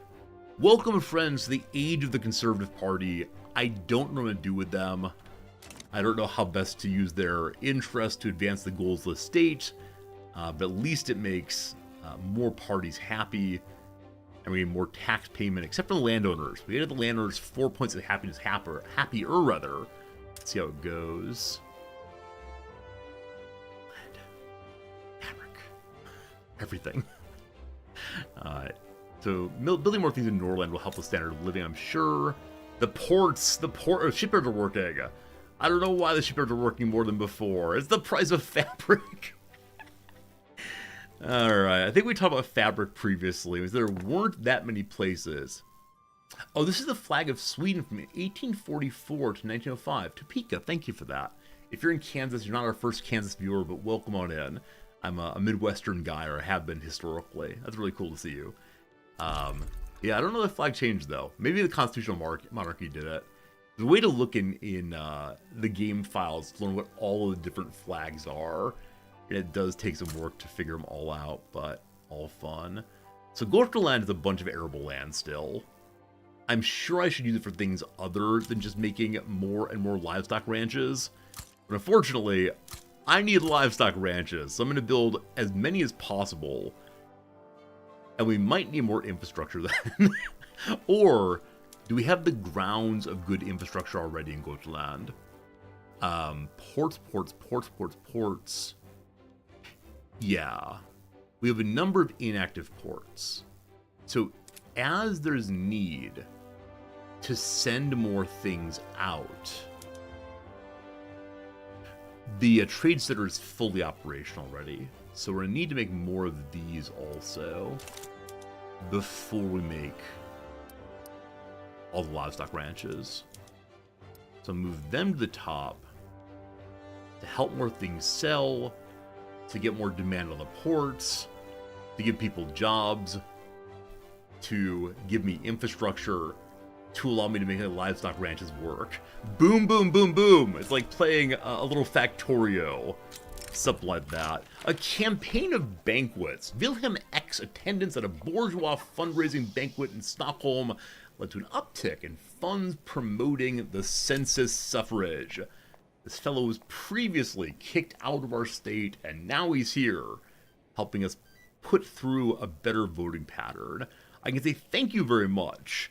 This leads to everyone having more political strength, especially the wealthy people. That's quite striking. Right now we have wealth suffrage, I believe, or landed suffrage, such that people who are richer are allowed to vote. Apparently the richy riches realize it's time to share their power with other people. What's that great line? Power concedes nothing without a demand.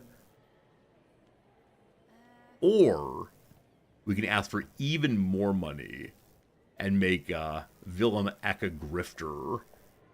If he ever ends up running anything, huge amounts of tax waste. We call him for what he is. Wait a minute. Is this actually happening? Something has changed in the past hour of gameplay.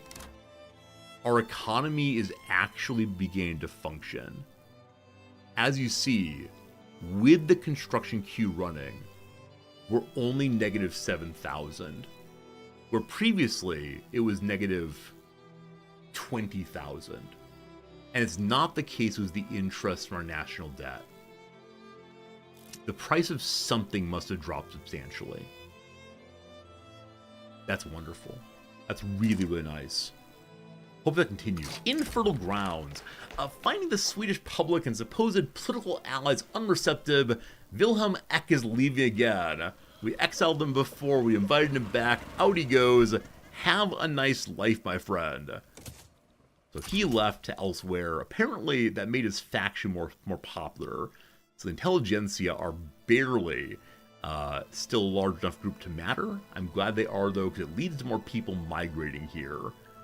With that said, what kind of people we have here? So I think it's the case that our people are almost entirely just Swedish.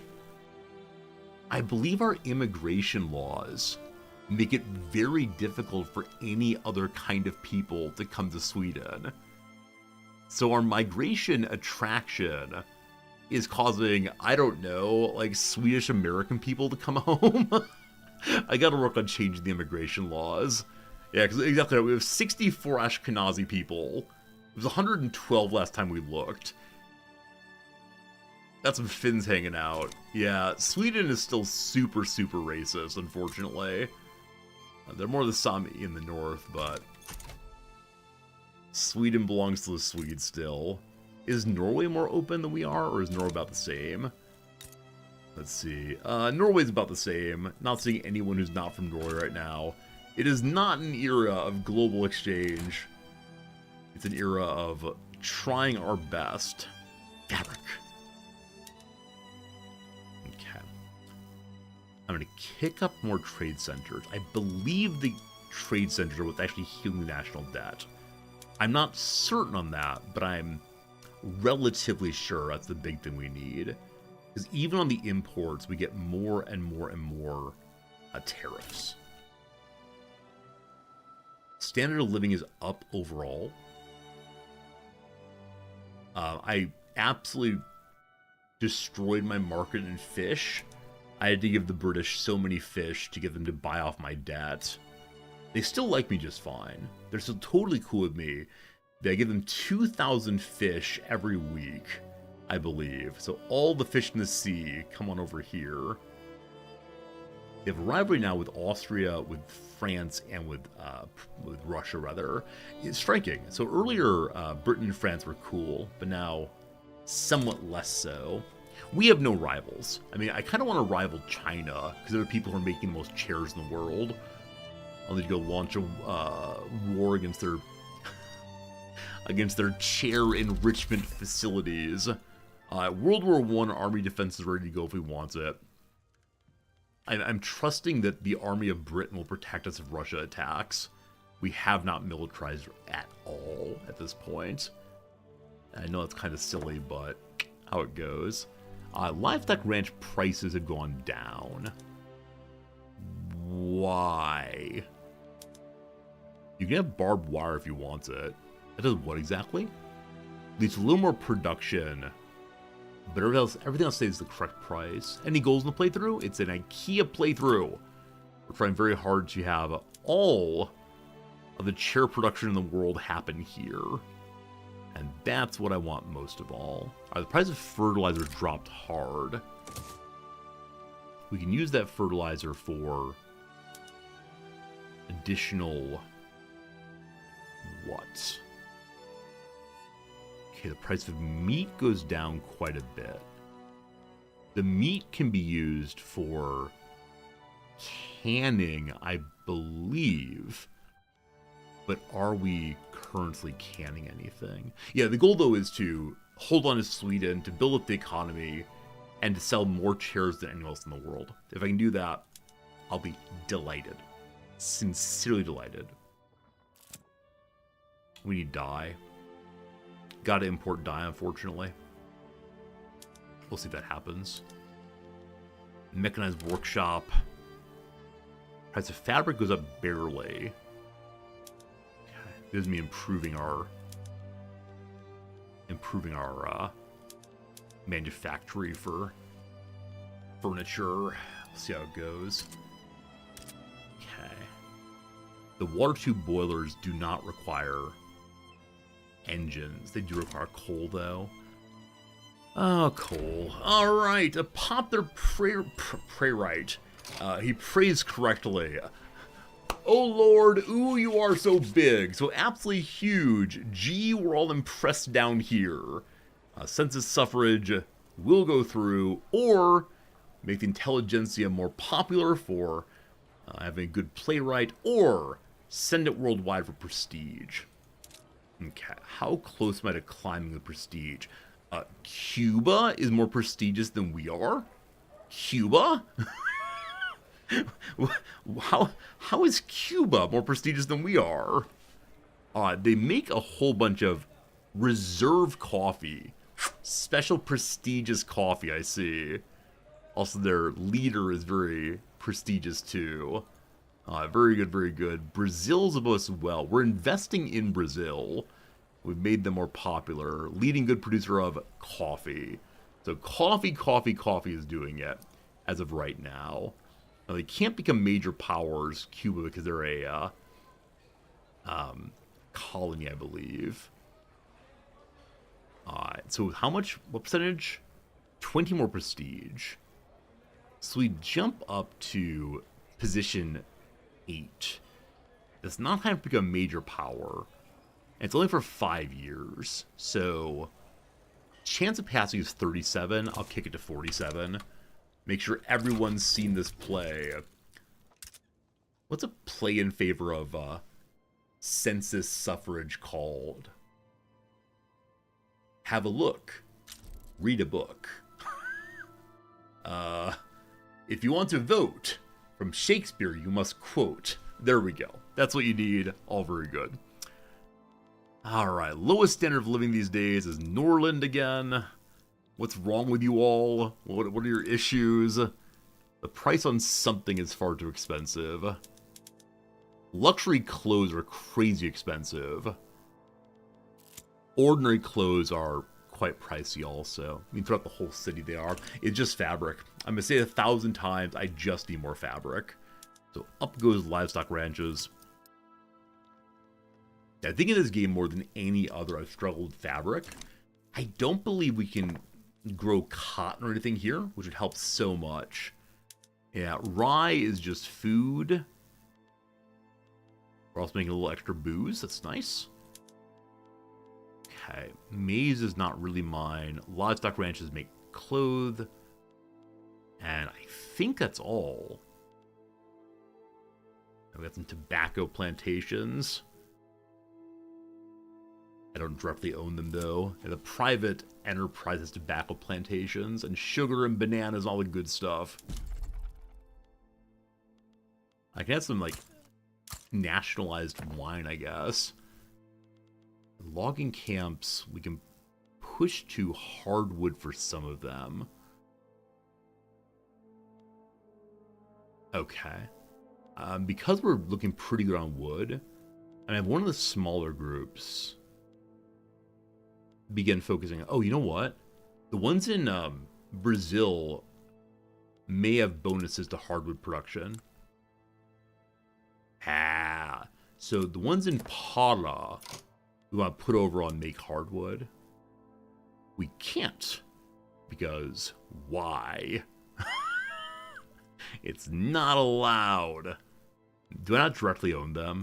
That might be what it is. That the the private market owns them. Unfortunately, I can't do anything with them. Very well, very well. That'd be a good idea, though. That'd be a good idea indeed. Here, I'll add that to the queue for someday. The ones here, though, Norland is already focused on hardwood. Western Norway can't be because I don't own those. Yeah, the yellow one's the ones I own, I believe. Most of the logging camps are really owned by companies, which is fine, as my companies are giving us a bonus to infrastructure for having lots of productive wood.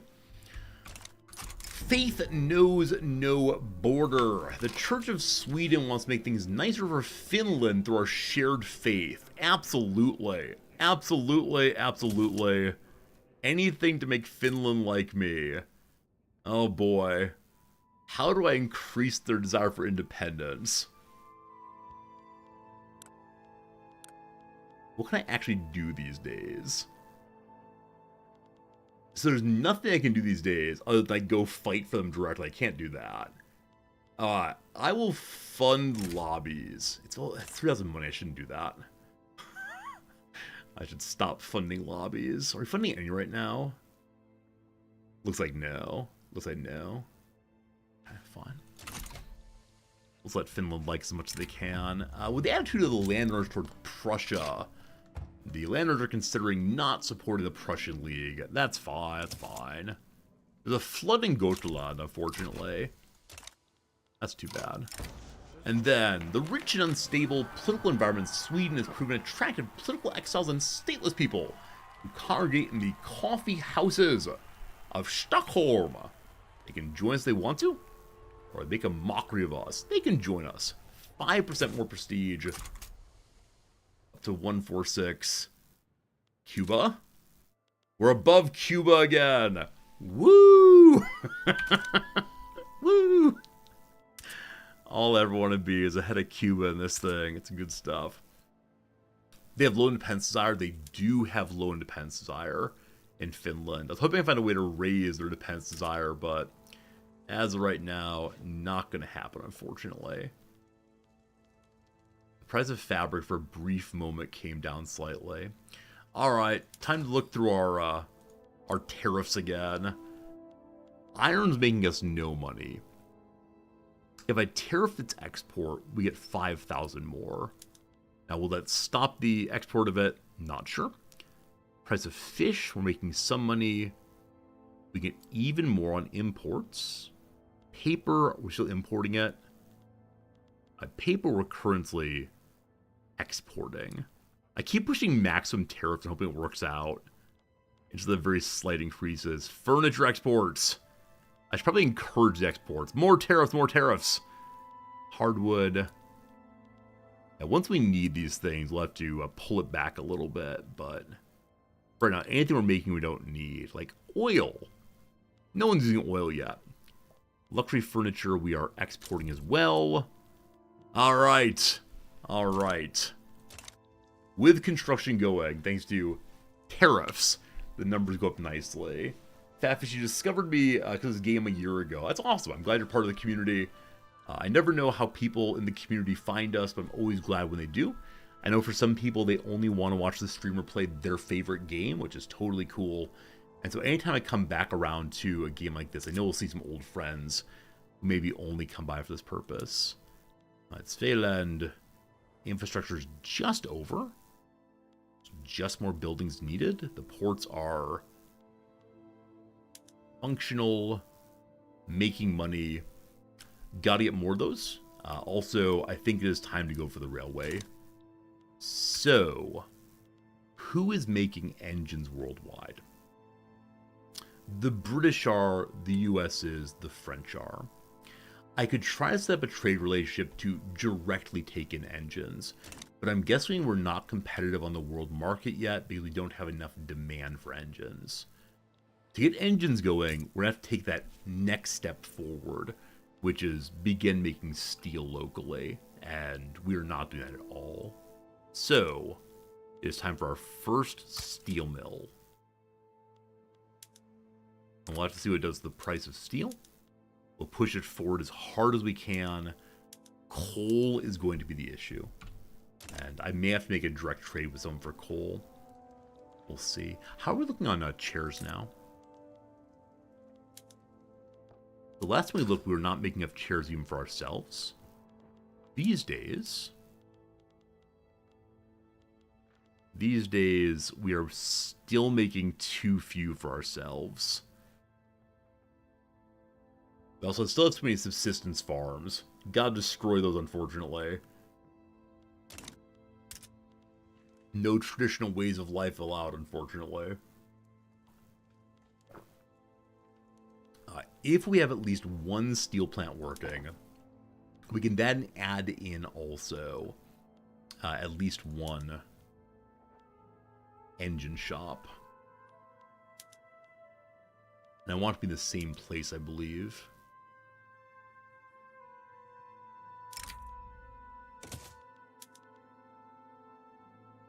I'm seeing the price on these various changeovers. Some of them are not exactly desired, but it's okay. We have one exposed factory. We don't own it. We should add at least one more of those. Anywhere with extra available infrastructure right now. Okay, so in our very first motor industry also, ideally in the capital, but no infrastructure there. But there will be soon with the ports coming online.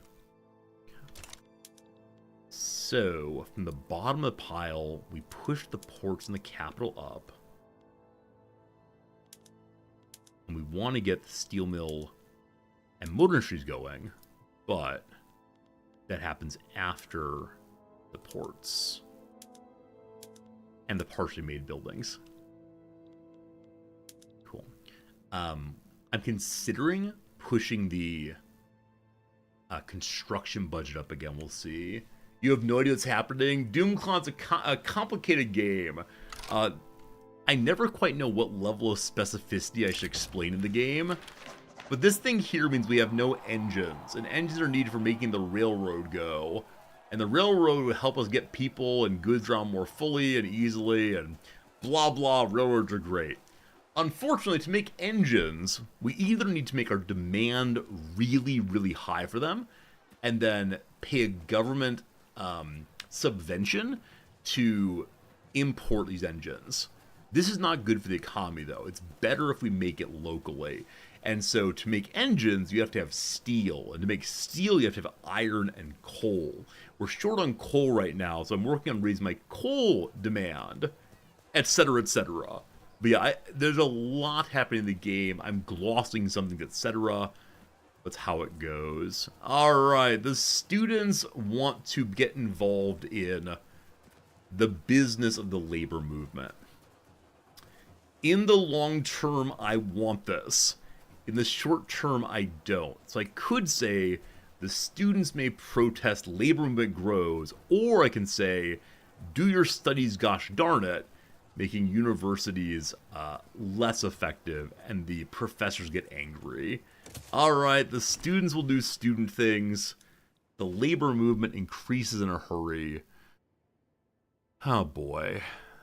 They are strongly opposed to laissez-faire, which I really want in the future. Census suffrage, they do not care about elections.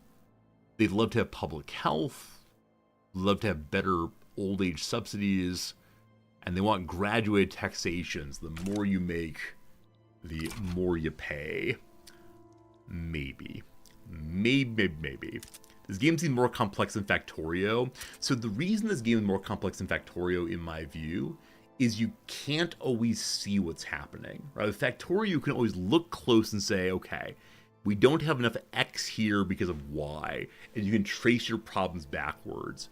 In this game, there are too many things happening in your economy to ever know exactly what's wrong. So you say, okay, I'm losing 10,000 money a week. How do I fix that? You go through and say, okay, subsidies are high. I could go turn off the subsidies on the ports. Then you discover the subsidies for the ports are because people are having a hard time finding jobs there. And so subsidies increase the wages, making it more likely that people will leave their current jobs for that, blah, blah, blah. So you can't change that. Okay, what else is there? The diplomatic pacts, okay. I'm sending 4,000 money a month over to Norway to like me. Well, do they still need that? Norway's relationship to me is they want to be annexed. They're very interested in joining us fully. Do we push that button? I can't decide. But they're so into it that we really don't need to have the lobbies fund anymore. That brings us 4,000 money a week back in. Team, do you want to see a dependent Norway turned into Big Sweden?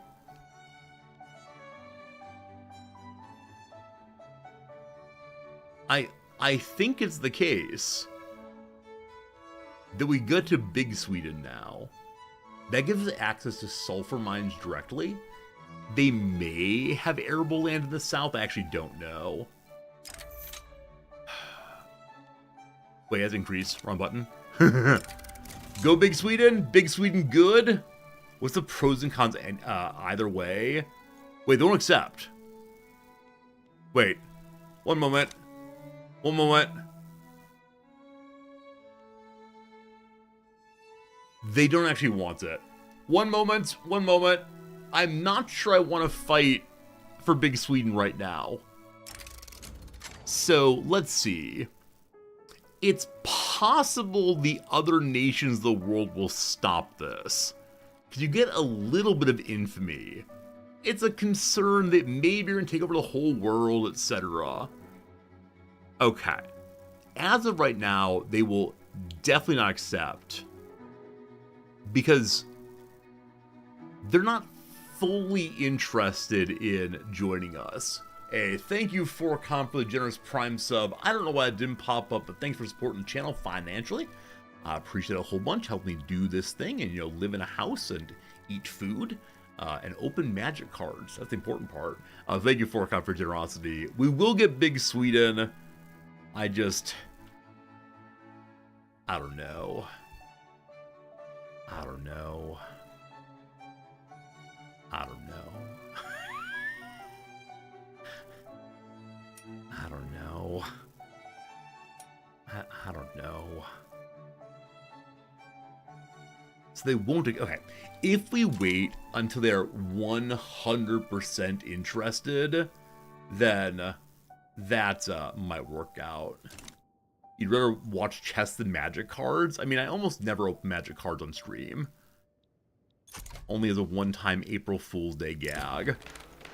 Since suffrage reform led to a debate about the voting age. Friends, what should the voting age be in your country? There's a really interesting proposal, or maybe it went through finally, in California, to allow people under the age of 18 to get a half vote. I think it's age 16, you get a half vote. For under 20, under 18. And so the people who will have to deal with the consequences of future decisions in their lives get a half vote instead of a full vote. Now, on the one hand, I want to say, at 16, I had no idea what I was doing, politically or otherwise. But also, at age 18, when I was allowed to vote, I also had no idea what I was doing otherwise. And so, I don't know. Some of my students, when I talk to them about voting ages, they're age 18 to 22, 24, will say that they should not be allowed to vote because they don't understand things fully. And then I always say, well, okay, when should people be allowed to vote? And they say, there should be a test to make sure you're ready to vote. And I say, what should that test? And they start trying to bring back the literacy tests. And then we talk about the dangers of having a test to make sure you're allowed to vote. But they have this deep sense that they themselves are not sufficiently aware of anything to be able to vote. And yes, indeed, Blue Moon. Is it clear that should adults be able to vote? I don't know. It's one of these funny things that, in principle, my students agree with democracy. They think the people who are affected by decisions should have a say in the decisions. However, they believe that someone needs to be knowledgeable enough to make these decisions, etc. And they get confused. And I get it. I'm not sure what the right answer also. So hard to say. How they land on 18 for voting age makes no sense to you. Yeah, I have no idea. Let's just cast dice till someone wins. I mean, I've mentioned before that one of the most interesting ideas that's ever been proposed for me is we should have an absolute lottery. We should select a totally random average person in the nation and say, okay, you're in charge. You have access to the apparatus of state. You have advisors who will help you, but it's a lottery as a fairer way to deal with this than the kind of popularity contest we use. It's a fascinating idea. Do I want it? Here's what might happen. But who knows? Alright. Neither of my parents can read, but my brother can, and more importantly does. Last time he came home from university, he asked me about the sense of duty I felt towards Sweden, having sworn to die defending it. Then I told him about the new voting reform and asked him if I ever considered the duties Sweden should have towards me. I think he makes a compelling argument. If I'm old enough to vote, he most certainly is too. We could say a voting age of 25. Only the responsible adults are included. This makes the young military people, who can serve but not vote, radicalized, as well as the academics. 21 is a good compromise. It slows down law passing. Or 18, the wage of the future. Way not wage. So this leads to the positivists, the technocrats, saying, look, you have to have time and intelligence and science to vote well. We're going as young as possible. I like the argument if those left to deal with future effects should be able to make decisions now. I think it's a very important idea to think about, at least. That's how it goes. Is Redactle good or bad for me? Given the current state of my governance, I don't want radicalism in the state. I need us to liberalize as my state step towards a welfare state. The radicals would reject that, I believe. 12 versus fascism. I mean, I take really seriously that if this is me being idealist for a moment. If people have to go and vote or have the opportunity, in Australia you have to vote or they fine you, but if people have the opportunity to make important decisions, they will often attempt to educate themselves about those decisions. And so if we said, okay, 12-year-olds, you're going to do this really, really important thing, this thing that matters, it's possible this would lead to people taking it more seriously. It's very rare to have a voter who makes totally random decisions. People normally want to have some justification for what they do. And so, if the 12-year-olds get to vote, even for a half or a quarter, vote compared to an adult, it might lead to greater engagement and more thoughtfulness. You have a name that proves that wrong. I mean, people have reasons for voting. They may not be good reasons, but there's at least some thoughtfulness. It's not random, I think. I must believe that people... there's too many, the League of Women Voters, this group that exists solely to educate people about candidates, to educate people about the way in which one can go express their view, I think is awesome. And even though the League of Women Voters tends to be more conservative than I am, wants to uphold certain bourgeois values, I really appreciate the sense that one should take voting seriously. Yeah. I don't know. Grabzilla, I don't want to deal with it right now. If you want to talk on Discord, we can, but... yeah. It's just not random. I don't know. Am I too much of an idealist, friends? Is this what it comes to? I should rebrand the channel from Resorty to Rizdealism. If we don't have hope, we don't have ideals about like how things could work better and differently, what's the point, yeah? I don't know. Maybe not a good conversation for today, hard to say. The price of groceries has increased once more. No buildings care about this, but... I mean, standard of living goes up. Standard of living went down for the richy riches. They want more railroads. Clothes and fish. That's how this thing goes. Also, friends, line goes up. I don't know if you've seen. We're heading on to 10 million GDP. Making clothes, making fish, making clothes, making fish. Game Speed 4. To sit back, relax, and watch the, watch the private industry take over Brazil. I build up here in Sweden and Norway. Excuse me. I build up here in Sweden and Norway, and the private sector takes over South America. That's how it goes. Yeah, this playthrough I'm not doing the communist state. I'm doing a maximum selling of chairs playthrough, and so liberal markets are needed for that one. Alright, first we do the lengthy legal process surrounding censored suffrage. Fabian von Platen, the intelligentsia, will expedite the process by using personal connections. We give him permission, the industrialists become a little bit cranky, but that's just fine. As long as they're still paying their taxes, we're A-okay. Alright. How's the chair business? Slow growing. Yeah, slow growing, unfortunately. We'll get there eventually. It's just,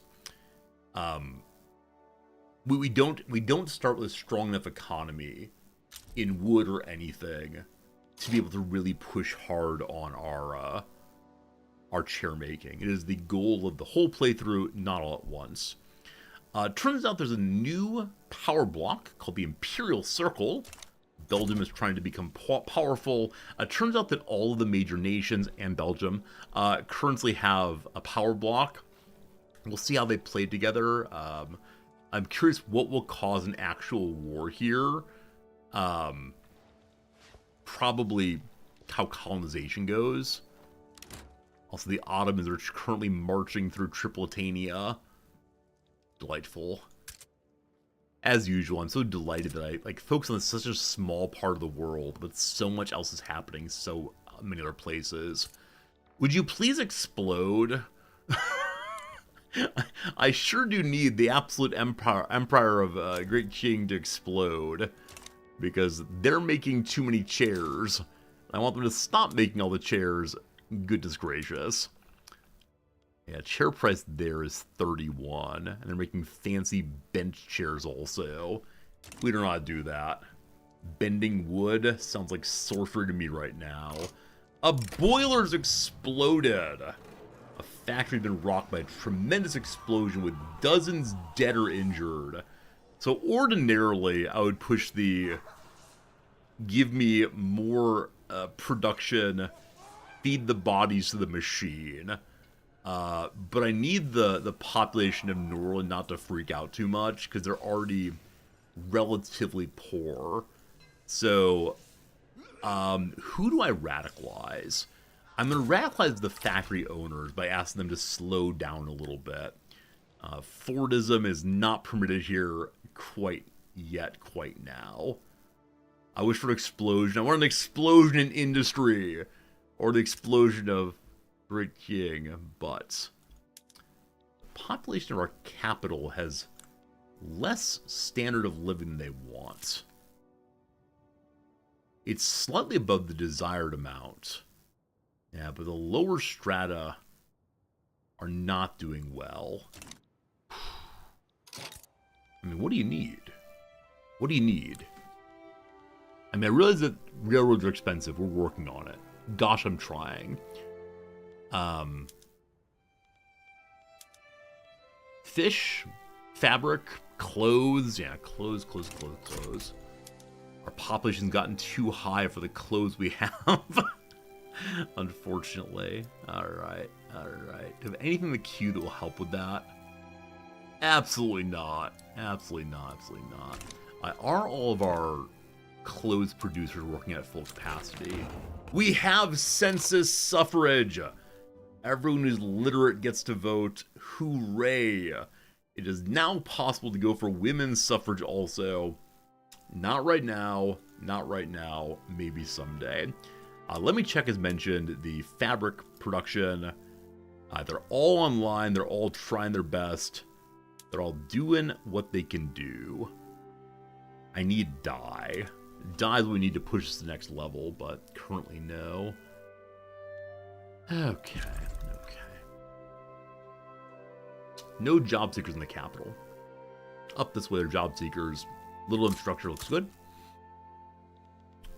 We are currently working on livestock ranches somewhere. And then after livestock ranches, we'll then get our motor industry going. Steel, motors, awesome. With motors, we'll begin to be able to have steam donkeys, I believe, which allows us to pull iron, coal, lead out of the ground faster. But we'll see. The limited political resources of the Church of Sweden make their leadership question membership in both the Anti-Russian League and in the Swedish-British Association. Please leave the Anti-Russian League. We do not need tension there. Just chill. Alright, Norway's continuing to move towards zero liberty desire.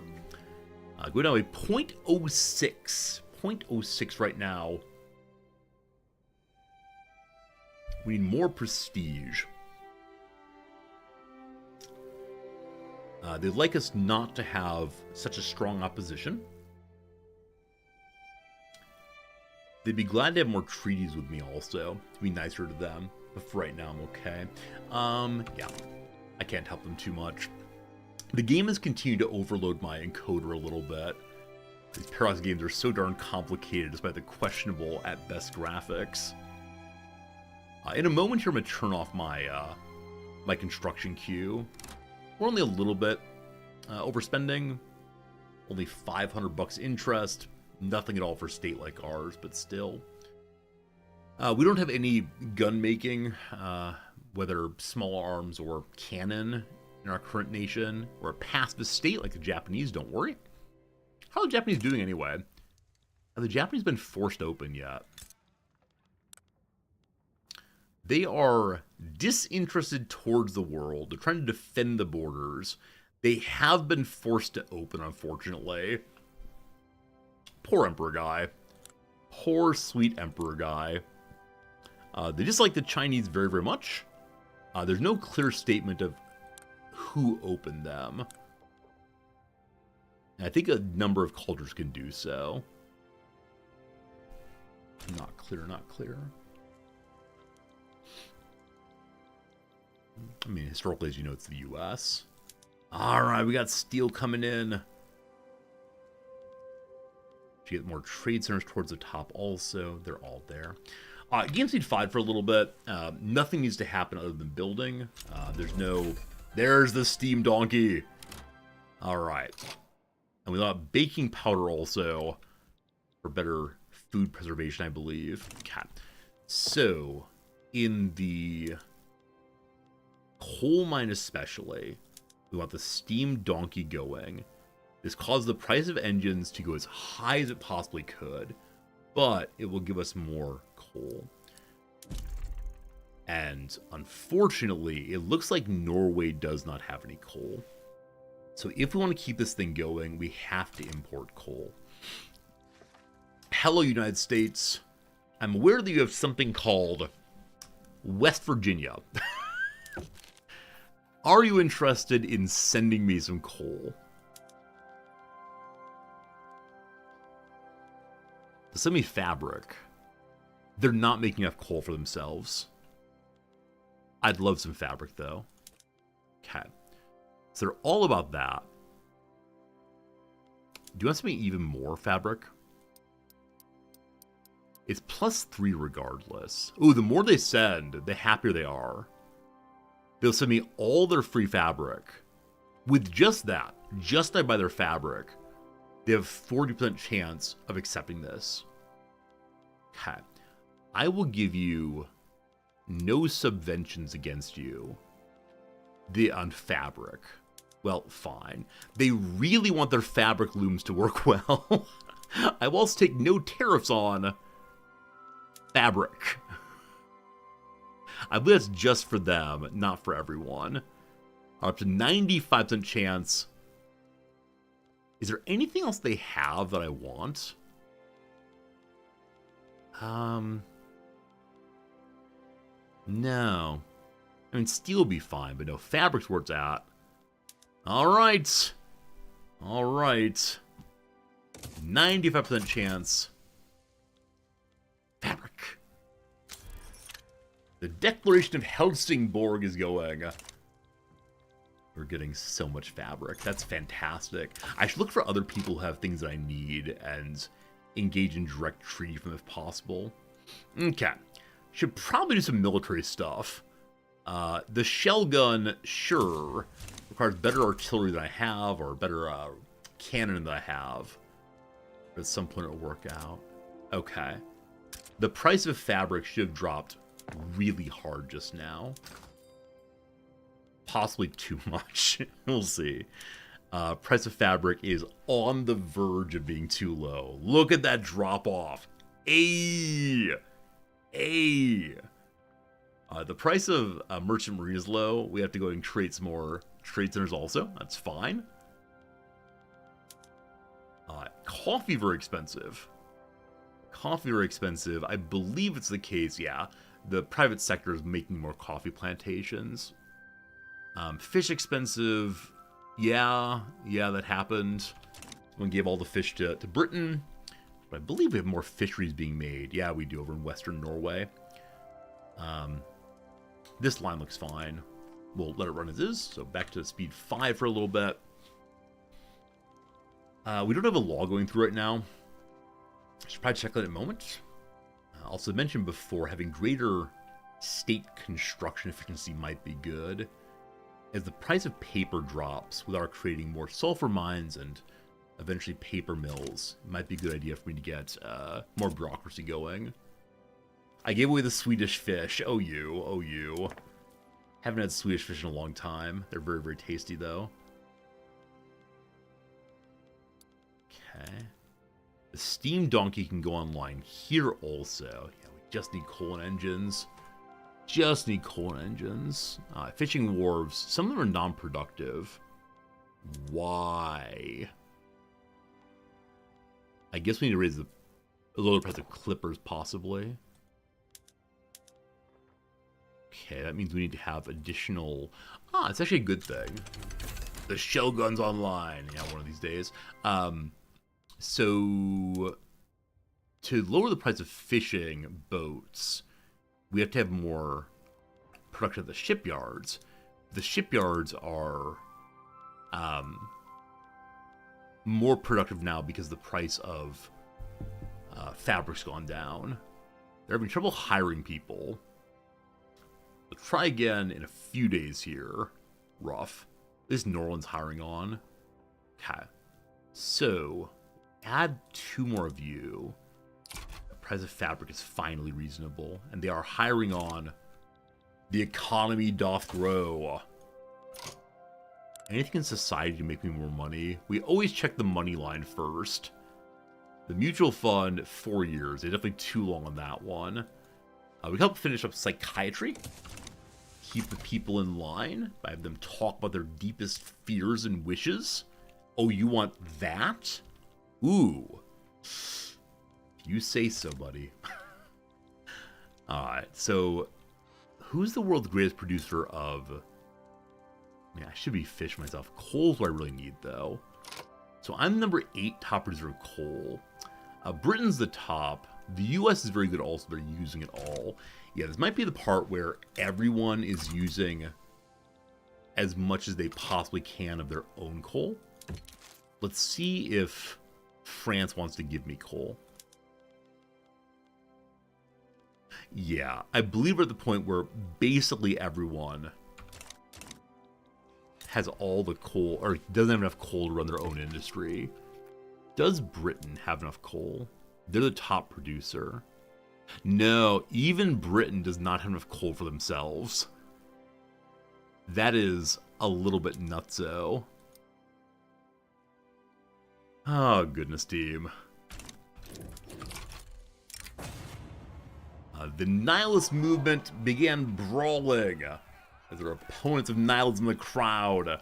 Send the nihilists to prison. Friends, where can we find coal?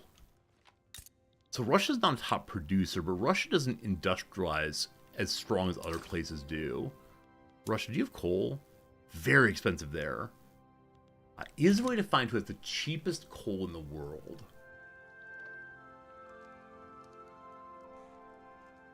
I don't think so. China. Silk is very expensive. Lead's inexpensive. Fabric's very inexpensive. Have you dug up your mountains yet? You have not. They have no coal there at all. Can I figure out where coal is possible? They can have up to 52 coal. China, I would like to help you industrialize. I can't ask to build there because... Is it because they're too much better than I am? Where is it? Investment rights? Here we go. Okay. What would you want? Guarantee independence? Wait, China's afraid of someone? Who is China afraid of? They have a rivalry with the Japanese. They want me to guarantee their independence. Okay, Dynam down here. Do you all have coal possibly in your north? You have 32 possible coal. In Tonkin? They have quite a bit of coal possibility in their mountainous areas. And I know that they want something from me. So I want to invest in your country. They say they'll accept it straight away. Okay. If I guarantee your independence,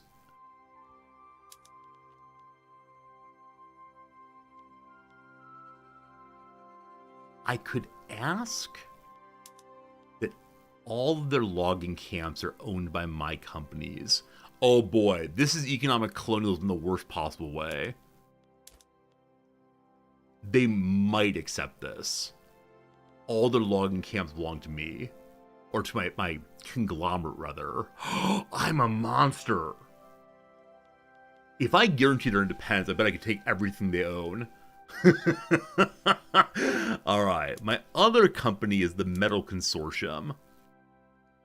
How many iron mines do you have? 14 of them. Okay. They may accept. I'll guarantee your independence 57%. Okay. Is there anything you don't want me to tariff? You don't care? Anything you don't want me to subvent? You don't care. You don't care. I could send them a little money. I'm playing exactly like the colonialists of Africa. You give me rights for your things forever, and I will help you modernize. I will help you get the diamonds out of the ground. 70% if I send them $1,000 per week. Alright, 1 second. If I can stop subsidizing, that'd be really great. So we're sending them roughly our interest payments each month. For what percentage? 70.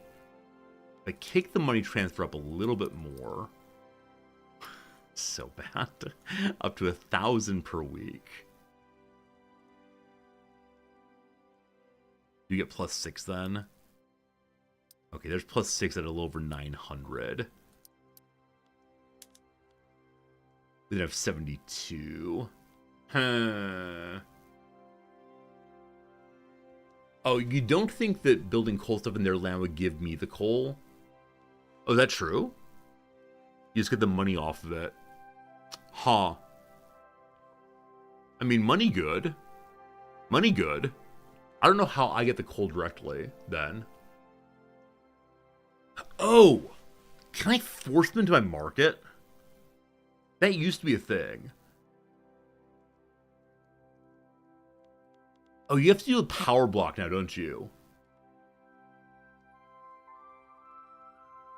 If they join a power block, I believe they then come into the market. Something, something, something, something, something.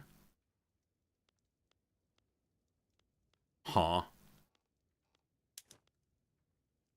Huh. Huh.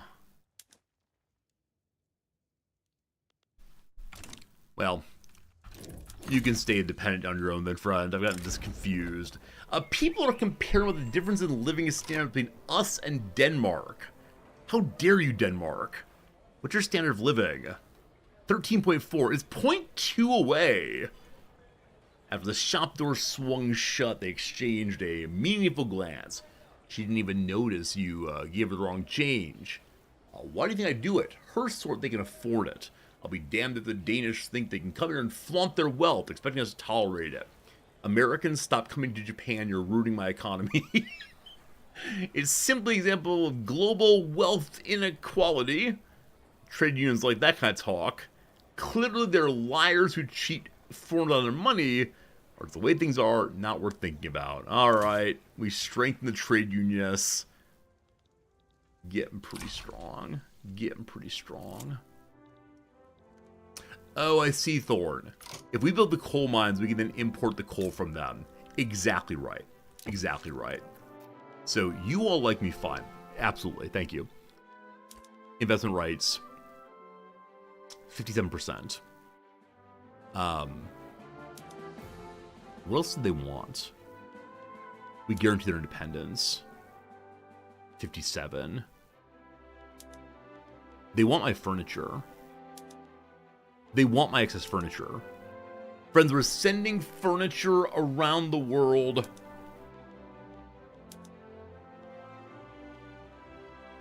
They want even more furniture. More furniture is going beyond what I can give them right now. Okay, and a little money. Give me 3 points. 10 points. 4 points. 87%. It is time for us to turn coal online. The Wien Convention is online. Alright. Hello to you. It's good to meet you. We're sending everyone to Hanoi. Let's get building as much coal as we possibly can. And then we're going to set up a treaty. Oh, do you have infrastructure for this? Check out, shouldn't I? They have some infrastructure open. People are starving there. It's been burnt down or something. That's no good. The fickle crowd. The populist base of the trade unions no longer want to be against the Dutch. Swedish needs go first. People say no to foreign entanglements, no to foreign treaties. Usually trade unions are against borders, but okay. They leave the anti-Dutch. That's fine. That's fine. We're not anti-anyone. We're pro-Vietnam, obviously. Everyone's starving there. Don't worry, my foreign investment will help you. They don't have enough tax collection for all their people. Am I allowed to build you a bureaucratic building? That's at the bottom, actually, isn't it? I can't build the government administration buildings. That's on you to fix your taxes. Our very first motor factory is going online. I should probably work on improving my own standard of living before I work too much on the state. It is still Scania that's struggling. It's probably the price of clothes locally. We could just make the clothes locally. Okay. So if we had more engines going... Pollution was added to the game a few updates ago. I don't recall exactly what it does. I know I should know, but... Not quite sure, not quite sure. Annual wage. The laborers get 10 money a year. And the game in the background is calculating all of that into my money. Do I have only one page of construction going? Absolutely. I would never spam 20 or so in Vietnam, raising it probably 7 pages. Yeah. Clearly, it says only 1 out of 1 there. I was trying very hard to have only 1 page of construction at a time, but got too many goals now. Too many goals. I gotta fix a bunch of stuff. This is the price of fabric, less important there. I'm gonna go and help the good people of Tonkin being getting things online. That seems important. Got so many things going. Tonkin's been building very, very slowly because unfortunately they're currently on fire. We're sending our poor engineers over to work in a nation fully aflame. No good, no good, no good. It'll all work out. First colon's going. Our first engine comes online now. It'll be incredibly expensive still. Let's go and check if our steel mill has gotten turned on at least. Okay. So steel mill needs to get going first. They can't hire people because they have literally no money. Here, let me help you. I will subsidize them for the time being. I'd like to automatically expand them also when they're able to do so. More and more steel will help quite a bit. Coal's the issue, though. Gotta buy coal from somebody. Oscar Whitfield has left Brunswick. He is a land reformer, not what we need. And we know about psychiatry. More influence on our people. Creepy, creepy, creepy. Good morning, Gilly. Good seeing you. Watching me play this made you want to get into it again. So many moving parts. Oh, absolutely. Like, at some level, for me, when it comes to Victoria 3, it is not a game to master. It's a game to vibe with. It's like hanging out with your friends, right? You know that with a friend you're hanging out with, you could say so many things. You could do so many things. If you want to, you can play cards. If you want to, you can go for a walk. If you want to, you can pet the dog. Lots of things to do. You don't have to do any of them. Just kind of vibe. And so for me, at least, this game is primarily about setting very, very, very, very small goals. Like smaller goals than in any other game I play. And just working on that. So for example, I look and see, okay, the price of fish is very expensive. How do I lower the price of fish? Right? I just do these tiny little things. And by doing that, hopefully the game is played as time goes by. It's not perfect, it's not ideal play, but I'm fine with that. The United States of America has sided with a Belgian positive revolt. Liberia the same. I'm sorry, what? So the US is getting involved in European affairs. We don't like that at all. The pods are trying to throw off the current government, which is the constitutional monarchy. No more King Leopold. Instead, a chief executive wants to take over. Ayn Rand shows up, talking about who does all the work. Who are the talented tenth, so to speak, who make this place run. Who are the takers? Very soon, the prison camps are coming out. The USA is helping. Why on earth is the USA wanting that kind of government? The president himself is merely a Democrat. I have no idea why they come on board with Belgium. So, Belgium, they dislike Belgium. It seems a threatening force in the world. Okay, what does the US control? They control Liberia and that's nothing else. Is Norway under my control? It is, Victoria. Norway is a puppet of us. It's getting very, very close to wanting to annex. But, not right now. Not right now. Why not right now? It's not an involved country alongside Sweden in diplomatic play. If I just say I'm out here, that should do it, correct? Yeah. So, they're currently chilling out, dropping very, very slowly on wanting to be free from me. So that's how it goes. We're working on it. Working on it. I can't give them anything else to help them want to join me, I don't believe. I can fund lobbies, that helps also, but I want to keep my economy as close as possible to good. We're spending 73,000 money on diplomatic pacts. Okay, so the state has to purchase from the market the things that they're sending elsewhere. That's an insane amount of money being spent on fish. So to get... So the issue of the price of fish being high... This is a bit of an issue.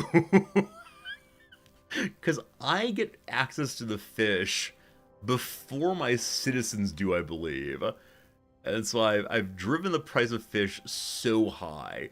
Does that mean if we weren't buying fish, We'd be pulling in like 60,000 money right now. That's crazy. Crazy. Again, we got rid of our debt that way. That's super important and super good, but still. How much longer do we have this relationship of our treaty? Here we go. It is no longer binding. We can withdraw from it if we want to.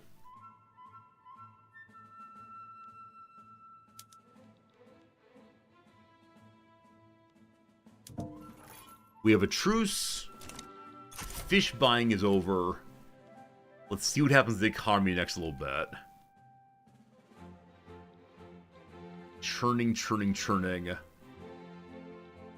If it only goes plus 15, I'm actually fine with that. It's still positive while we're building. So not as much of a swing as I expected. The further question is what just happened to the price of fish? It looks like it's neutral still. Where is it? Where is it? There it is. Yeah, it's just barely neutral. It dropped from 35 each to 13 each. That's great for the lower class. Clothes and meat and tobacco are still high. But fish is no longer high, so at least they can feed themselves. Great. Friends, we are constructing with a functional economy. When one sees that, one always asks the question, should I go ahead and build more construction buildings? Every single time. Every single time.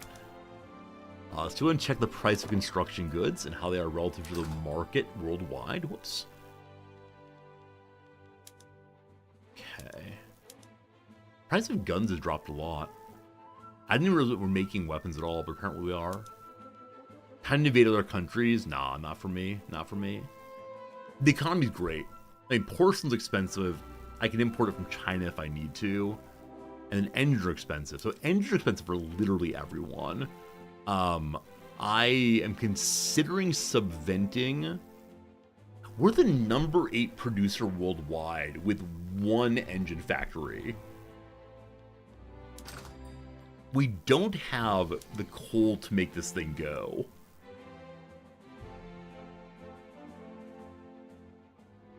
Try.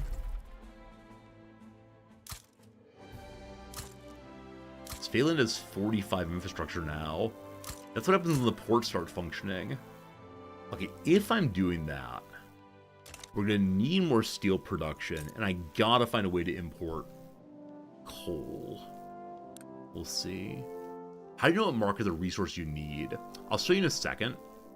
It's not a guarantee, but I'll show you in a moment here. After I figure out the trade issue. So, Svealand has more trade capacity available. I wonder why they're not using it fully. We have to wait for people to get hired here, definitely. I need more steel mills also, but their problem is lack of coal, correct? Coal's so expensive.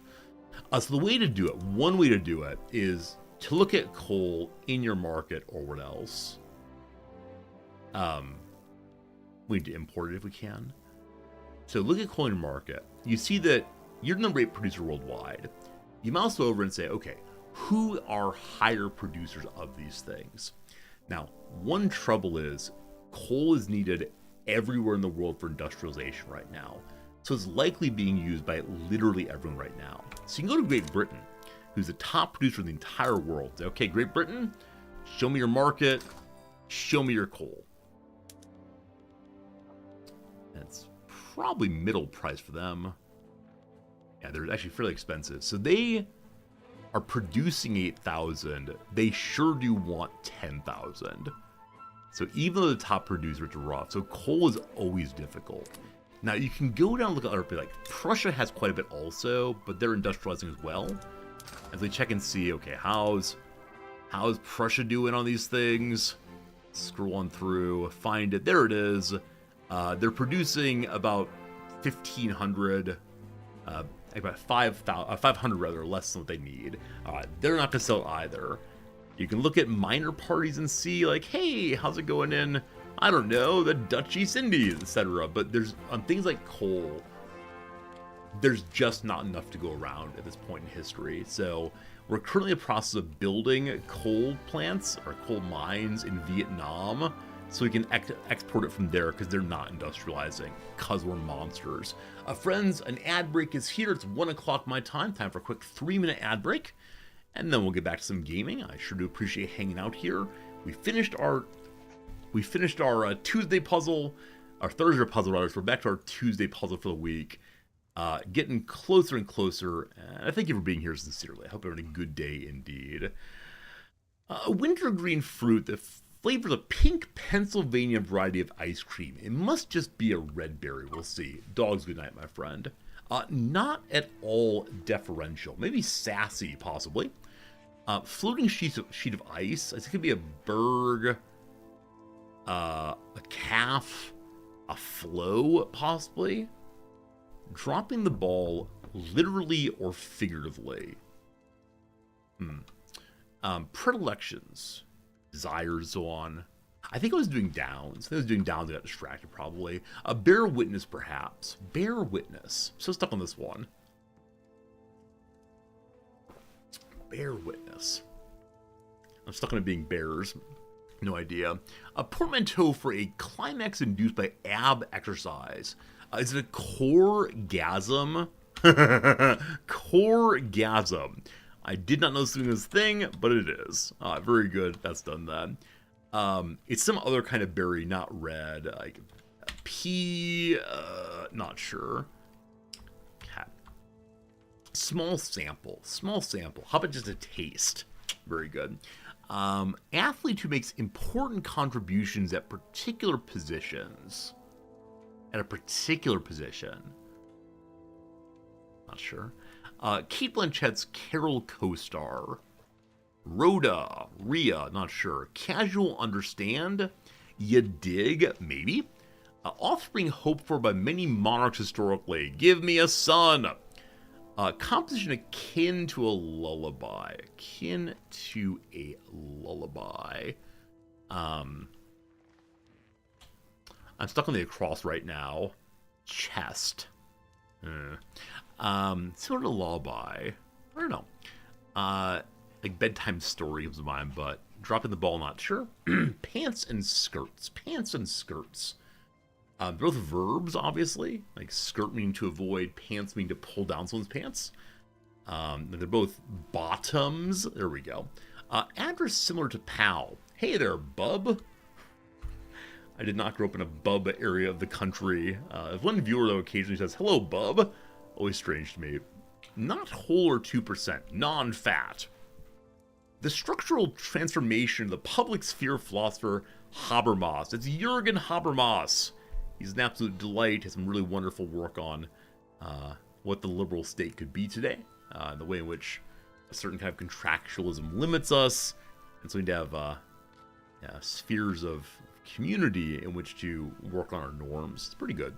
Lunch divided into sections is bentos. Abbreviation on the lower of 2 directional keys on some keyboards. I do not know. Morgan, who retired from soccer in 2020. I do not know. All right. A golden len. I see. Golden yellow citrus, a sweeter and pale relative, is a Meyer lemon. Who sees bears? Campers do. Chest. So chest meaning, the bosom, one's bosom. We gotta pause it there. Friends, also it is the time to make the pivot. We got the pivot going, the pivot in which we stop playing Victoria for today and go play some other game for a little while. So, if you're here only for the Victoria, I hope it's the case that you're able to join us again tomorrow. Maybe not tomorrow. Tomorrow's occasionally a non-Victoria day. So it'll be next Monday at the very latest.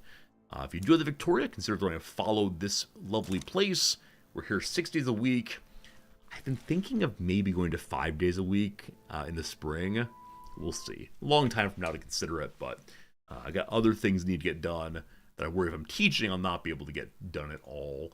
So what are the games we play today? I've got a whole bunch of games in the old Steam there, genuinely hundreds of games. I think the game we should play, though, is probably one that starts with a C. It ends in a bunch of crying. Let's play some chess. Let me go ahead and change directory over. Yesterday was 1 win, 1 loss. We did some Yeah, we did some, what's it called? Like puzzles and lessons. Say at least one lesson, see how it goes. Blunders are, blunders, more like funders. All right. Smiley face. Okay. We'll see who comes in to see us play some chess. Always a nice little community that hangs out with us, including many of you. As always, you're welcome to commentate any way you want to during the match. You can even make fun of me during the match. Just afterwards, please be, halfway decent. Thank you. Appreciate it. All right. We'll do some puzzles to get started. I should go and do a couple lessons to get started. Let's see. Next one up is how can you draw a chess game?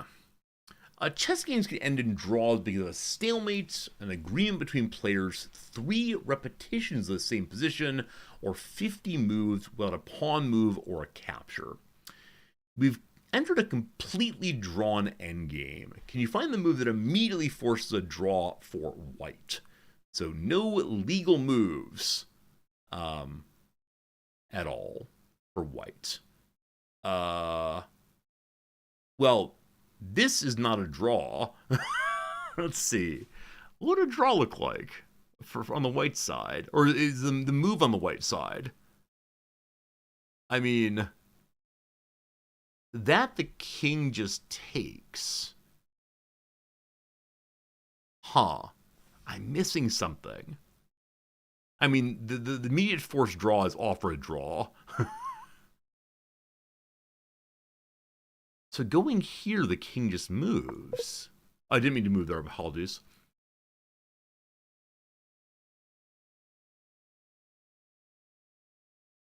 I'm missing something.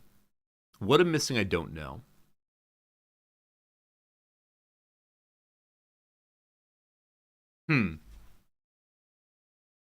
I'll figure this out in a second. So something that makes no legal moves for the king. And the queen. Really? I mean, wait, why does that do it?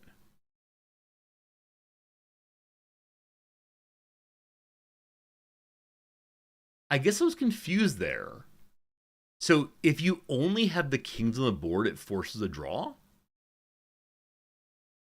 Or just saying this is a drawn position, people should... Oh, kings can't mate each other. Of course they can't. All right, very good, thank you. Looks like white's losing, but you can find a way to block the position so no pawn moves can be made by anybody. No possible pawn moves. Hooray! Okay. White's down a rook for a pawn, but the pawn is one move away from promoting. Can I find a trick that forces a draw for white?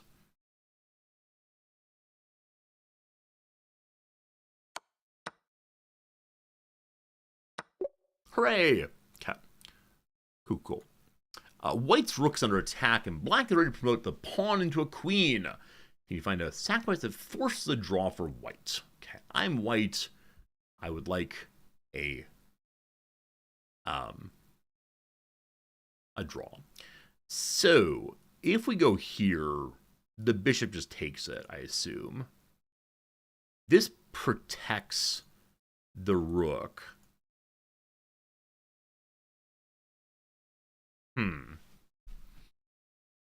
Sacrifice that forces a draw for white. Is just this? Okay, a king and a bishop cannot create a checkmate. So I'm learning this thing. So I'm learning there's certain pieces that cannot checkmate together and force a draw instead of the people. So I figured, I guess, that we'd be like bouncing around randomly, and eventually someone would realize it's a draw and then offer the draw. Because, man, I didn't know until just now that a bishop and a king can't checkmate. I would spend hours chasing. White's down material but can force repetition, making a series of checks that black can't escape. How do you do it? All right, something the queen.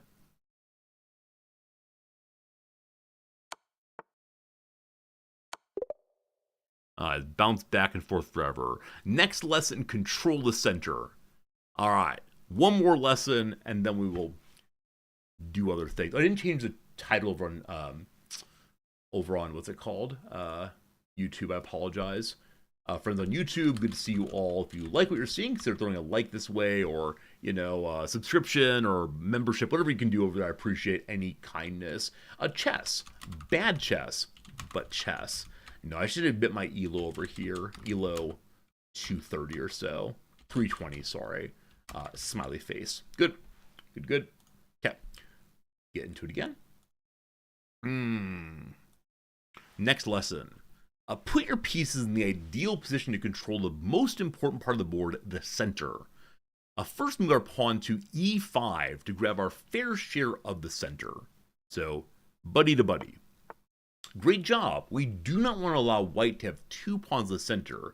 Can you find a strong capture that removes one of white's pawns from the center? I feel like they're pandering me right now. Okay. So this is a good move. I always assume this is a bad move because then the queen just takes the pawn. I guess that's an even trade of pawns. But I've never wanted to do that for exactly this reason. Huh. We learn things. How can white grab control of the center by putting a pawn directly in the middle of the board? Hooray! A great job. You've taken control of the center and your opponent failed to take black's fair share of the center. How can we make more space in the center by placing another pawn right in the middle of the board? Oh boy. Oh boy. Nice work. Now black suddenly remembers the importance of controlling the center of the pawn. How can you win material? Oh boy. All right. 2 dot. How can white attack the... I said I wanted to find some teacher who would teach me like a 5th grader. There you go. There you go. I want to keep attacking the knight. There you go. Oh. Better use the center pawn. Okay. Boop. There you go. Still vulnerable. How do we keep it going? Boop. White dominates the center and black hasn't even moved a pawn yet. Cool. How can white occupy the center with 2 pawns? Last one for now. How can white advance a pawn to trap the black knight? If we go there, he can go to here, capture, here, capture, here, capture. Woo! Woo! What piece can capture a knight? There you go. There you go. All right. Lessons done. I feel like I've learned something. It's mostly keeping one's eyes out to be able to see the ways where you can attack things. Because I would not have noticed that the bishop there could move up to attack the knight. We missed it entirely. Got to keep eyes out for it. All right, we'll go and do 3 of these to get started. You can win if you find a checkmating idea. Here is the king right now. Okay, so the bishop's attacking the... Not bishop, sorry, the rook's attacking the old queen there. We don't like that. Got a rook here. Okay. Possible checks. Possible checks. Like, queen can check on a variety of positions here. If she attacks from here, she's covered by the knight. But her going there, the pawn just takes. That doesn't work out. If the rook comes here, how about the other direction? The queen takes the rook. The knight takes the queen. The knight can move in. Oh, how about that way? No. So I was thinking that would work. You'd lose the queen. Yeah, of course you would. Sorry. I was thinking they wouldn't move at all. What am I missing? Okay, I'm going to do this and see why it doesn't work. Because the pawn just takes. Okay, we're glad. I understand that one. So this move is safe.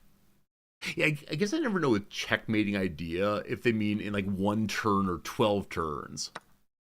That's not allowed either because of the bishop. Huh. We're going to say we're not clever enough for this one, I'm afraid.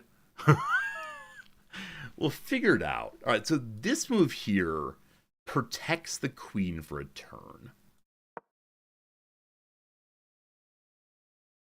That wasn't the way forward. Why not? I like that because we can then push in. There must be just like a simpler way forward. I've tried a lot of moves. I mean, like, protecting the queen is cool and all, but what am I missing?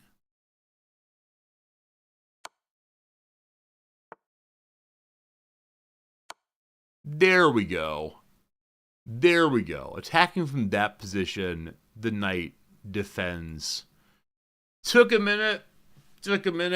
Apologize. Got it though. Okay. That was rough. that one's unworthy of me. How safe is my king? In Ray, the black to move. Okay. So the king can't move in a number of positions. That's my update. Apologize. Still have not made my Windows update. Maybe one of these days. Okay.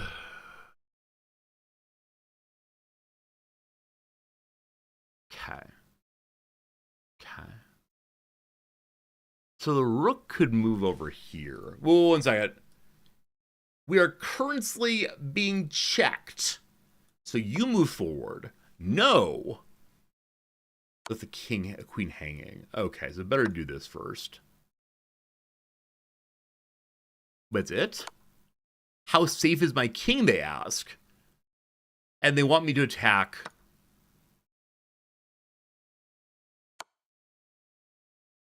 I thought my meant white. Whatever. We solved it. Hooray. If they meant how safe is the black king, you know, that was very strange. Anyway. Good. No, of course it says black to move, but it says my. In every other case, my of Nadia has referred to the side that I'm not controlling. Alright. It is time to play a video game. Friends, I give you 15-10 rapid.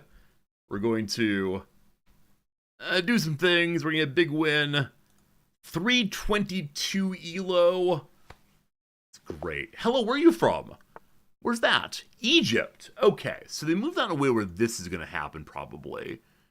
I've been told to take my fair share of the center. Fair share of the center is mine now. Okay, the bishop's attacking that. So knight friend protects that. More pawns on the king's side are moving out. Interesting stuff. I continue developing the center. Because I've done my recent lessons. They continue marching forward. Okay.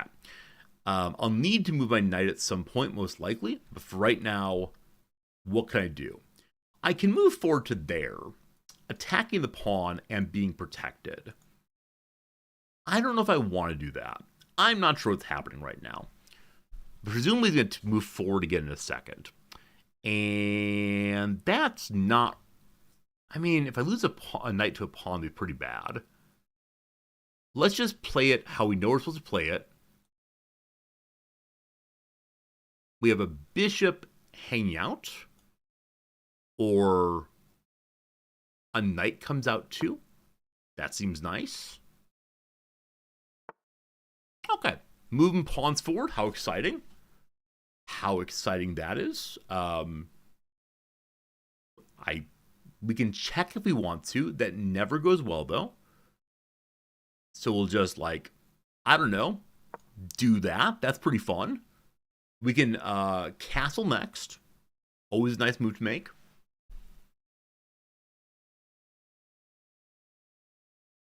Oh, you know what? Checking at this point would indeed... no, it wouldn't. The pawn moves forward. I'd say it would indeed force the move. Okay, we thought that might happen. So, at this point, I maybe should have moved forward that way. I didn't do so. But, he's done a good job of covering most of the escape routes to the knight. So we hate to do it, but knight's going here for now. Not being attacked, all fine. I hope this does not turn into a round of make the knight run away. If they do one of these, I'm going to feel kind of bummed. Okay, do one of those instead. Knight's kind of stuck for a while. That's unfortunate. We could advance into the middle, I suppose. If we advance here, we have the advantage of that trade by a fair amount. Sure. Oh, hello. So he could have done one of those. The queen is now hanging out there. I might still go ahead with this. Because the queen's attacking a pawn. And if the queen takes the pawn, the king takes the queen. Okay, she took my knight. That's what happened there. She took a knight. Okay. So how do I... yeah, I guess I just didn't notice that movement. It's usual. So I moved to the outside.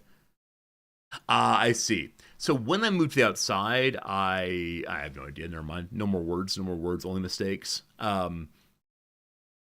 Yeah, we got to get something out of this. So a bishop is facing this.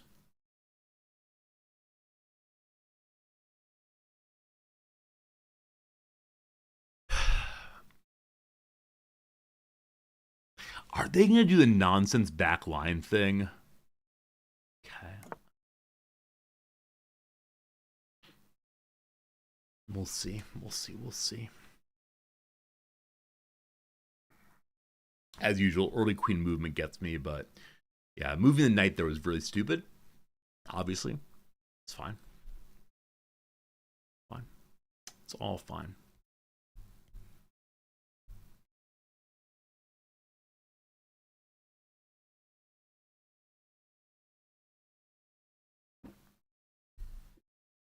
Maybe I should have pushed into the queen instead to force her back. Again, I'm fine if she attacks here. They move forward one. That doesn't do much. So I think I kick the queen just to get her to move back. I hate to weaken my formation here.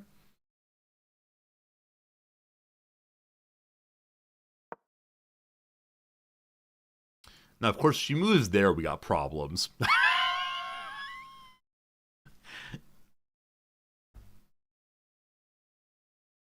Not big problems, though. We just move the rook over, and it'll be fine. Yeah, this is not a big problem moment. It's a little problem moment, but... and we'll see. Okay. I need to do something. She ran away. I'm very happy about that. That's great. Okay. I have this bishop. So this bishop can attack the queen's line, but will be taken. Can you go somewhere else usefully? Not really. I could move this pawn forward too as a way of threatening the queen. No, the bishop would have to move first, of course. I don't know. Possibly just push forward again, I guess. Like, we lost a knight. That feels pretty bad. That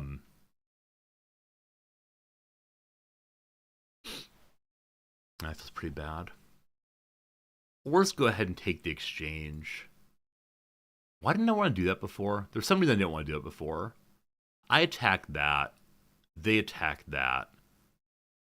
My bishop goes in. Their bishop goes in. I lose a bishop, unfortunately. Yeah, we don't want that. That's it. It does free the queen to get involved. So I do that.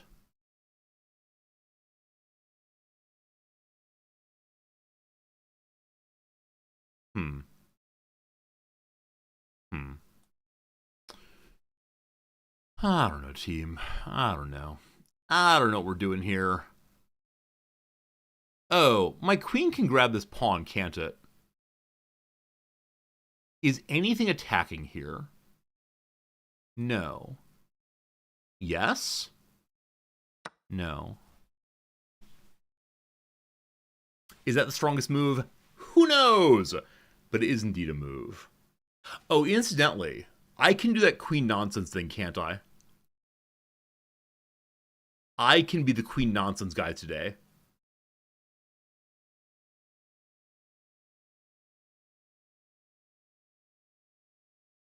Possibly queen nonsense guy. Here we go.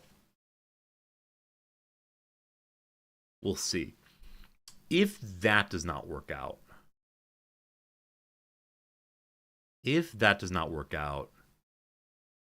then what do we want to do? I mean, we can move the bishop a bit more freely now because that pawn's been dealt with. Okay, so trying to avoid my being queen nonsense guy, he moves the king over. So no castle, which is pretty cool now. So I'm glad I made that pressure. That's a good thing to have done at least. But what now? I'm considering just bishop forward, or I guess no one's protecting this bishop, so we can move forward to do that, I guess. No one's protecting the queen either, really, but I don't know. Is there any way to get another attack onto that spot?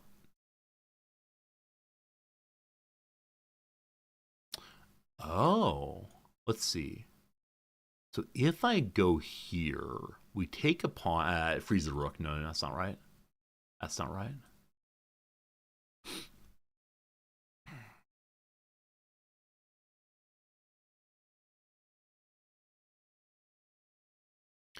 Do I just move forward? No. If we take that now, it threatens the queen. I mean, that she's involved in the spot changes the calculus, doesn't it? 1 second.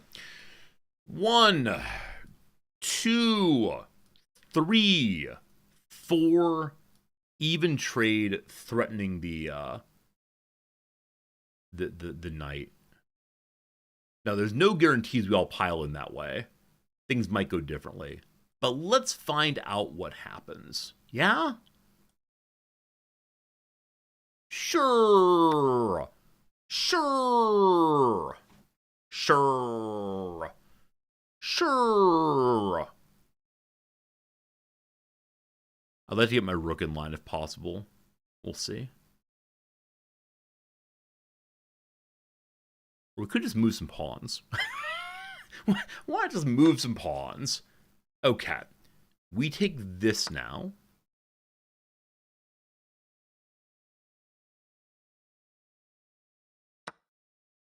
Okay.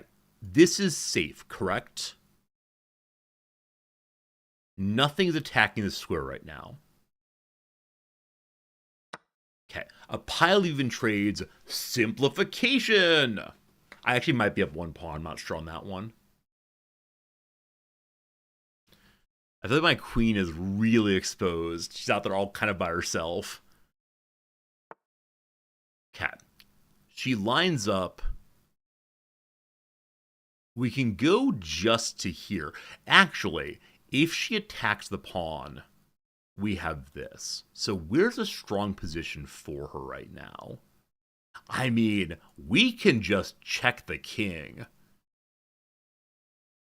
He wouldn't like that at all. I mean, not that it really does that much. We can check the king. We can go back on this line and threaten. I mean, we can threaten the pawn here. Like that.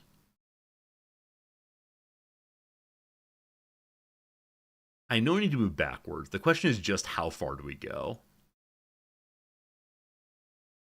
This feels suspiciously bad. But it's also me attempting to be a little bit more aggressive than usual.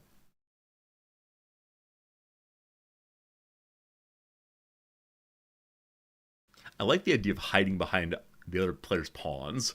Makes me feel a little tricksy. Okay. She's offering a queen trade. I don't think we want that right now. Do we? I'm behind, so I don't. Okay. If I go in, I take the queen, she takes the queen. If I just step back one, I'm still protecting. If she takes the knight, I'm fine with that. Whoops. Okay. Okay. I think this might be silly, the way I'm playing, trying to protect that pawn. Hey! That's exciting. Cool. Cool. This happens. These things happen. These things happen. Okay, we're not going to go on tilts. Not going to go on tilt. It's all fine. Oh, old resorty. Old resorty, what's wrong with you? Old resorty.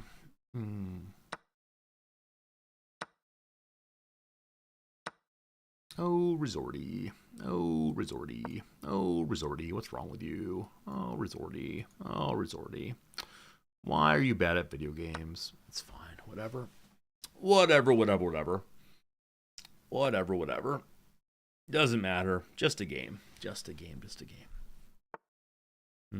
I thought I was being so clever, too. I thought I was being very, very clever there.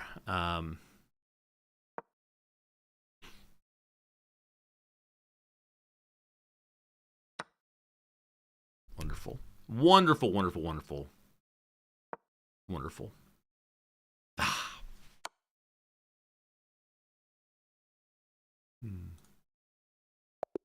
Okay. Cool. Oh. All right. Major blunder there. In those cases, when I'm like, hey, may I protect a pawn? I should definitely just, leave. I should definitely just, say, okay, at this point we're going to just drop back entirely, control some diagonals, etc. But that's pretty bad, obviously. So, yeah, I mean, I like the idea that I did some things that felt pretty good.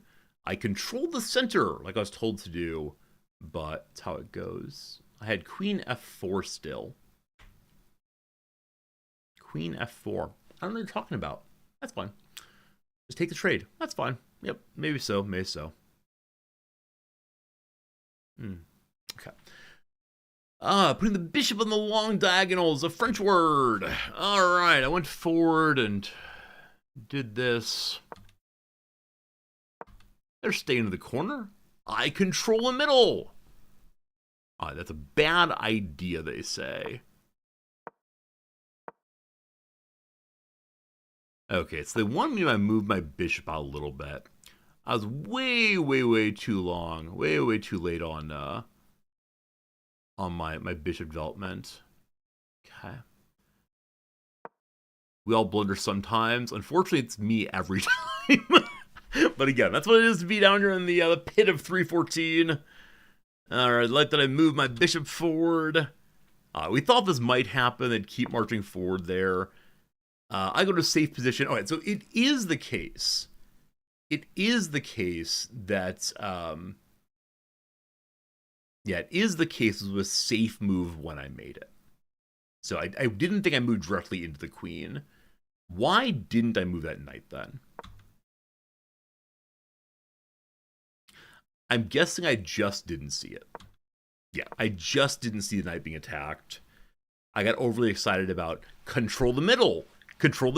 I have the bishop there, etc. So, yeah, I just didn't notice it, and that's unfortunate. But that's fine. I mean, it's just poor play, but no worries. Okay. Castling kingside's a great way to protect your king. Thank you. They made a top move here. Why is that a top move? Okay. Before we go, kick the queen. Hooray. Queen goes out, get a free pawn. Hooray. They're threatening to win mature through discovered attack. All right, so we noticed this fun for ourselves. They're threatening the bishop, the knight. I knew it the whole time, no problem. We take a pawn, fine. This is our major plan. All good. Okay. So apparently, they've still missed this attack on the knight, which I was ready for the whole time. I was cool with the whole time. Whatever. Right. So I didn't move my queen to safety here. I was threatening the knights. So why is this moving the queen to safety and this is not? Clearly the correct move. Oh, because she's protected by the pawn. I see why that's a safe. On this side, she's protected by the knight. But I guess it's the case that knowing the knight can be taken. Huh. Yeah, I guess see how it works. Okay, so I chose the wrong direction. They felt like, wait, no, this is protected also. Wait, why is this preferable? Oh, it's a check also. It's a check also. Of course it is. Of course it is. Of course it is. Okay. Well, on we go. Yeah. So at this point, I just wanted to help keep that pawn safe. It seemed like a safe move. It was not. And that was kind of the end of the game. And that was fun. And then I push buttons. Okay. At this point, I don't know what to do. Yeah, as always, I want to attack my way into freedom, not realizing that, of course, they just move away. So I see why moving the rook over is the correct move there. I assume she takes the pawn then, and nothing bad happens to her. Yeah, at this point, the game's lost, so that's fine. That's fine. Okay, cool. I'm not going to dwell too long on that one. Like, very obvious errors. The knight, I'm not concerned about. The queen, I am concerned about. But that's fine. All right. We got 22 minutes till the next ad break. I'll go ahead and run it now. So we have a full game ahead, and that's just fine. So it'll be 3 minutes of ads. I'll just hang out and get some coffee maybe while it's going. But you want to see another lesson? Okay, I'm going to run the ad break and do a lesson. Fairness asks for a lesson. Fairness gets a lesson. Quick ad break and then back to it. Thanks for being here, folks. I appreciate it. All right, what do I need to learn next? Next, we learn what's the best way to get your pieces into the game. Next, take control of the game by developing your pieces rapidly to squares that control the center. White decides to move the knight on g1. What's the best place for that? This is attacking. Hooray! White has several good moves. Let's decide what the best square to develop our light squared bishop on f1. I mean, that's a check. It never works out for me, but they don't like that. This looks very active, but notice that black can block the check with a pawn, forcing our bishop to waste time moving again. How about a more stable diagonal? It points to black's weakest square on the chessboard, the f7. So I don't really understand weakest and strongest squares now. But the weakest square is apparently f7.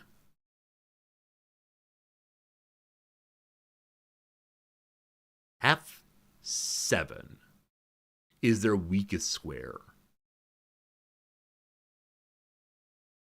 Why? Because only the king guards it.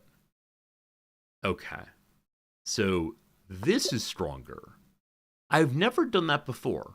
So I'm learning something important here about weakness of squares. Good lesson. White is threatening to capture a pawn on e5. How can I develop a piece and save the pawn on e5? e5 pawn, defended here. Hooray. Let's continue to develop our pieces and focus on where our dark squared bishop will be best developed. We develop to protect or attack the weakest square. Ha-ha! New learning! Number 3. Black has developed both knights to passive squares, which block black's bishop and queen from entering the game. Let's use superior development and threaten checkmate on f7. f7. Checkmate. So, I was going to say bishop goes there. Okay, so I want to, pin something, obviously. What am I missing? So if knight goes here and bishop goes in, that seems important. Whoops. This is something I didn't see previously. Okay, cool.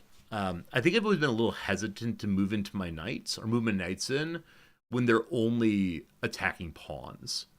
I've always been looking for like the attacks on the minor pieces or the rook or whatever. But okay, I see how that works. Man, complex. You wouldn't look for that in a game, but I'm learning my lessons. White's pieces have flooded Black's underdeveloped position. Let's use our pieces together to force a checkmate in 2 moves.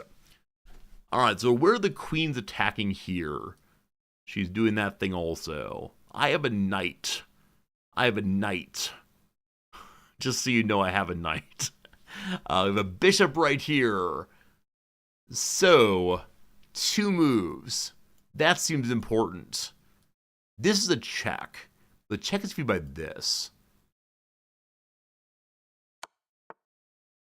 Okay, good start. And then what? This is ridiculous. I will never ever find these moves in game. I will never find. So again, it's bishop movement. I think bishop checks. I noticed bishop checks. There's nothing else happening. But that's a higher level. I understand. It's fine. I'll look for them, but it's not going to happen. Okay. White is dreaming of capturing your f7 pawn. Hello. With the queen on the next move. Black has several defenses, but the best move is a strong pawn move, which blocks White's light squared bishop. What's this powerful pawn move?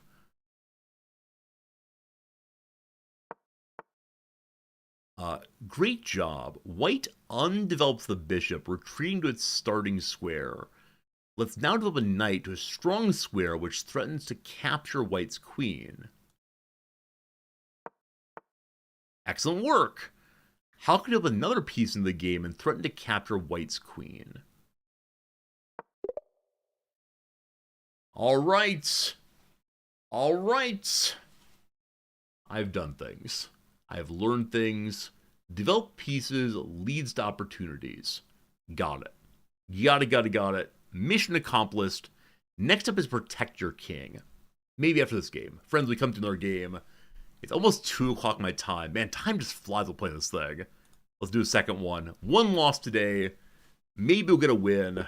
This person's from a Legend division. They're American. E4 gang, rise up. My fair share of the center. Hello. Cat. They've made that move. I make a move also.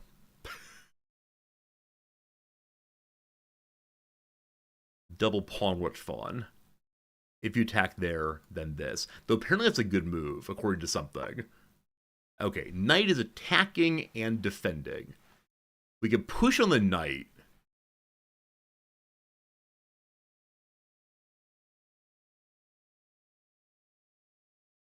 This forced them to move a piece twice. Or we can attack the weak spot there. If we move forward, it won't be possible to do that. So the pawn move seems super aggro. It also blocks off bishop movement. Or we play more passively and just defend the square. You know what? Super aggro time, let's go. Let's go, let's go, let's go.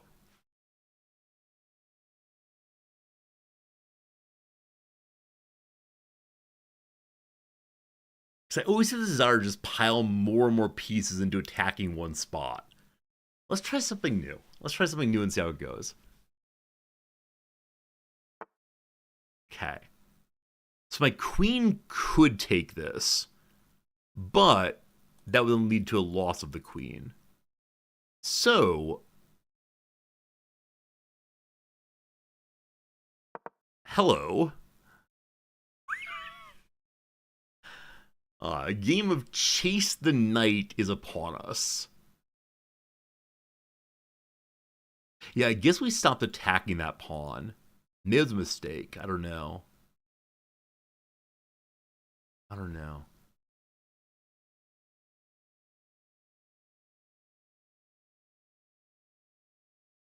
So had we not chased him there, he'd attack here probably.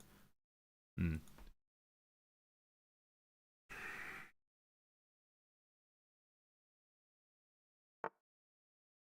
Okay.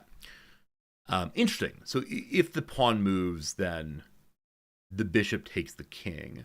I can just take the bishop, I believe. Yeah, I guess so. I guess that works. Sure, why not?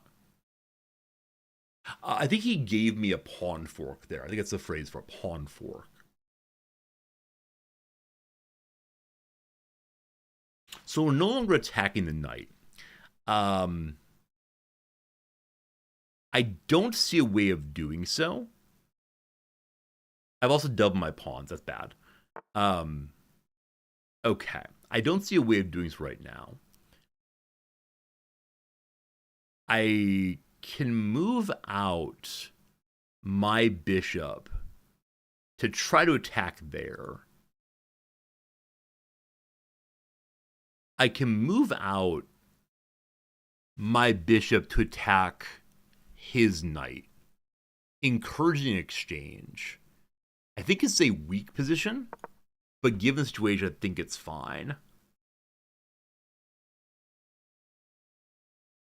This exchange makes me happy, actually. I'm totally cool with that if it comes to it. Also, I've not developed either of my knights at all. I need to do something with those, probably. Okay, so this would defend a non-attacked piece. This would attack a defended piece. However, if we do this, then the knight's attacking nothing. Never mind. All right. From this position, the bishop could continue along and attack the queen. But I always hate going in so much. I gotta stop doing that. Gotta stop doing that.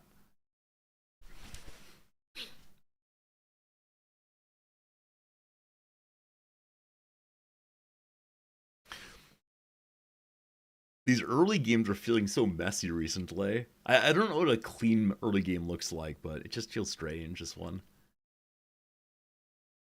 It's the Nimzowitsch Defense Kennedy Link Springer variation. Often the way in which chess openings are explained, I feel in some measure like it's the commentaries on the sutras.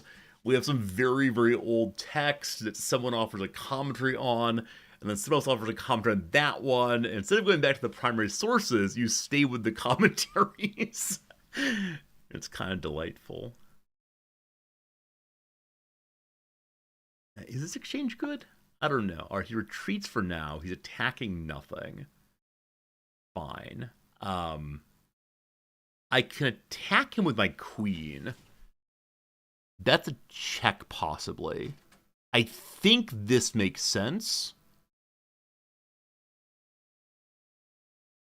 I like this move. Let's think about it, though. It develops my queen. That's huge.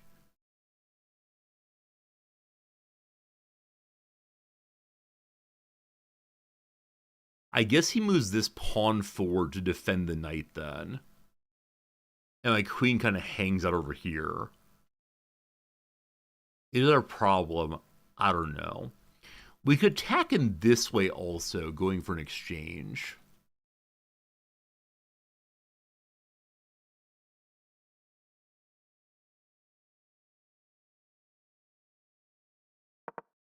Okay, my current plan, that goes forward, we go here, we take. And I don't quite know what happens after that. We'll see, we'll see. We'll see, we'll see. I think it makes sense, though. I like that. I think I like that. Okay. This changes the calculus slightly. So what do I do now? I think I still move my knight forward. Because this is fine. And this also just like develops our knight, and that's good, and so on. It also allows a queen side, etc. Ah, my bishop is here already. Ah, ha, ha, ha, ha. Someone noticed bishop movements. Someone noticed bishop movement. That's a good thing. That's a good thing.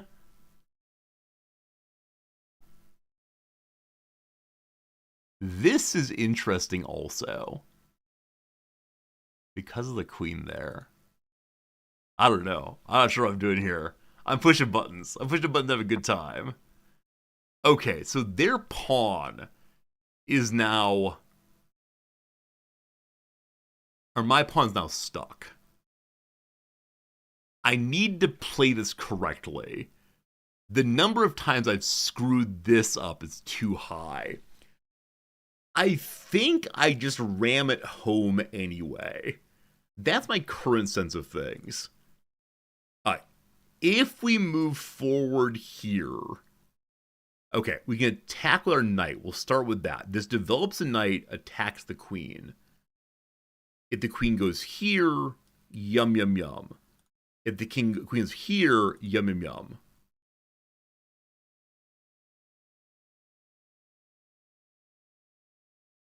Or, so this threatens the queen.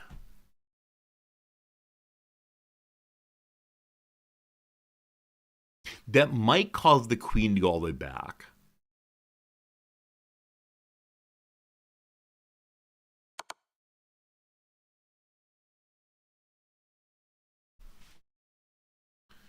So the king has to move now. I'm not sure what comes from that.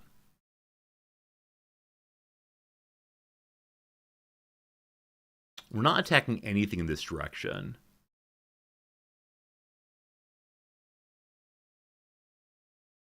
Oh, I feel like I'm playing much more aggressive than usual.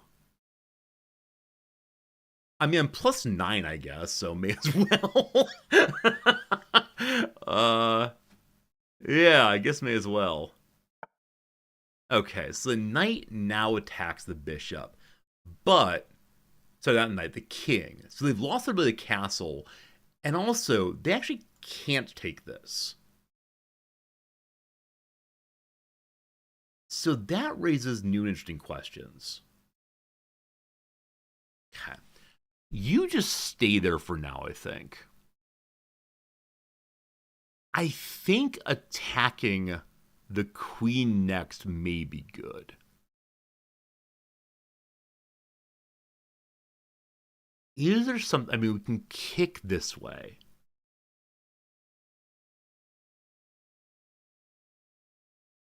I want to do this more because it develops a piece.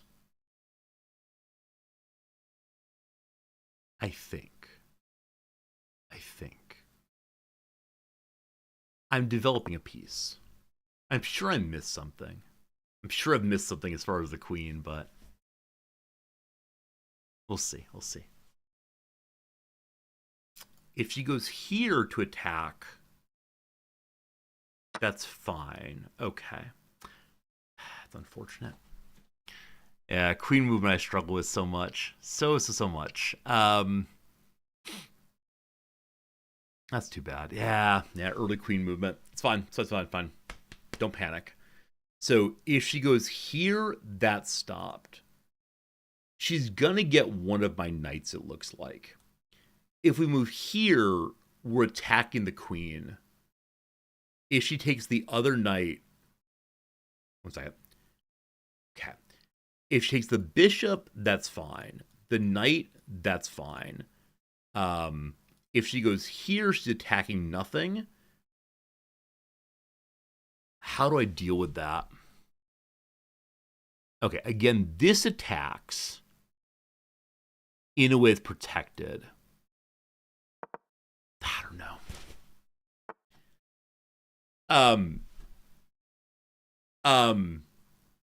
Hello? Exclamation point lift?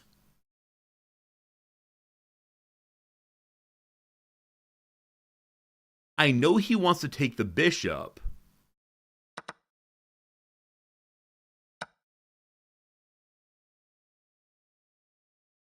Okay. He's threatening this pawn. That's okay. I don't mind that at all. So what can I do now? We can check the king here.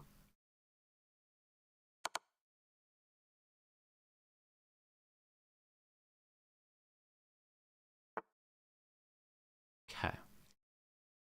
We can take this, or we can back out one. If we take this, nothing good happens. So I think we back out one for now.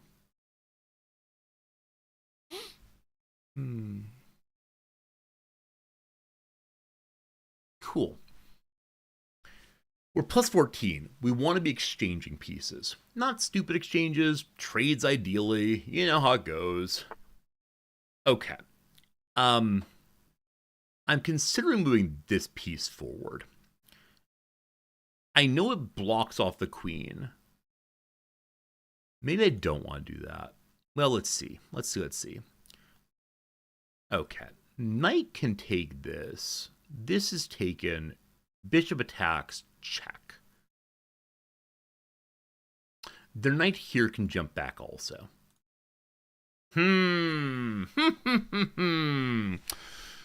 Okay. There's got to be some way to solve this. Gotta be some way to solve. I mean, I could pull back the bishop again. I can move the pawn forward one. We then trade a bishop for a pawn. It feels pretty bad. I can castle. That gets my rook out.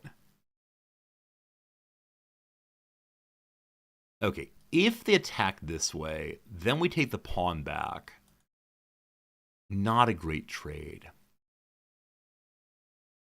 But losing my dark bishop feels pretty bad also, unfortunately. I can move this pawn forward. I guess that's an even trade, yeah? No. We said not to do that. Maybe we do this. One second. Okay, one second. So if we move forward here, probably that happens. Then we take this. And then they take this. I can take a pawn and then be checking the king, not checking the king. I wish I were just slightly cleverer. Here we go. If I back out, it's bad for me. I can take.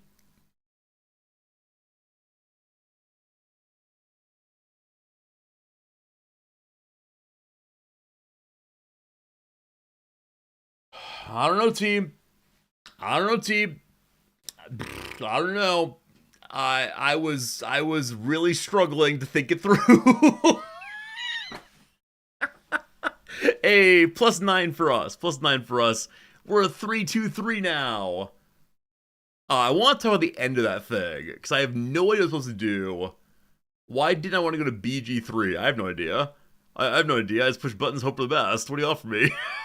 One second.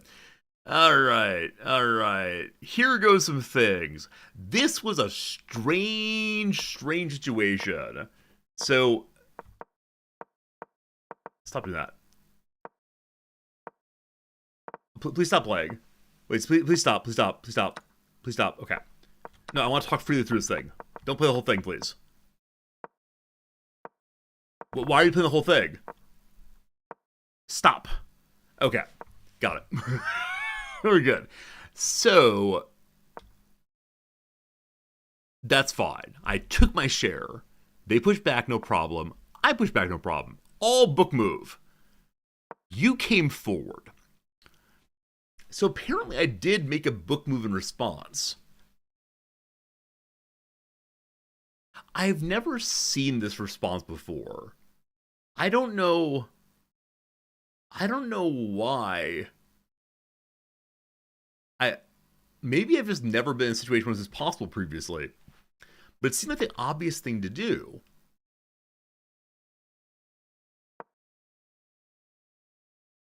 And so then he pushes forward. I kick. Okay, why did he do this? They say this is a good move. I don't know why this was a good move.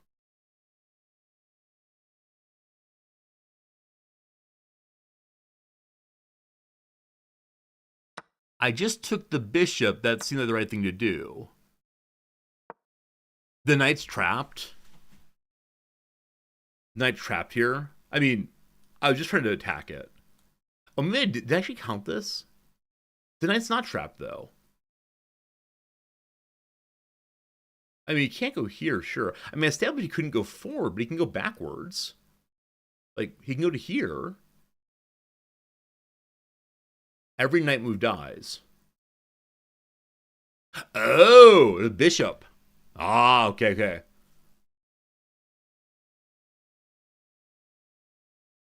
That's really interesting. I did not notice that. I knew it was a good move just to attack it. But this was much more complicated than Rose. I mean, much more strong than it could be. It was a stronger move than expected. Huh. Also, DoomCon 3000, you gave out a gift sub about 10 minutes ago. I'm sorry I didn't see that during the chess game.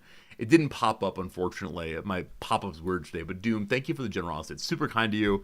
I'm glad you've enjoyed hanging out with us in our community so far. Yeah, I didn't even see the bishop there. It just seemed right there. Gift sub for B takes B5. Wait, when was that? Well, let's see when that happens, or if it didn't happen. Okay, so they come forward recognizing that they can take something. I take the bishop. They push forward. You sacrifice the bishop, keep the knight in a strong position. Okay, makes sense. Makes sense. So I make the attack on the knight. I'd say like, yes, it is good to do that. They would have preferred this move. It just increases the influence on the center. So this move strikes me as being like more passive in some way than my move. I went and did that. It gives influence on the center also in a way that differs, I suppose. They ran away. This move left their knight hanging. Did I see that? I did not see that. Poor bishops. Poor sweet bishops in this game. Yeah, this would have been great. I mean, right. So I pinned when I could have just taken. I'm always very excited to find the pins. Pins seem great, but no, take would have been better. So they move the bishop in to free the knight. I then notice it. Okay, it only took me one extra turn to grab that, but we grabbed it. Cool. Their queen goes flying over here. I get confused. And I decided to go take the bishop. Because we recognize that the bishop can only be taken by the king, and so can't be taken by the king there. The king can't take it because, again, of the queen follow-up. Huh. I wonder what the queen move is trying to accomplish here. Other than making me like panic move the way I usually do and ruin everything. Yeah, I'm not sure. I mean, it pins a pawn. It pins a pawn. So grab that. Cool. The king steps away, but again, can't take the bishop. We go forward, attacking the queen. The queen indirectly protected their pawn by creating a pin on the attacker. Okay, so I see that. Okay, I see that's pinned this. I could still attack here. Wait, how is there a pawn, etc.? Okay, is NC3 better here? Like this instead? It defends a pawn that's under attack. Oh, I see, okay. So defend the pawn instead of attacking the queen. It mitigates the attack instead of... Yeah, so this is probably the place where, as many of you say, I need to look more at where the piece wants to be than where it is. But I think when we start talking about... When we start talking about like the places where the pieces want to be, I get overwhelmed very, very, very quickly. There's simply too many places the pieces could go. And so it's easier for me right now with my 300 tiny shriveled pea-sized brain to think through. It's easy to say attack. It's hard to say defend. But I see why this is ultimately a better move. How it like strengthens the mid and also, strengthens the mid and then also. What does it say about pawn to f3? That's an illegal move, isn't it? It's X-Men with the head malarkey, too much brain. Yeah. Someday I hope to have a regular sized human brain. With chess, though, tiny pea brain indeed. Um, yeah. So I mean, this develops the middle also. Blah blah blah blah blah. They would like to see the bishop move also. There's like the bishop to here. It creates a checkmate threat. Wait, does it? Show me.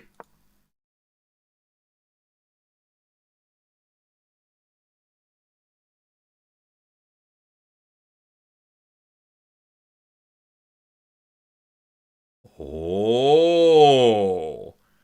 Tricksy, tricksy, tricksy. I see.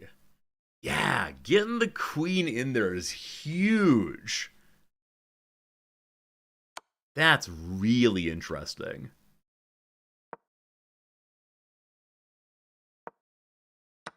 Did any of you see this? The possibility of getting the checkmate there? It's like the thing with the bishop, I agree. It's very similar to the thing. Like, getting the queen next door to the king is such a huge, huge, amazing thing. It's awesome. Hey, Tom Thinks. Thanks for the raid. How's it going? Are you a chess player also? Welcome, Tom Thinks, and hope you're doing well. We're reviewing a game we just won. Our opponent abandoned, unfortunately, or resigned, rather. I'm still trying to figure out. You're playing just chatting. Hopefully, it's a nice just chatting experience, and your thinking led to excellent conversation. But welcome. Hello, Standard Average. How's it going, my friend? That's really interesting. Yeah. So queen next door to king, huge, obviously. You like chess, but you haven't played chess on Twitch. Let me tell you, it's one heck of an experience. I'm learning chess. I'm a very new player in some ways. When you make an error on Twitch, oh, how the chat goes. Drrr. The chat likes telling you the things that didn't go terribly well. Hey, Crystal, how's it going? Welcome all of you. Quick intro. I mostly play strategy games on Twitch, build stare at map games like Paradox. In my non-gaming life, I'm a professor. I hope to think also. And part of the thinking is learning how to play this game, one that is complicated and beautiful, and I struggle. Can I teach you any evil openings? Keller, unfortunately not. I'm a very new player indeed. And so I barely understand the various openings that people do against me. Let me tell you a very, very strong opening, an opening that impresses people. It's called E4. You take your pawn on the king and move it forward 2 steps. Bingo bango, you win every game. All right. So yeah, I didn't see the possible checkmate here. That's really cool. That's really cool. All right. All right. So they go ahead and grab the pawn in the middle. Fine. I attack in the other direction there. So the queen is not having a good time right now. The queen just stays there. And the knight moves forward. So, yeah, I don't know why this happened. I don't know why this happened. Instead of moving the queen, and she definitely had places she could go to, right? She could retreat this path at all. She could go to here, like lots of places to go. I mean, even you've done that way, not that way. Like, I don't know. I don't know what happened. Because when I move forward here, like it's obvious that I'm attacking the queen, the whole move. Oh, he moved almost instantaneously, didn't he? He moved almost instantaneously. It was fastest move the entire match. So yeah, I think he missed that. How many times I blundered my queen? So when I blunder my queen, it tends to be I've moved the queen incorrectly. I don't think I usually blunder my queen by not moving her when she's already under attack. But that's fine. It's fine. I mean, I don't mean to say like I'm the only one who makes big mistakes. It just surprised me it happened this way. So we were good to go. Made a pre-move, possibly so, possibly so. I've never made a pre-move. I don't know how they work. Okay, we're doing some running around, some running around. And that's the resign. Okay, so right. I don't know why he resigns right here. Like I realize I'm profoundly ahead. I've taken his queen, but I don't know what the right move is to make right here. We were staring at the screen trying to figure it out as best we could. We could have just castled, right? Castling is a real possibility. I think I mentioned it. There's no quick mates. I retreated my bishop. Okay. I mean, right. Yeah, we go all the way back, I suppose, keep the bishops together. Oh, I see. He's attacking here. So I struggled very much. Sundance, thanks for the follow. Hope you're doing well today. The other one. This one. 1 second. Okay, I moved my bishop back. And the bishop got chased. Yeah. This happens often for me. This bishop just kind of gets stuck there. And I always go to the corner instead of retreating in this direction. So even, I always go to the corner here. So maybe I should have gone back this way instead and hung out in the middle. Huh. The only move is bishop g3? I mean right here, okay? The prior step. Yeah, so I guess we could get protected by going back somewhat, I guess. And I know I was up by a lot, but I was still being precious with my pieces. Like, maybe just clearing pawns would be fine. Maybe. Okay, well, that's fine. He resigns. That's the game. Cool. It's 2:17. I was gonna go away right now. I got other things to do, of course. But beloved, what's her name again? Tom Thinks rated us, and so I feel like we owe the Tom Thinks viewers one more match. So we're gonna do one more match here, and then I do gotta hop away. We have 45 minutes to the next. Until the next ad breaks, we got time. How do you become a GM? I do not become a GM ever. From the great nation of India, we've played this person before. I don't remember how that went, but we have done so. Okay, I'm ignoring chat from this point forward. Any commentary you want to make is to one another or to the VOD itself, but it is not to Old Resorty. Okay, so he moved to attack this. We could attack his pawn as well, or we can try to defend the pawn that's there. We're playing as white, we play aggressively.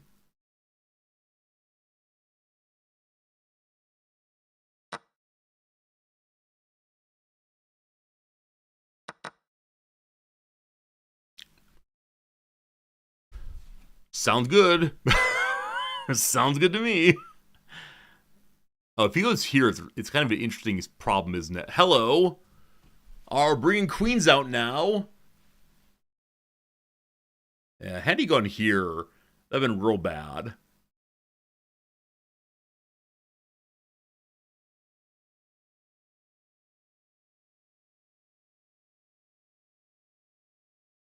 Wait, that's too far. Wait, what am I thinking? Can I do that? Oh, his queen moved. Never mind. I got very excited about forking. I can't fork. He could have forked. Okay. I can move forward 2 here, but then the pawn forward is not defended.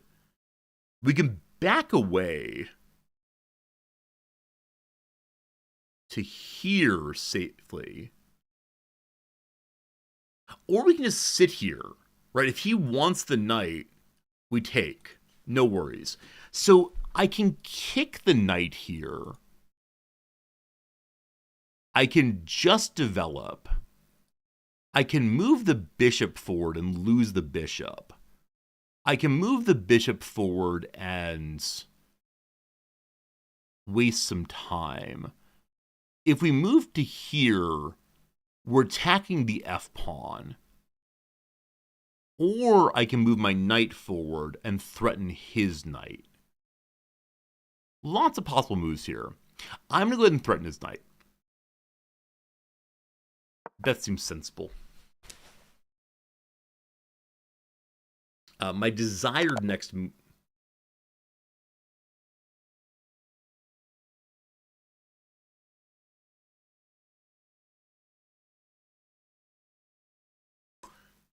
Interesting.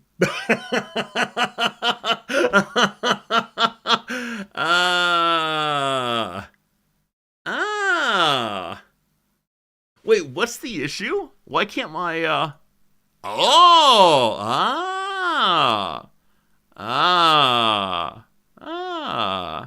Hello to you, Tom Thinks viewers. We've learned something new. Okay. So I see why it's a checkmate, obviously. Yeah, so it's a checkmate, obviously. That's really interesting. So I knew that the f-pawn was weak. Yeah, I didn't... Huh. Yeah, I thought our symmetry here was super interesting. I didn't like that very much, but... Huh. Let's go and talk through what happened there. Okay. So I had a blunder, apparently. That's okay. Getting mated out of the opening happens to everyone. With some opening review, we can make sure it doesn't happen again. Indeed. So, what happened? No, not the whole thing. Stop it. Alright, so I moved forward. That's fine. He did the same thing. That's fine. I did the same thing. That's fine. Okay. I could have just attacked here. That would cause problems to the knight. He still would have jumped past, I guess.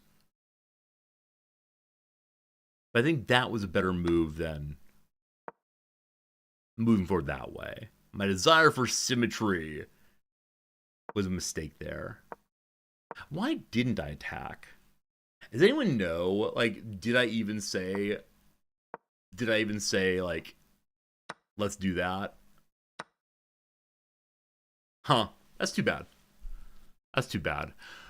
Okay, so his an inaccuracy, but instead we came out. Didn't cross my mind. Okay, thank you. Yeah, it was like control the center, Poe said. And control the center often leads to that kind of thing. Okay.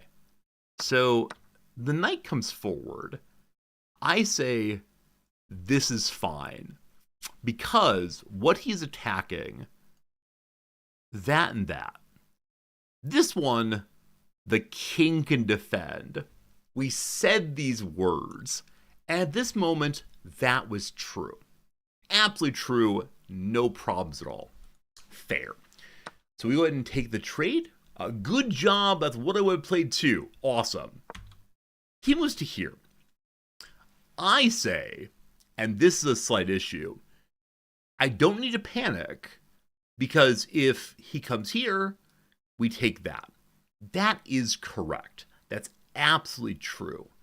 I don't see, though, that if he comes here, we can't defend. I probably even said, if he comes here, we can defend. I'm sure I said that without noticing that the knight's also. I just missed the knight doing there, so that's how it goes. Okay. So the big blunders, I say, okay, must strengthen the middle. Here comes the knight, and that was that. Cool. So, we can deal with that by stepping this pawn forward. That would diffuse it 100%. It's not ideal. Then the king steps forward. So they go like this. King steps forward, I believe. We're in a bad spot, but not as bad as it could have been. Okay. Never play F3. Yeah, whatever. Whatever. I mean, in a situation like this one, you gotta play something. You gotta play something. And so I think Queen F3, or Pawn F3 is a way of doing something. I guess if the queen moves forward, like we queen trade super early. I've destroyed my king pawn line, and we're attacking. Yeah, I see how that works. So maybe that's a good response to it. What else is there?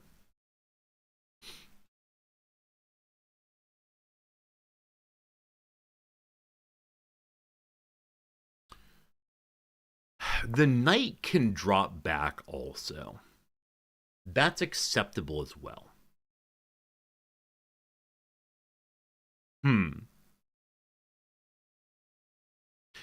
Whichever way, it's setting up a queen trade. I guess I prefer this one because it's actually not a queen trade. Yeah,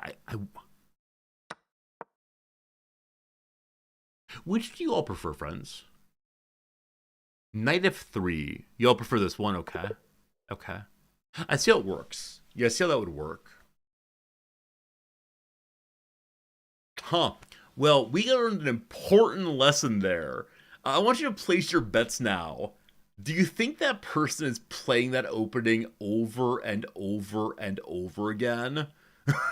Do you think that's what's happening here? Because that happened so fast, and yeah, that's something. I mean, maybe I was just a big dum-dum by accepting the symmetry. Like at this point, rather, I said, okay, time for symmetry. If we had not gone for symmetry, maybe just think differently. But yeah, the queen came out so fast, and I had no idea. No idea. Okay, so apparently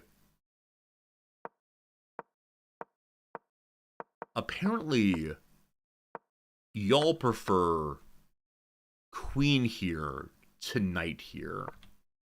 Why do you prefer queen here? Is it just getting the queens off the board? Or is it if their queen runs away, then I can do this nonsense? Is it like I can set up the exact same nonsense against him that he set up against me? That's good. For me, getting queens off the board is good. I mean, I do lose a lot of games due to queen movement I don't see coming. Okay. So lower level, is it good to just get rid of queens because they're an overly complicated piece? It's like, if the children are playing in the kitchen, we put the knives away. Is that a good thing? Possibly. It also kicks the knight. Oh, I see that. It does kick the knight. Cool. All right. I was intending to play a full, long game of 45 minutes or so. That did not quite come to pass, unfortunately. But I do need to get going in a moment here. Yeah. Interesting matches. So that's 1 win, 1 loss today, I believe. Or is it? I actually played 3, didn't we? How'd that go today? A loss, a win, and a loss. So I believe it's the case. Yeah, we're down to 316 again. Our high today was 323.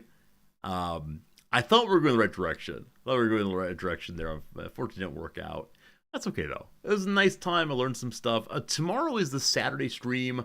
The Saturday stream is kind of, I don't know what. It's possible you get a full day of chess. Maybe so. Maybe we'll play something else. I haven't decided quite yet. So tomorrow, I'll be here at 8:30 a.m. Japan time. It's like, 7:30 p.m. over in New York City. Whenever it's in between, make sure you show up. Thank you for your kindness. Thank you for the friendship. Thank you for the kindness and generosity today. And we'll see you again real soon. Goodbye, friends.